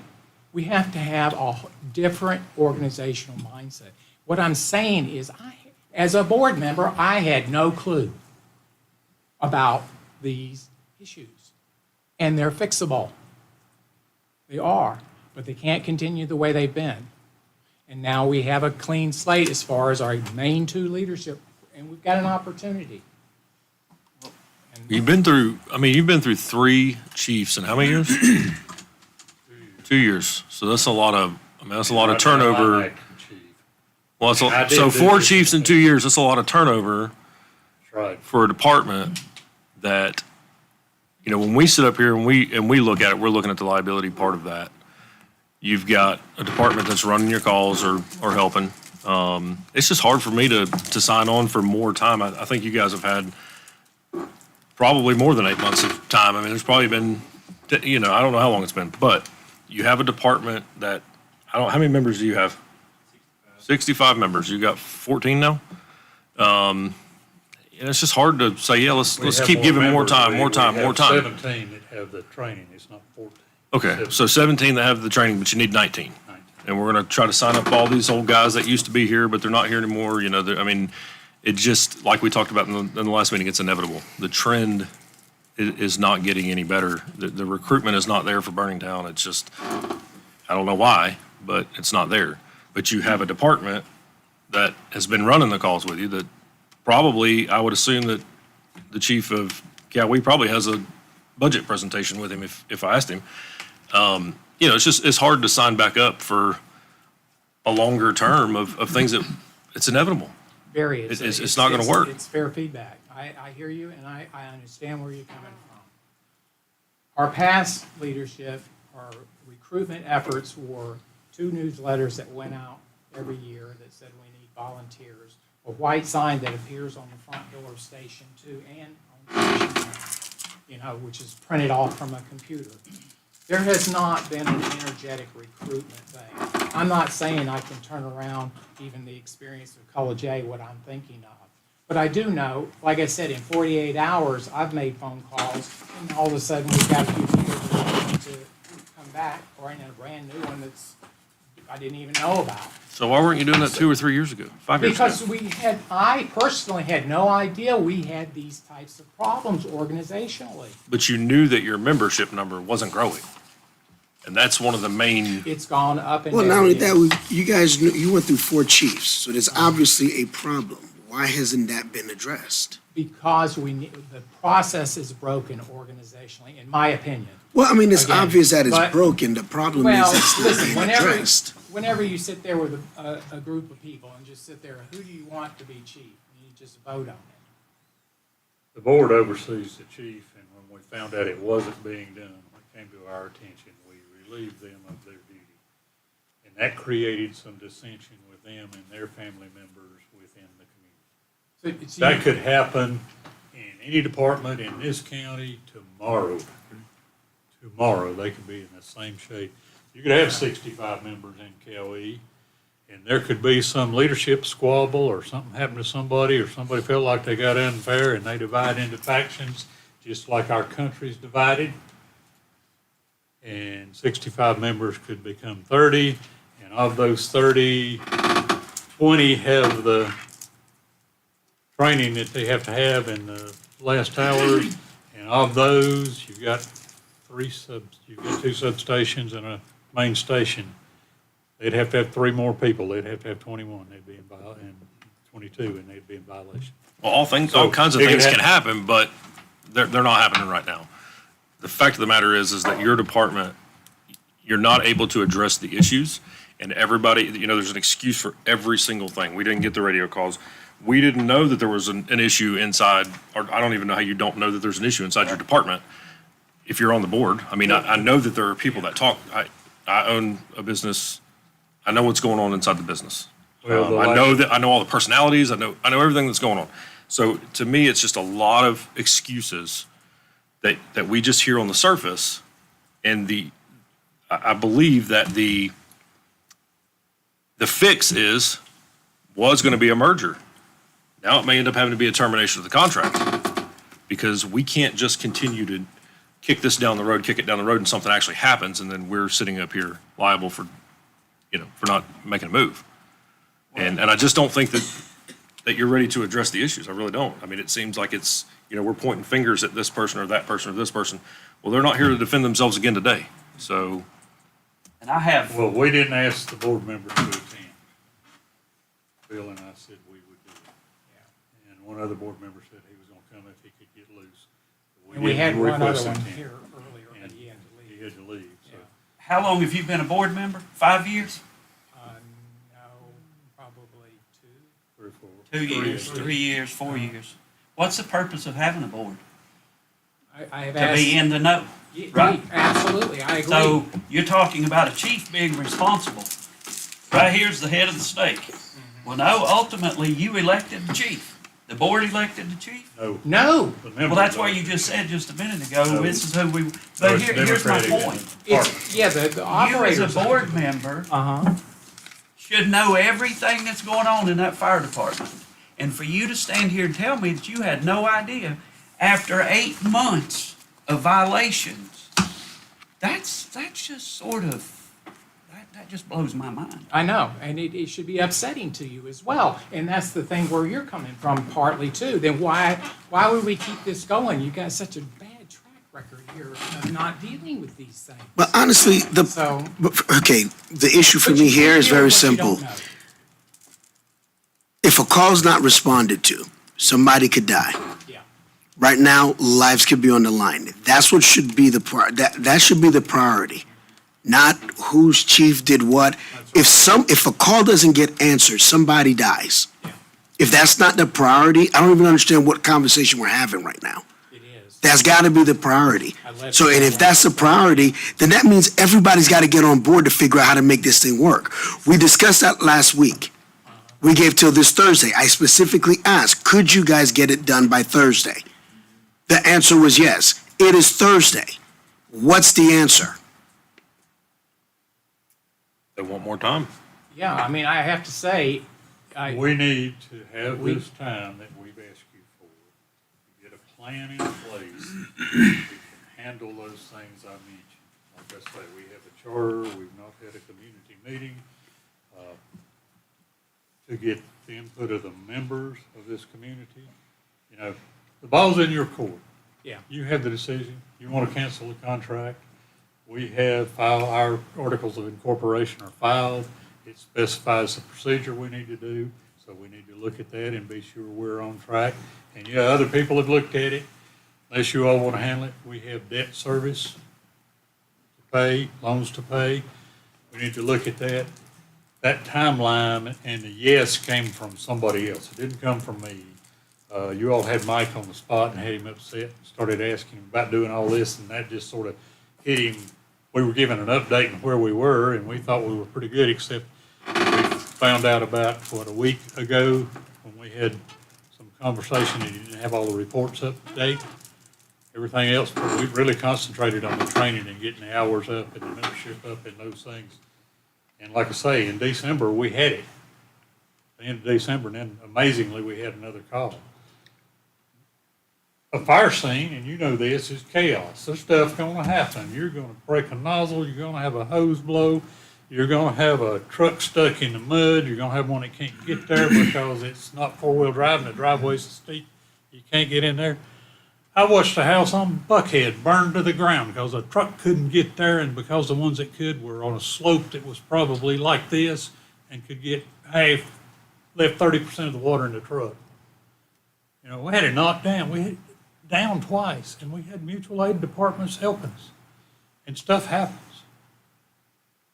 And I understand that. But when we have our board meetings and the chief gives us a report and the trucks are up and running and everything's in repair and everything's updated, a section we need to add to that report's gonna be, are your reports up to last week done? You have the And that's what we go reports up with. to last week. And are you giving written communication when we don't receive a page or when we request a repage and don't get it? And those will be in writing. I was chief for a while. I did a lot of reports and sent a lot of stuff, and I guess I aggravated the hell out of Warren. And that may happen again. And the board But, has but no you have a audit decision. If you want us gone, we'll be gone. Yes, we will. But I do have a family commitment, and I'm gonna keep it. And you all can do what you want. So, we have no audit ability. These things that have been going on, to Barry's point, it's like, you've been there, you didn't do anything. What am I supposed to do? I have no money hardly to operate. I can't get an audit. If Josh tells me that things are okay, if my chairman of the board tells me that things are okay, I can't do an independent audit of these things. I trust what I'm being told. Organizationally, though, I do know at this point, this idea of having 15 firefighters say, oh, Barry should be the chief. We all like Barry. I drink beer with Barry after work. That don't work. And when I joined the department, as somebody came out from a totally different profession, that'd be like me going into the OR today with a bunch of nurses and 3 doctors and say, who wants to lead this today? Oh, I think Gary should do it. He's really popular enough. If things go bad, he can deal with it. No, it don't work that way. Who's the best skilled? Who's the best able? We need to find the recruits, get a big group of people coming into the organization as best we can. We need help from Cal. We need help from you guys like Kalasaiji asked for. We need help from our fire marshal. We need to get people coming in, and then we will get this thing fixed. We'll get a good chief. Let me ask you one more question. We had this discussion at our last commission meeting. Are you better off today than you were when you guys came in originally? When I first joined the department? No. From a week and a half ago, or whenever it was, to today, is Burningtown, Iola Fire Department better off in their contract agreement with Macon County than they were when this was discussed at our last meeting? Yeah, I would say so, and the reason. How? You're down more members. No, because now I understand the covers have been pulled back. There's no filter between me and what's actually happening. The chairman's gone, the chief is gone. Now all this stuff is coming to light. Now I can deal with it. That's why I say I'm better off. So, but will my community be better off with losing the people we've got and Cowie taking over? You know, if it works, it's great. But I can tell you, there's a component, as I started out on the survey thing. They sit there and say, they know us, they see us, and it's 40 years, and we're just going to go. That wasn't my point. My point was, were you more up to par today? In compliance with the contract? In compliance with the contract than you were when we were told y'all would have this settled by the 22nd of May. No. You are not. No. So how would we, as a board, trust that 2 weeks, 3 weeks, 4 months, 8 months, that we're not here doing this again? I mean, you're. You know, I guess you could see it with poor Ken. He's been ridden hard, put up wet. I can't make a promise, just like I can't make promises to patients that I worked on. And I would tell them that. I don't know if this is going to make you better. In fact, you may come out of this in a way you didn't expect. All I can tell you is, today, my eyes are open. the stuff that I always felt a little weird about, that I wasn't getting communicated with and told things, and this idea of just a democratic voting on a fire chief is ringing true. You weren't really wrong. I know you didn't know it, Bill, but that's not Well, good. that's the way most elections are. Not the most qualified in any election. A lot of times are not the ones that get elected. Okay, and whether it be in public office or whatever, it's not. It's the most popular person.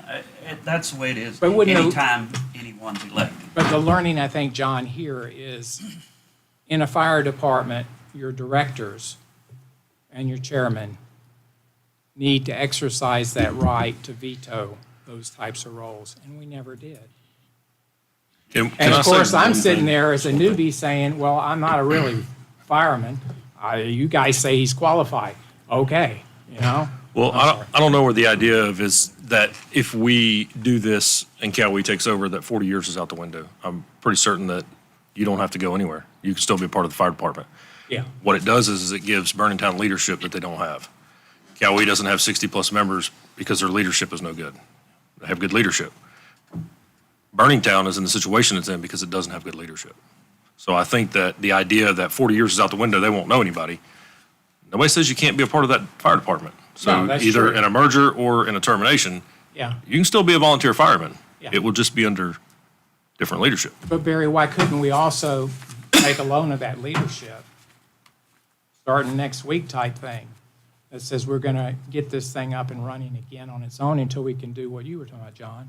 Well, I think that Merge was the the whole idea county. of the Monday Okay? meeting. I think that was the idea of the Monday meeting. Get together, find out if you can do a merger. If not, how can we No, help I'm each other? talking What about can a we do? merger of resources in the sense of just give you leadership and direction until you can find the right people and the right jobs there in that. And then they go back, and then he steps back into his Cowee role. And we keep going the way we are. And then we still got the people in our community who knew us and stuff like that. So, I mean, that's a little, what I was told is we're just gonna merge budget, trucks, stations, people, everything, and it becomes one. It may have a combined name or not, it doesn't matter at that point. I'm saying no. If you really wanna help us, you wanna preserve the people in this community feel like they still have their fire truck. How about just giving What do you us the think is the resources? safest option? Huh? What do you think is the safest option? The safest for the people out in the community? Yeah. It's to keep this fire department going and independent and resourced with some leadership. Help us on the recruitment. Help us from Cowee. I talked to Dustin. He says he's there regardless, whether we're together or not. And I'm taking him at his word. You guys, you didn't know me until today. Now you'll know me. Do I look like I'm going to be shy about going to that guy? Or asking for help from his people? Yep. All right, Mr. DeFeo. Hey, thank you for coming in person and sticking with us for 5 or 6 hours now. You know, I'll just say, you guys got a tough job, a tough decision. You're going to make it. Let me ask I one thank you question for before we this. move on the liability piece. Our attorney or Warren, we're leaving this here without solving that liability piece. We're walking out this door tonight, we're liable. How do we close that piece? Now, I'm not sure there's anything, is there such a thing as dissolving the Burning Town Iola Fire Department for 45 days? Well, how do we escape this piece that we're all talking about here? So at the moment, with Cali responding, you have the Okay. people that are coming, and they have their people that are coming. So between both of those, you meet the requirements to have enough folks there to meet the guidelines. Now, it's not ideal. And I love Tammy. Tammy, make sure you have that in writing. And Eric, correct me if I'm wrong, I mean, at that point, we should be okay on our end as far as. Yeah, I think if we have somebody covering, then we're covered. And there's actually. Yeah, because I'm not a contract attorney. I don't know that. But Dustin's here. Dustin, you got our backs? All right, let's, so I'd like to bring this back up on number 3 after other items of discussion, but let's go ahead and take care of emergency medical services.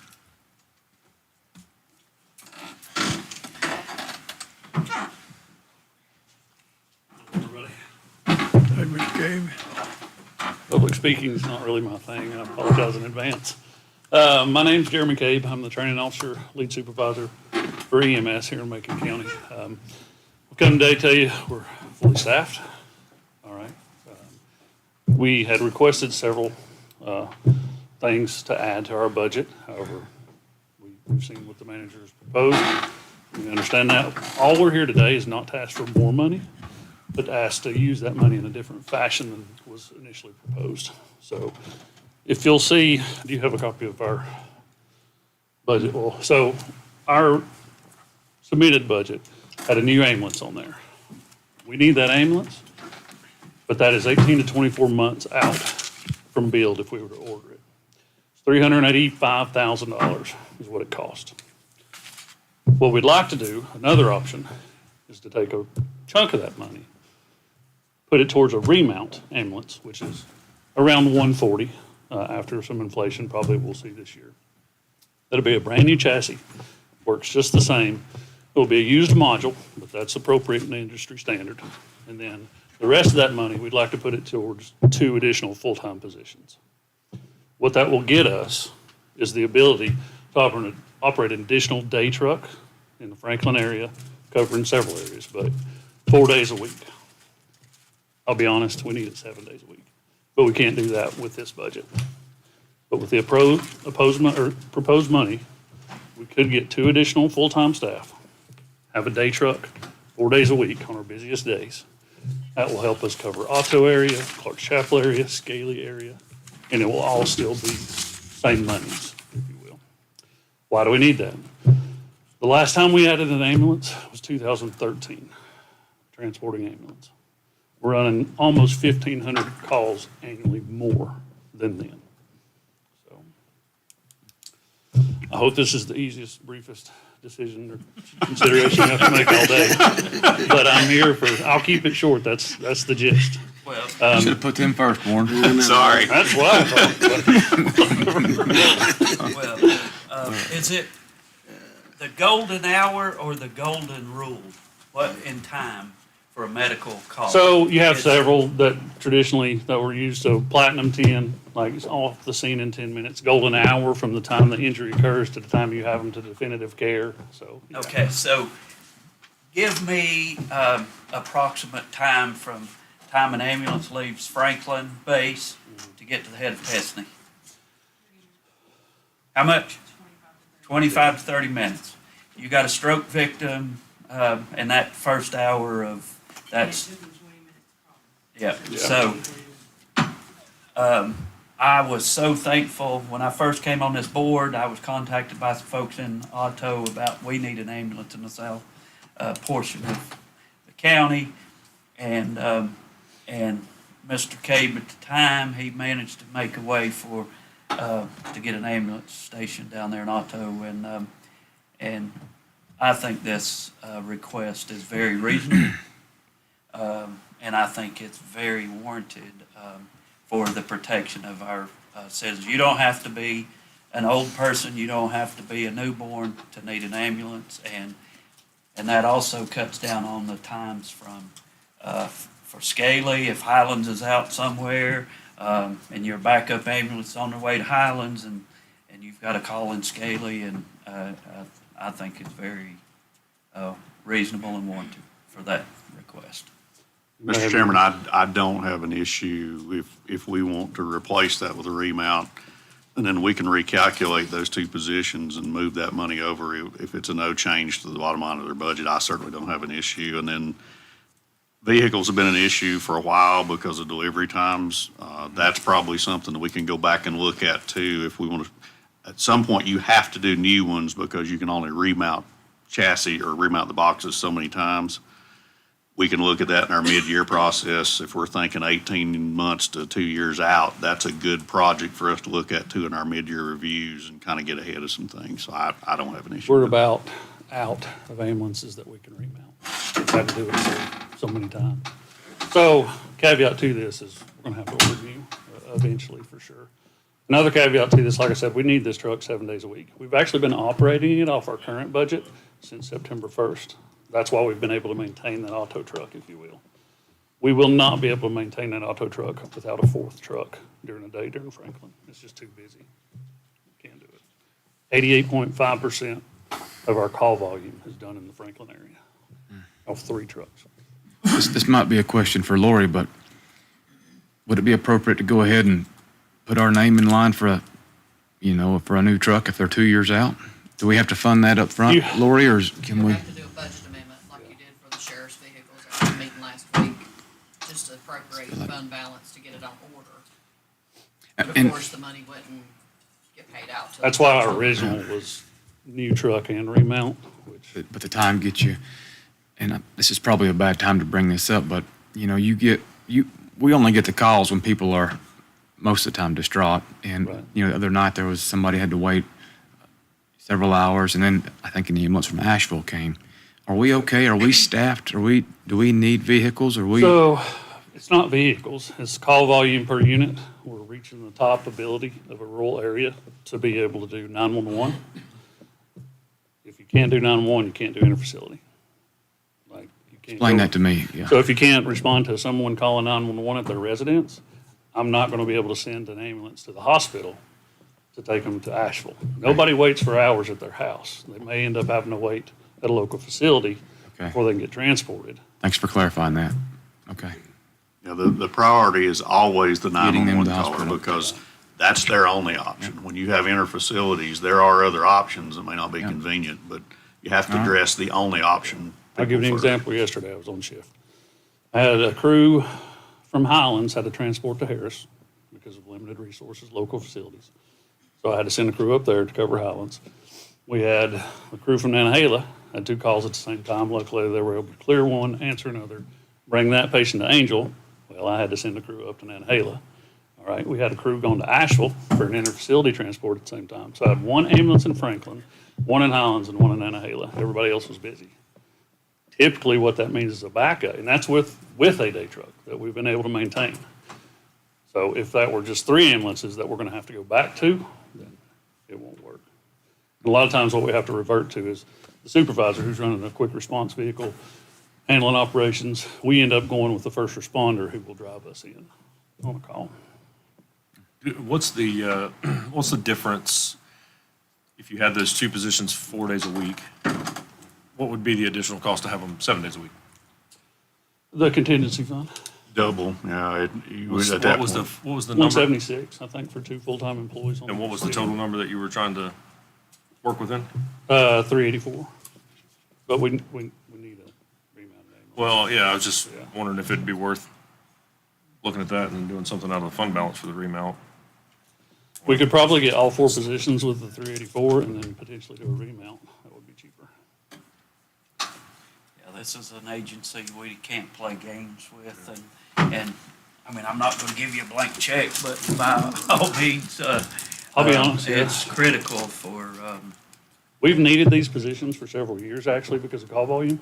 We couldn't hire for them. I couldn't come to you, or our previous administration couldn't come to you and say, hey, let's add 2 positions or 4 positions, because up until last year, we had 6+ full-time openings for the last 7, 8 years. We've been fully staffed since August. We have part-time staff willing and wanting to take these full-time positions if created.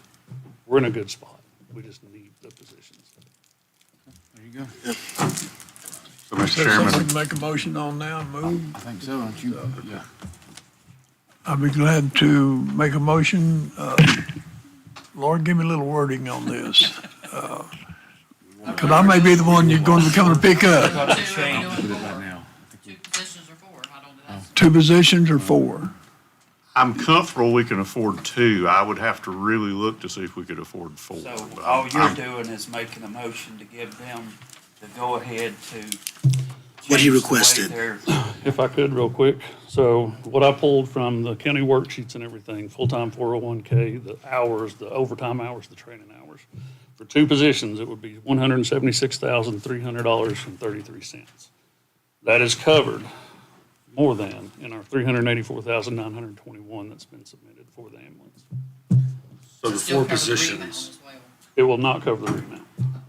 4 positions will not cover it. I mean, 2 positions. 2 positions would cover a remount as well. 2 positions was 176,300. 333.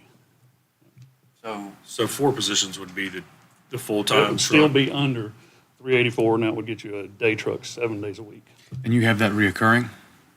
Yeah, it's gonna be recurring. And that's I mean- that's the ask. We can afford it with what we've got to do. Positions, then yes, That's what I'm that's saying, gonna but right be now they don't, continual. they don't have that capacity right now within their budget. They have the capacity for 2, is that right? We have the capacity for 4 if we don't do a remount. Reoccurring. Not reoccurring, no. You We would, don't at have that point, capacity. you would have to figure out in the future what you would do for ambulances as far as, if you're gonna fund them out of fund balance one time, then you gotta understand what you're gonna do next year with that. And to your request, technically, none of them are considered reoccurring. What we're talking about is taking a chunk. So you're This year. you're asking for 2 personnel and 1 remount. Is that right? I think we should. Four personnel. And we can- But do you want to go to 4? We or- just or- received 2 remounts this year, like in the last few months. So We're our going front with- line's pretty good for a little while. I feel like we could maybe stretch that out another year. I'd rather have the personnel and the coverage for the county. And that would be 4 instead of 4 2? personnel, yes, sir. Any remounts? No. At that point, you would have to dip into your fund balance and either amend the budget now with that money coming out of fund balance to do a remount, or we have to deal with it in July. And to be honest with you, if you want to pursue the remount or the new one, we amend the budget ordinance as written. We pull that money from fund balance and we put it in there. I just caution you, you're going to have to deal with that a year down the road too, because you can't always fund it that way. Now, they are set to generate some more revenue. The rates have increased a little. We can certainly evaluate that. We'll do whatever the will of the board is. But of course, that revenue's already plugged in the budget. That's Now, I'm going to correct. ask you this, Mr. Cabe. I mean, you're fully staffed. You have full staff part-time. Last year, you had 6 vacancies. I mean, Correct. what do you really need? A day truck full-time. Because we were able to get those ambulances remounted, we need a day truck, I think 7 days a week, 4 personnel is the most immediate need for the county. We're getting it handed to us even with the day truck that we're already running. Those 3 days. Yeah, I say 4 busiest days, but Most days, incremental. 4 is almost not enough. Oh, yeah. Translate that, Mr. Cabe. Yeah, I'm down here Their marking. volume is to the point of, it helps a lot because they cover a lot of daytime stuff. It gives you those resources to backfill. It gives you the people that wait. Those calls that come into the hospital are coded and they get assigned to either Macon County or other services based on their priorities. That's why some of those people wait. They take typically what's called the red ones, which are the emergency ones. It does give you the ability that you can handle more of those in a timely fashion, so there's no way that I can argue with that. Again, my only hesitation, if you're comfortable funding either a remount or a new ambulance, which you tell me which direction you want to go, either 150,000-ish or 300 and some thousand-ish out of fund balance, the same way you did the sheriff's office stuff, I'm okay either direction. I mean, a remount to me isn't scary. The box is up to date. It's modern. I mean, literally the truck that goes up and 2018 down. module. Yeah, That was brand new it's the construction. truck takes the beating. and 200,000 miles. That's the problem. Is Yes, what we have on that truck that would be remounted. It's the chassis. and that's what wears it out. That's Yes, sir. If you do the 4 people, I think that will set you up for years, for a while, at least on volume wise. there's certain capital items that would be a whole lot easier to say no to than emergency medical services. So Even if we're they come out of adding, contingency. so we're adding 4 personnel to the emergency That medical. would be my ultimate ask, yes. And then a remount out of contingency, or out of fund balance. Yeah, I would go for that. 1, One for now, and then we can reevaluate mid-year, and we're bringing down a contingency. fund balance. Is the remount you're speaking of, did you say remount? Yes. Is that to incorporate in the proposed budget? See, You want to do that's what I'm that, trying you want to to do that understand. now, or you want to wait till July after That's we? what I'm asking. I'm just trying to get, I'm trying to get my notes straight, so on June 10th. We have it in this fiscal year general fund budget, balance. We can amend the wanna budget. arrive. Yeah, it won't arrive. We can amend our budget ordinance for 2025, 2026, add the 100 and some thousand for the remount. On paper, your budget will increase from $64,711,599,000. It will increase by the 100 and some thousand dollars that we pull out of fund balance, and we'll, if that's the direction you want to go, correct, Lori? Yeah, remount's 196, 144. If Jeremy's numbers are good, 384 cut, add 352, add roughly. So And that's 32,000, so about 164,000 increase to bottom line budget. So that remount that you're speaking of was actually buying a box Okay, and remounting so it's it. a lower number. But if we use our own box, the last two we got done were 130. Okay. I'm adding 10 extra just in case. We'll have to work with Jeremy. Okay, to figure yeah. out. Jeremy, are all four of your positions the same? Or- Yeah, they would all be starting paramedic positions.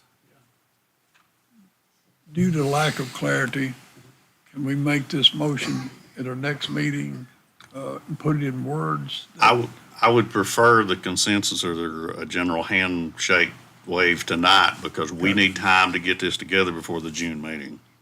Okay, So if you want 4 people and us figure out how to do the remount and include fund balance, I'm okay with that. Does that gives Lori and myself information we need to prepare the Yeah, budget so I ordinance? just need clear direction. Need to- If you want to add 4 new paramedics. Again, like I said, And then remove the new ambulance, add in funds for a remount. Whatever the difference there is, we appropriate fund balance. Just understand that, like Warren said, the 64, whatever it is presented now is gonna increase something.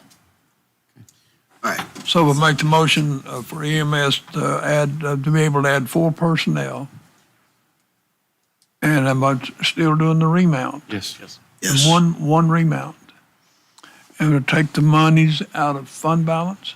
The difference that we require, yes. It's And going- remove the new ambulance. And Gotta have remove, that in there. correct. okay, Add 4 paramedics, remove new ambulance, okay. add 1 remount.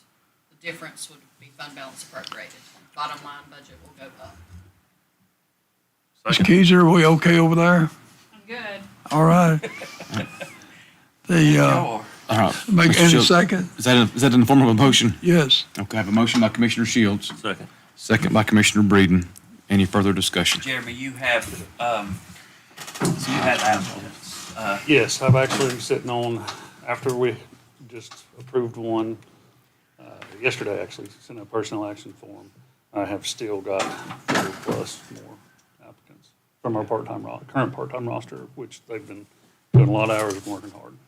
Another thing to keep in mind is actual burnout for your first responders, because you can only, the human mind can only take so many bad situation calls at one time without losing interest or getting completely burnt out for this career path. And I don't like bigger government, but there's just, we're growing in population, we're all getting older, and I think it's very much. Thank you, John, all getting older. Appreciate you, brother. All right, any further discussion? Hearing none, all in favor, please signify by raising your right arm and stating aye. Aye. Any opposed? All right, Tammy, please let the Thank you record all reflect very much. 5-0. Thank you, Jeremy. Thank you, Jeremy. All right.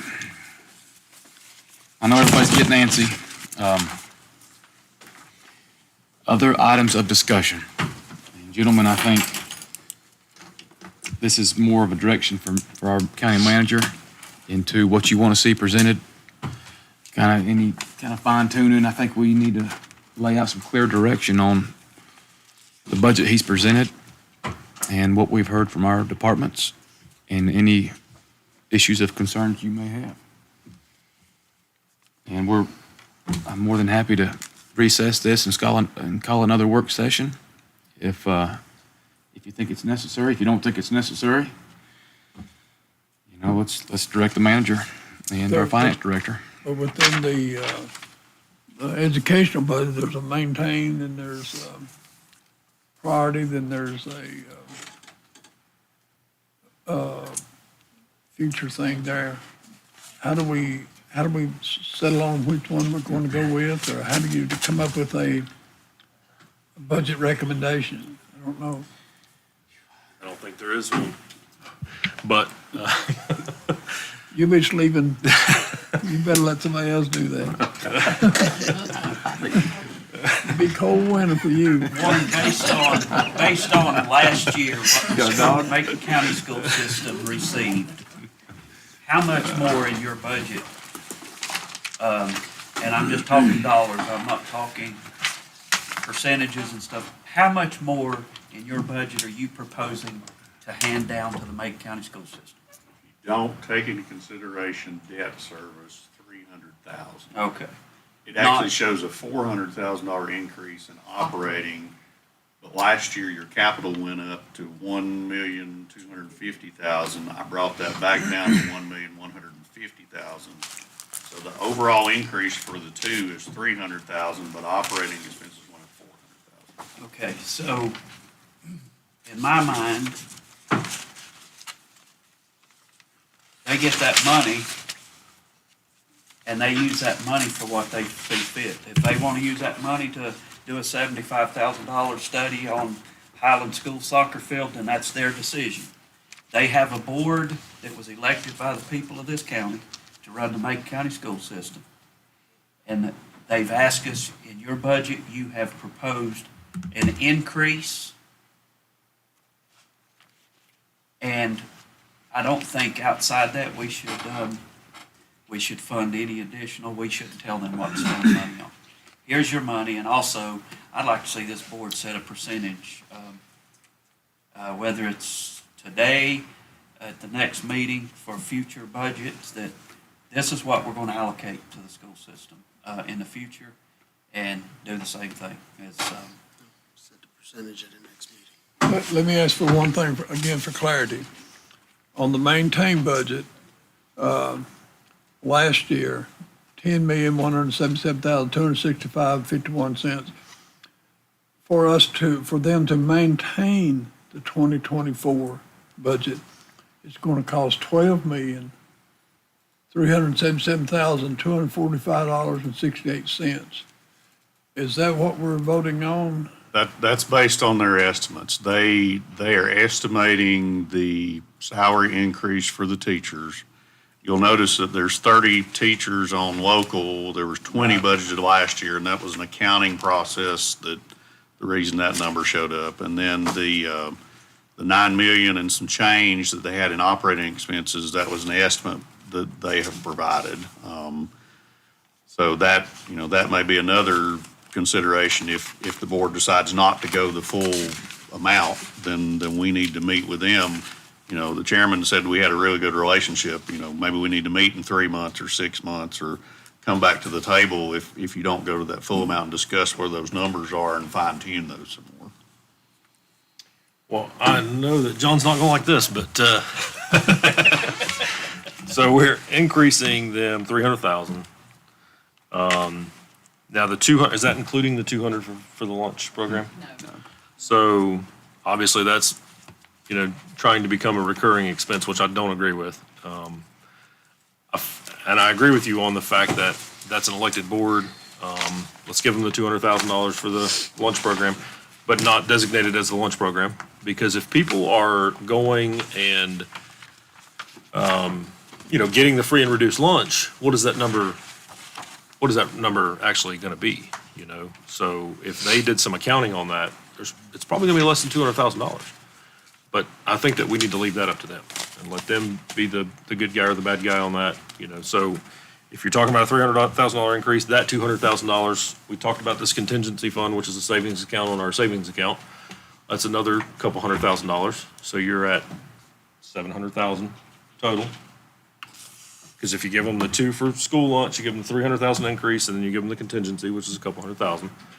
That falls well short of their $2.9 million that they asked for.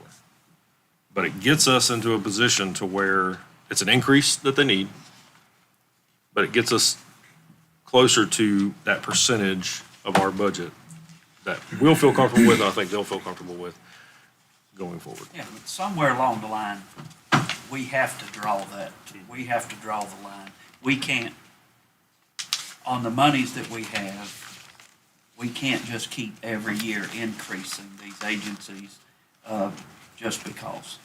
And no, I mean, I don't want kids I to do go think that hungry. they gave a really good presentation as far as what they need. Right.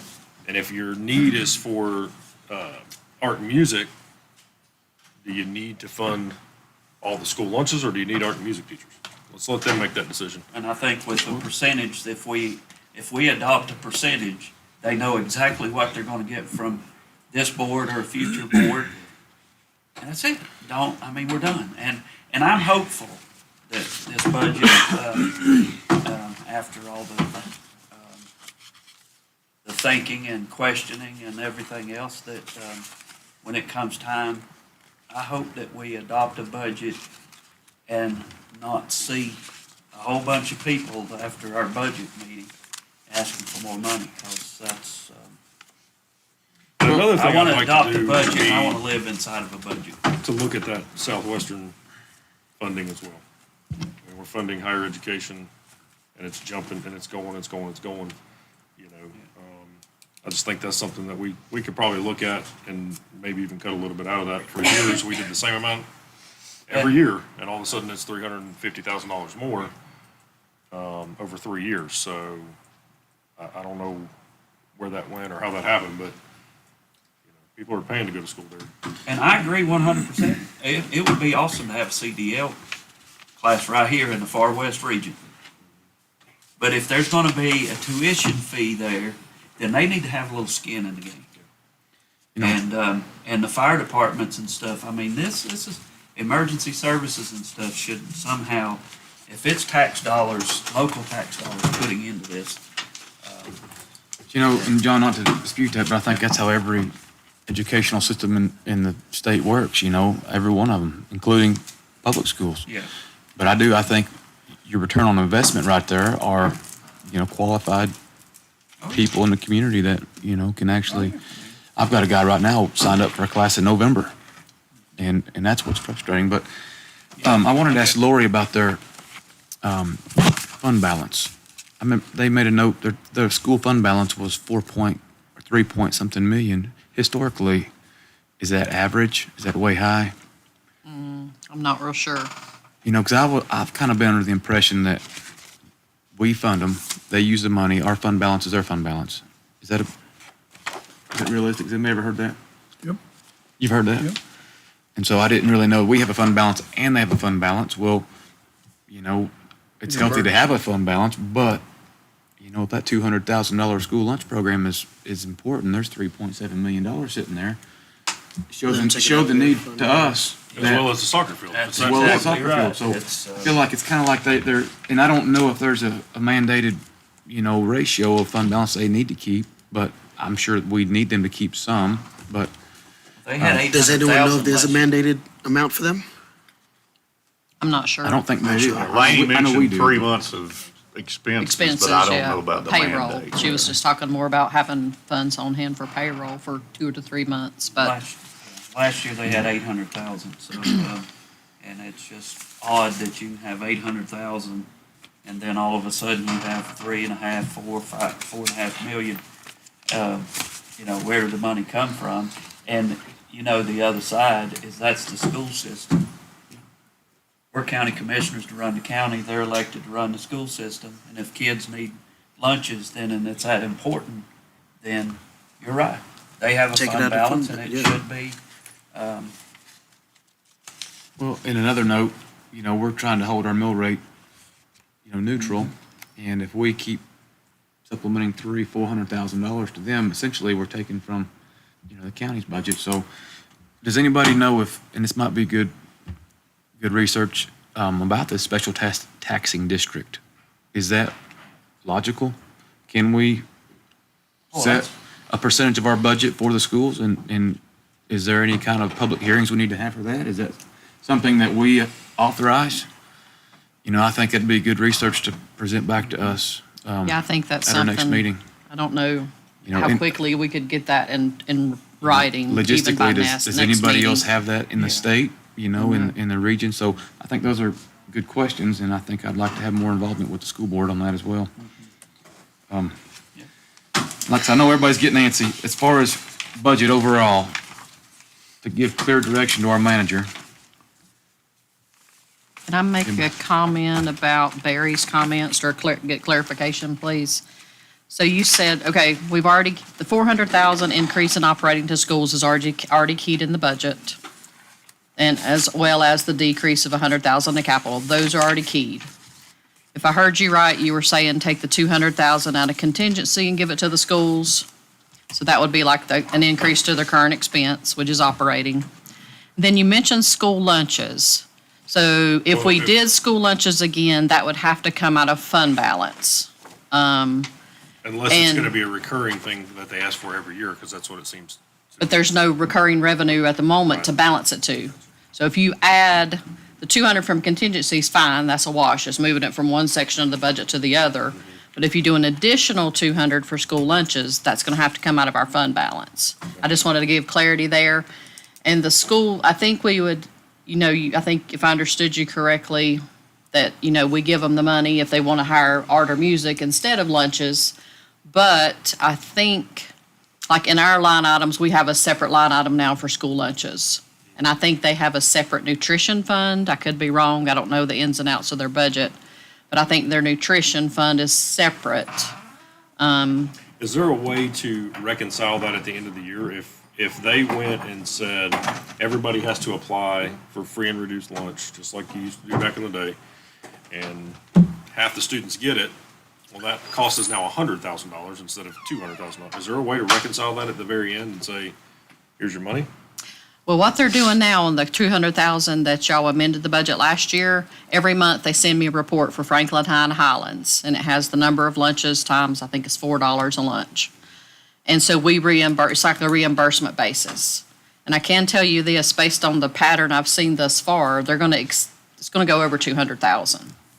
And I don't know how they run their reports or what they're based upon. I just know they run reports, turn them in, and that's what we reimburse on, so. And I think in their maintain or the extra ask budget, they probably put that higher number for school nutrition. Because again, just like I said, based on this fiscal year, now we're capped at 200, we're not giving them any more unless y'all as a board amended the current budget. But I think moving forward, they were, going to say that it's going to cost more than the 200. They did. They put $50,000 in to the priority budget, so Priority. they would be going from 200 to 250 on the priority budget. Well, it's interesting the way that you propose to structure that. If we hand them $250,000 for school lunches, who cares if the students fill out a free or reduced lunch ballot? We're writing a check. But if we hand it to the school board and say, here's your money, and they see a chance to return, and push the free reduced lunch application, well, we hand them 200,000, they may get $80,000, that money back from the students. So that might be the direction. I don't know if it works like that, but. Well, that's why I was asking if there was a way to reconcile that at the end, because I think if you had people actually filling out the free and reduced lunch Right. instead of just saying, it's Right. free for everybody, Yeah. there are That going to would- be people that qualify for it. That would be a question the school board would have to, or school nutrition would have to answer, but I will make this clarification, just so you're aware. The money we put in what we call current expense, which is to fund their operating expenses. We take that number, divide it by 12, we send them a check every month for a 12th. Capital is treated differently, they have to spend the capital, they send in reimbursement requests, we reimburse it. School lunches, like I said, they have to provide a monthly report, we reimburse them. The supplements, when it comes, November, December, they send me a report saying, here's our actual supplement numbers, we reimburse them. So we kind of have a mixture there. Some things are on a reimbursement basis, but like current expense is just divided by 12 and sent to them. So just keep that in mind as you're trying to make these decisions. And for example, supplement money, if they ask for $655,000, but they only spent 600, well, guess what? I'm only giving them 600.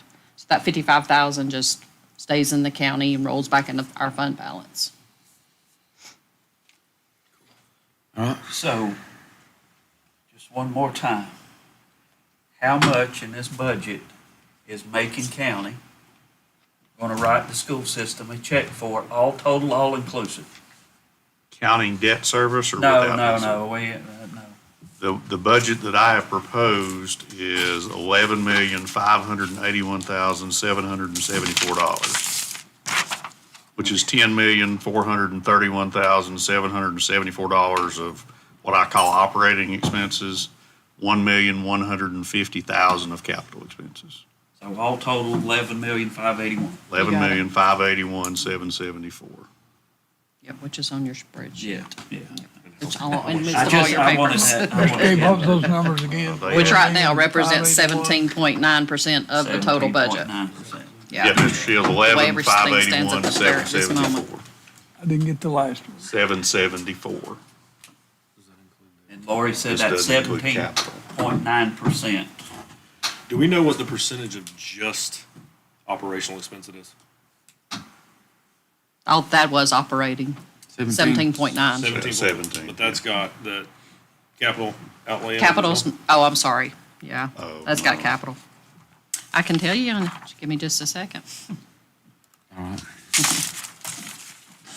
I'm guessing 50. get all my papers out of the way. She's getting all excited over here now. It's I just her think, turn to you know, shine we with have these a numbers. capital, we have these capital numbers, we have capital improvement plan, we have all the capital side of things. The operational side it seems to be a little harder to plan for. It'd be nice to know, or the operational side's a little harder to plan for, so it'd be nice to know the operational number and set our percentage on the operation number, because those one-time capital expenses are something we can still do the 1.15 million, but if it's something more, we can take that out of general fund balance, so. That's a good point.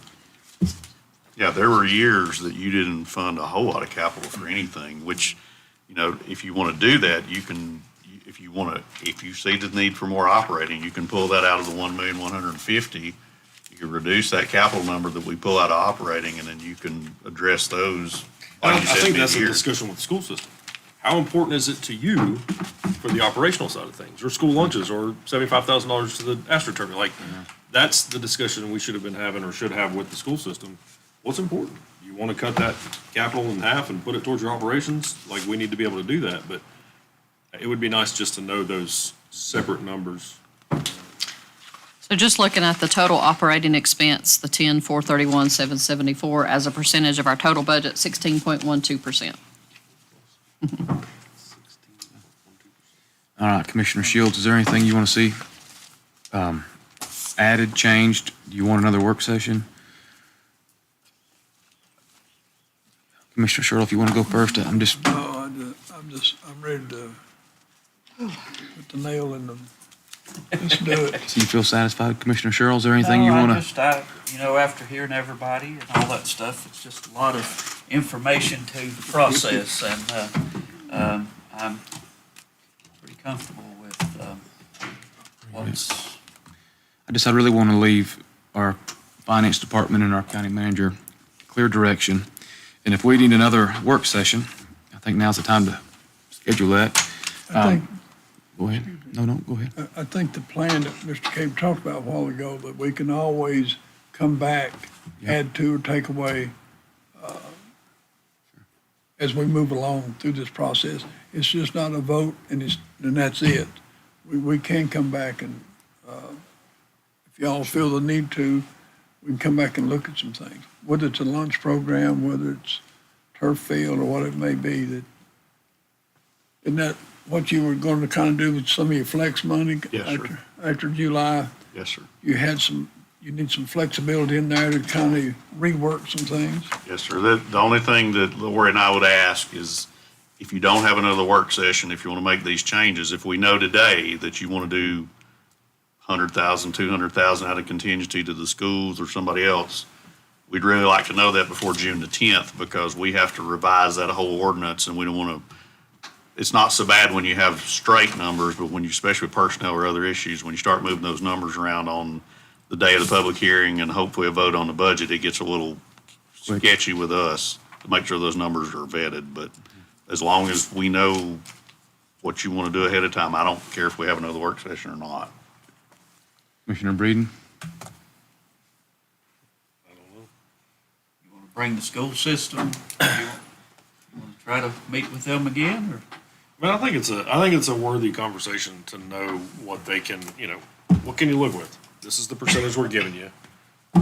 Next year, natural growth is gonna happen, How many times has it gone down in the last 40 years? Twice? Has it ever gone down? So I mean, with natural growth, that number would grow, but the percentage stays the same. And again, I just want, we can work off the percentage, but it's a percentage of revenue, so therefore we may not know that revenue. We can't tell them, it's 64 million this year, you're gonna get 18% of 64 million next year. That number changes because it's a living thing, so we can get you in the parameters, we just can't tell them the exact dollar figure. I don't know, put them in a place to be able to budget, a whole lot better. I mean, to me, that's gonna be the best thing for us to do, is to just set a percentage. And I think it eliminates a lot of the Back and back and forth, forth it math just cuts that out. And it also takes the pressure off of this board by, I can only imagine what people think when you say, no, I don't want to pay for a kid to eat lunch. I mean, and so if a child, if it's a percentage and there it is, school board, we're off the hook, we don't look, I mean, it kills me to think somebody would think that I'm against a child eating, but, there's a stopping point. Well, I just think on that part of it, it's more about what's it actually cost? Right. If people are actually filling it out, what's it actually cost? Well- And is it 200,000 or is it less? It's probably less. Right. But you also look at this as, this money comes from sales tax and ad valorem taxes. And if that person is, and I talked to the chairman about this a little bit, if it's $4 a day for lunch at $180, I'm just gonna round it off. Let's just say that it's $1,000. So basically, when somebody gets that one child free lunch that wouldn't qualify, they basically got their ad valorem property taxes free for a year by that child eating free lunch. And my only concern about that is there's gonna be some folks that wouldn't qualify for their child to have free lunch is gonna get free lunch that can certainly afford to pay their price. So, I mean, that's the direction I'd like to see us go with this school system as well. Also with Southwestern, I think we have to address that because that's just gonna grow and grow and grow. And I would like to go back to the 289, 177 and address their capital needs as it comes up. I mean, that would be my thought process on that. So let's go a little deeper in that. 289, is that a reduction in what's proposed, Mr. Cape? Oh, yeah. Yes. Back to what they were. We've moved that position out of county budget into their budget directly, so that's part of their increase for operating. Yeah, they're up about $50,000 this year to take the position out of the equation. And They're up, but whatever number you pick, it needs to be $65,000 at least above what that number is to account for that position. That's what I'm trying to say. their salaries and benefits increased 64,532. Our county position costs 51,824. I don't know what their cost is because we didn't get that. But they also, of course, had other fringe benefit increases like health insurance, retirement increase that are mandated, they can't control. They had a 9% increase on utilities and supplies, 3% on insurance, and then their software maintenance and general expenses went up 36.5%, or about $30,000. Don't know if that's helpful or not, but. Commissioner Antoine? I'm good with it as it is. I mean, unless anybody feels the need for us to have another session, I mean, I think we're good. So let me make sure, what am I doing with, let me go one by one over them. So what do we want to do with, well, I guess you need to decide if you want to have another session. Yeah, are we gonna have a work session? Then I'll ask the Let's see what question. Are Mr. we gonna have Sherrill. another I work would session? feel much better some time to process what has been discussed here today. Now that that's over, go into this proposed budget, and possibly meet with the school system again, and just be really clear on. Okay. Let's pull calendars out. Does that sound, I mean, is the board in favor of a recess and another work session? Let's do it. Just All right. do it tomorrow. All right. I don't think it will need to be a marathon like today by no means. We almost got it all done. And I will bring some. That's a So I lot just of make sure the board's aware, obviously Monday's a holiday. Next week, nighttime, Mr. Shields, correct me if I'm wrong, there's Franklin High graduation and maybe another graduation. 30th is, I think, anyway. You may have to look at mornings again if you want to go next week, or Morning of the Tuesday 29th, night. maybe, a week from today? That's graduation. Oh, that's graduation. I know. Yeah, that's Never mind. graduation, the Sorry. 29th. Only thing really that I think I have is the 27th. There's a health board meeting at night. I'm good during the day, so I mean, it really, whatever, 27th through 28th is fine. whatever y'all want to do. 27th too soon? Advertise? Can we do the 28th instead? We're we just recessing. recessed. You'll just recess this meeting. Yeah. All right, about 28th. What day of the week is that? It's on a Wednesday. Wednesday. I'm good with,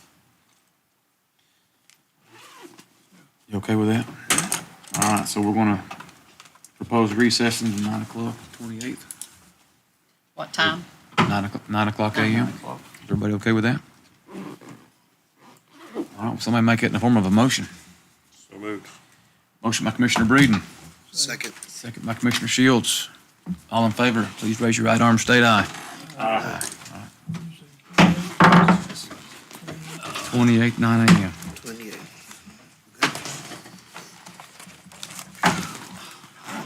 Oh, I need to go move around. What's the process? Good. we didn't go We're back gonna into put that on, we're gonna know more about that after May 28th. And, So, just to hear it live, I mean, not to debate it. I know,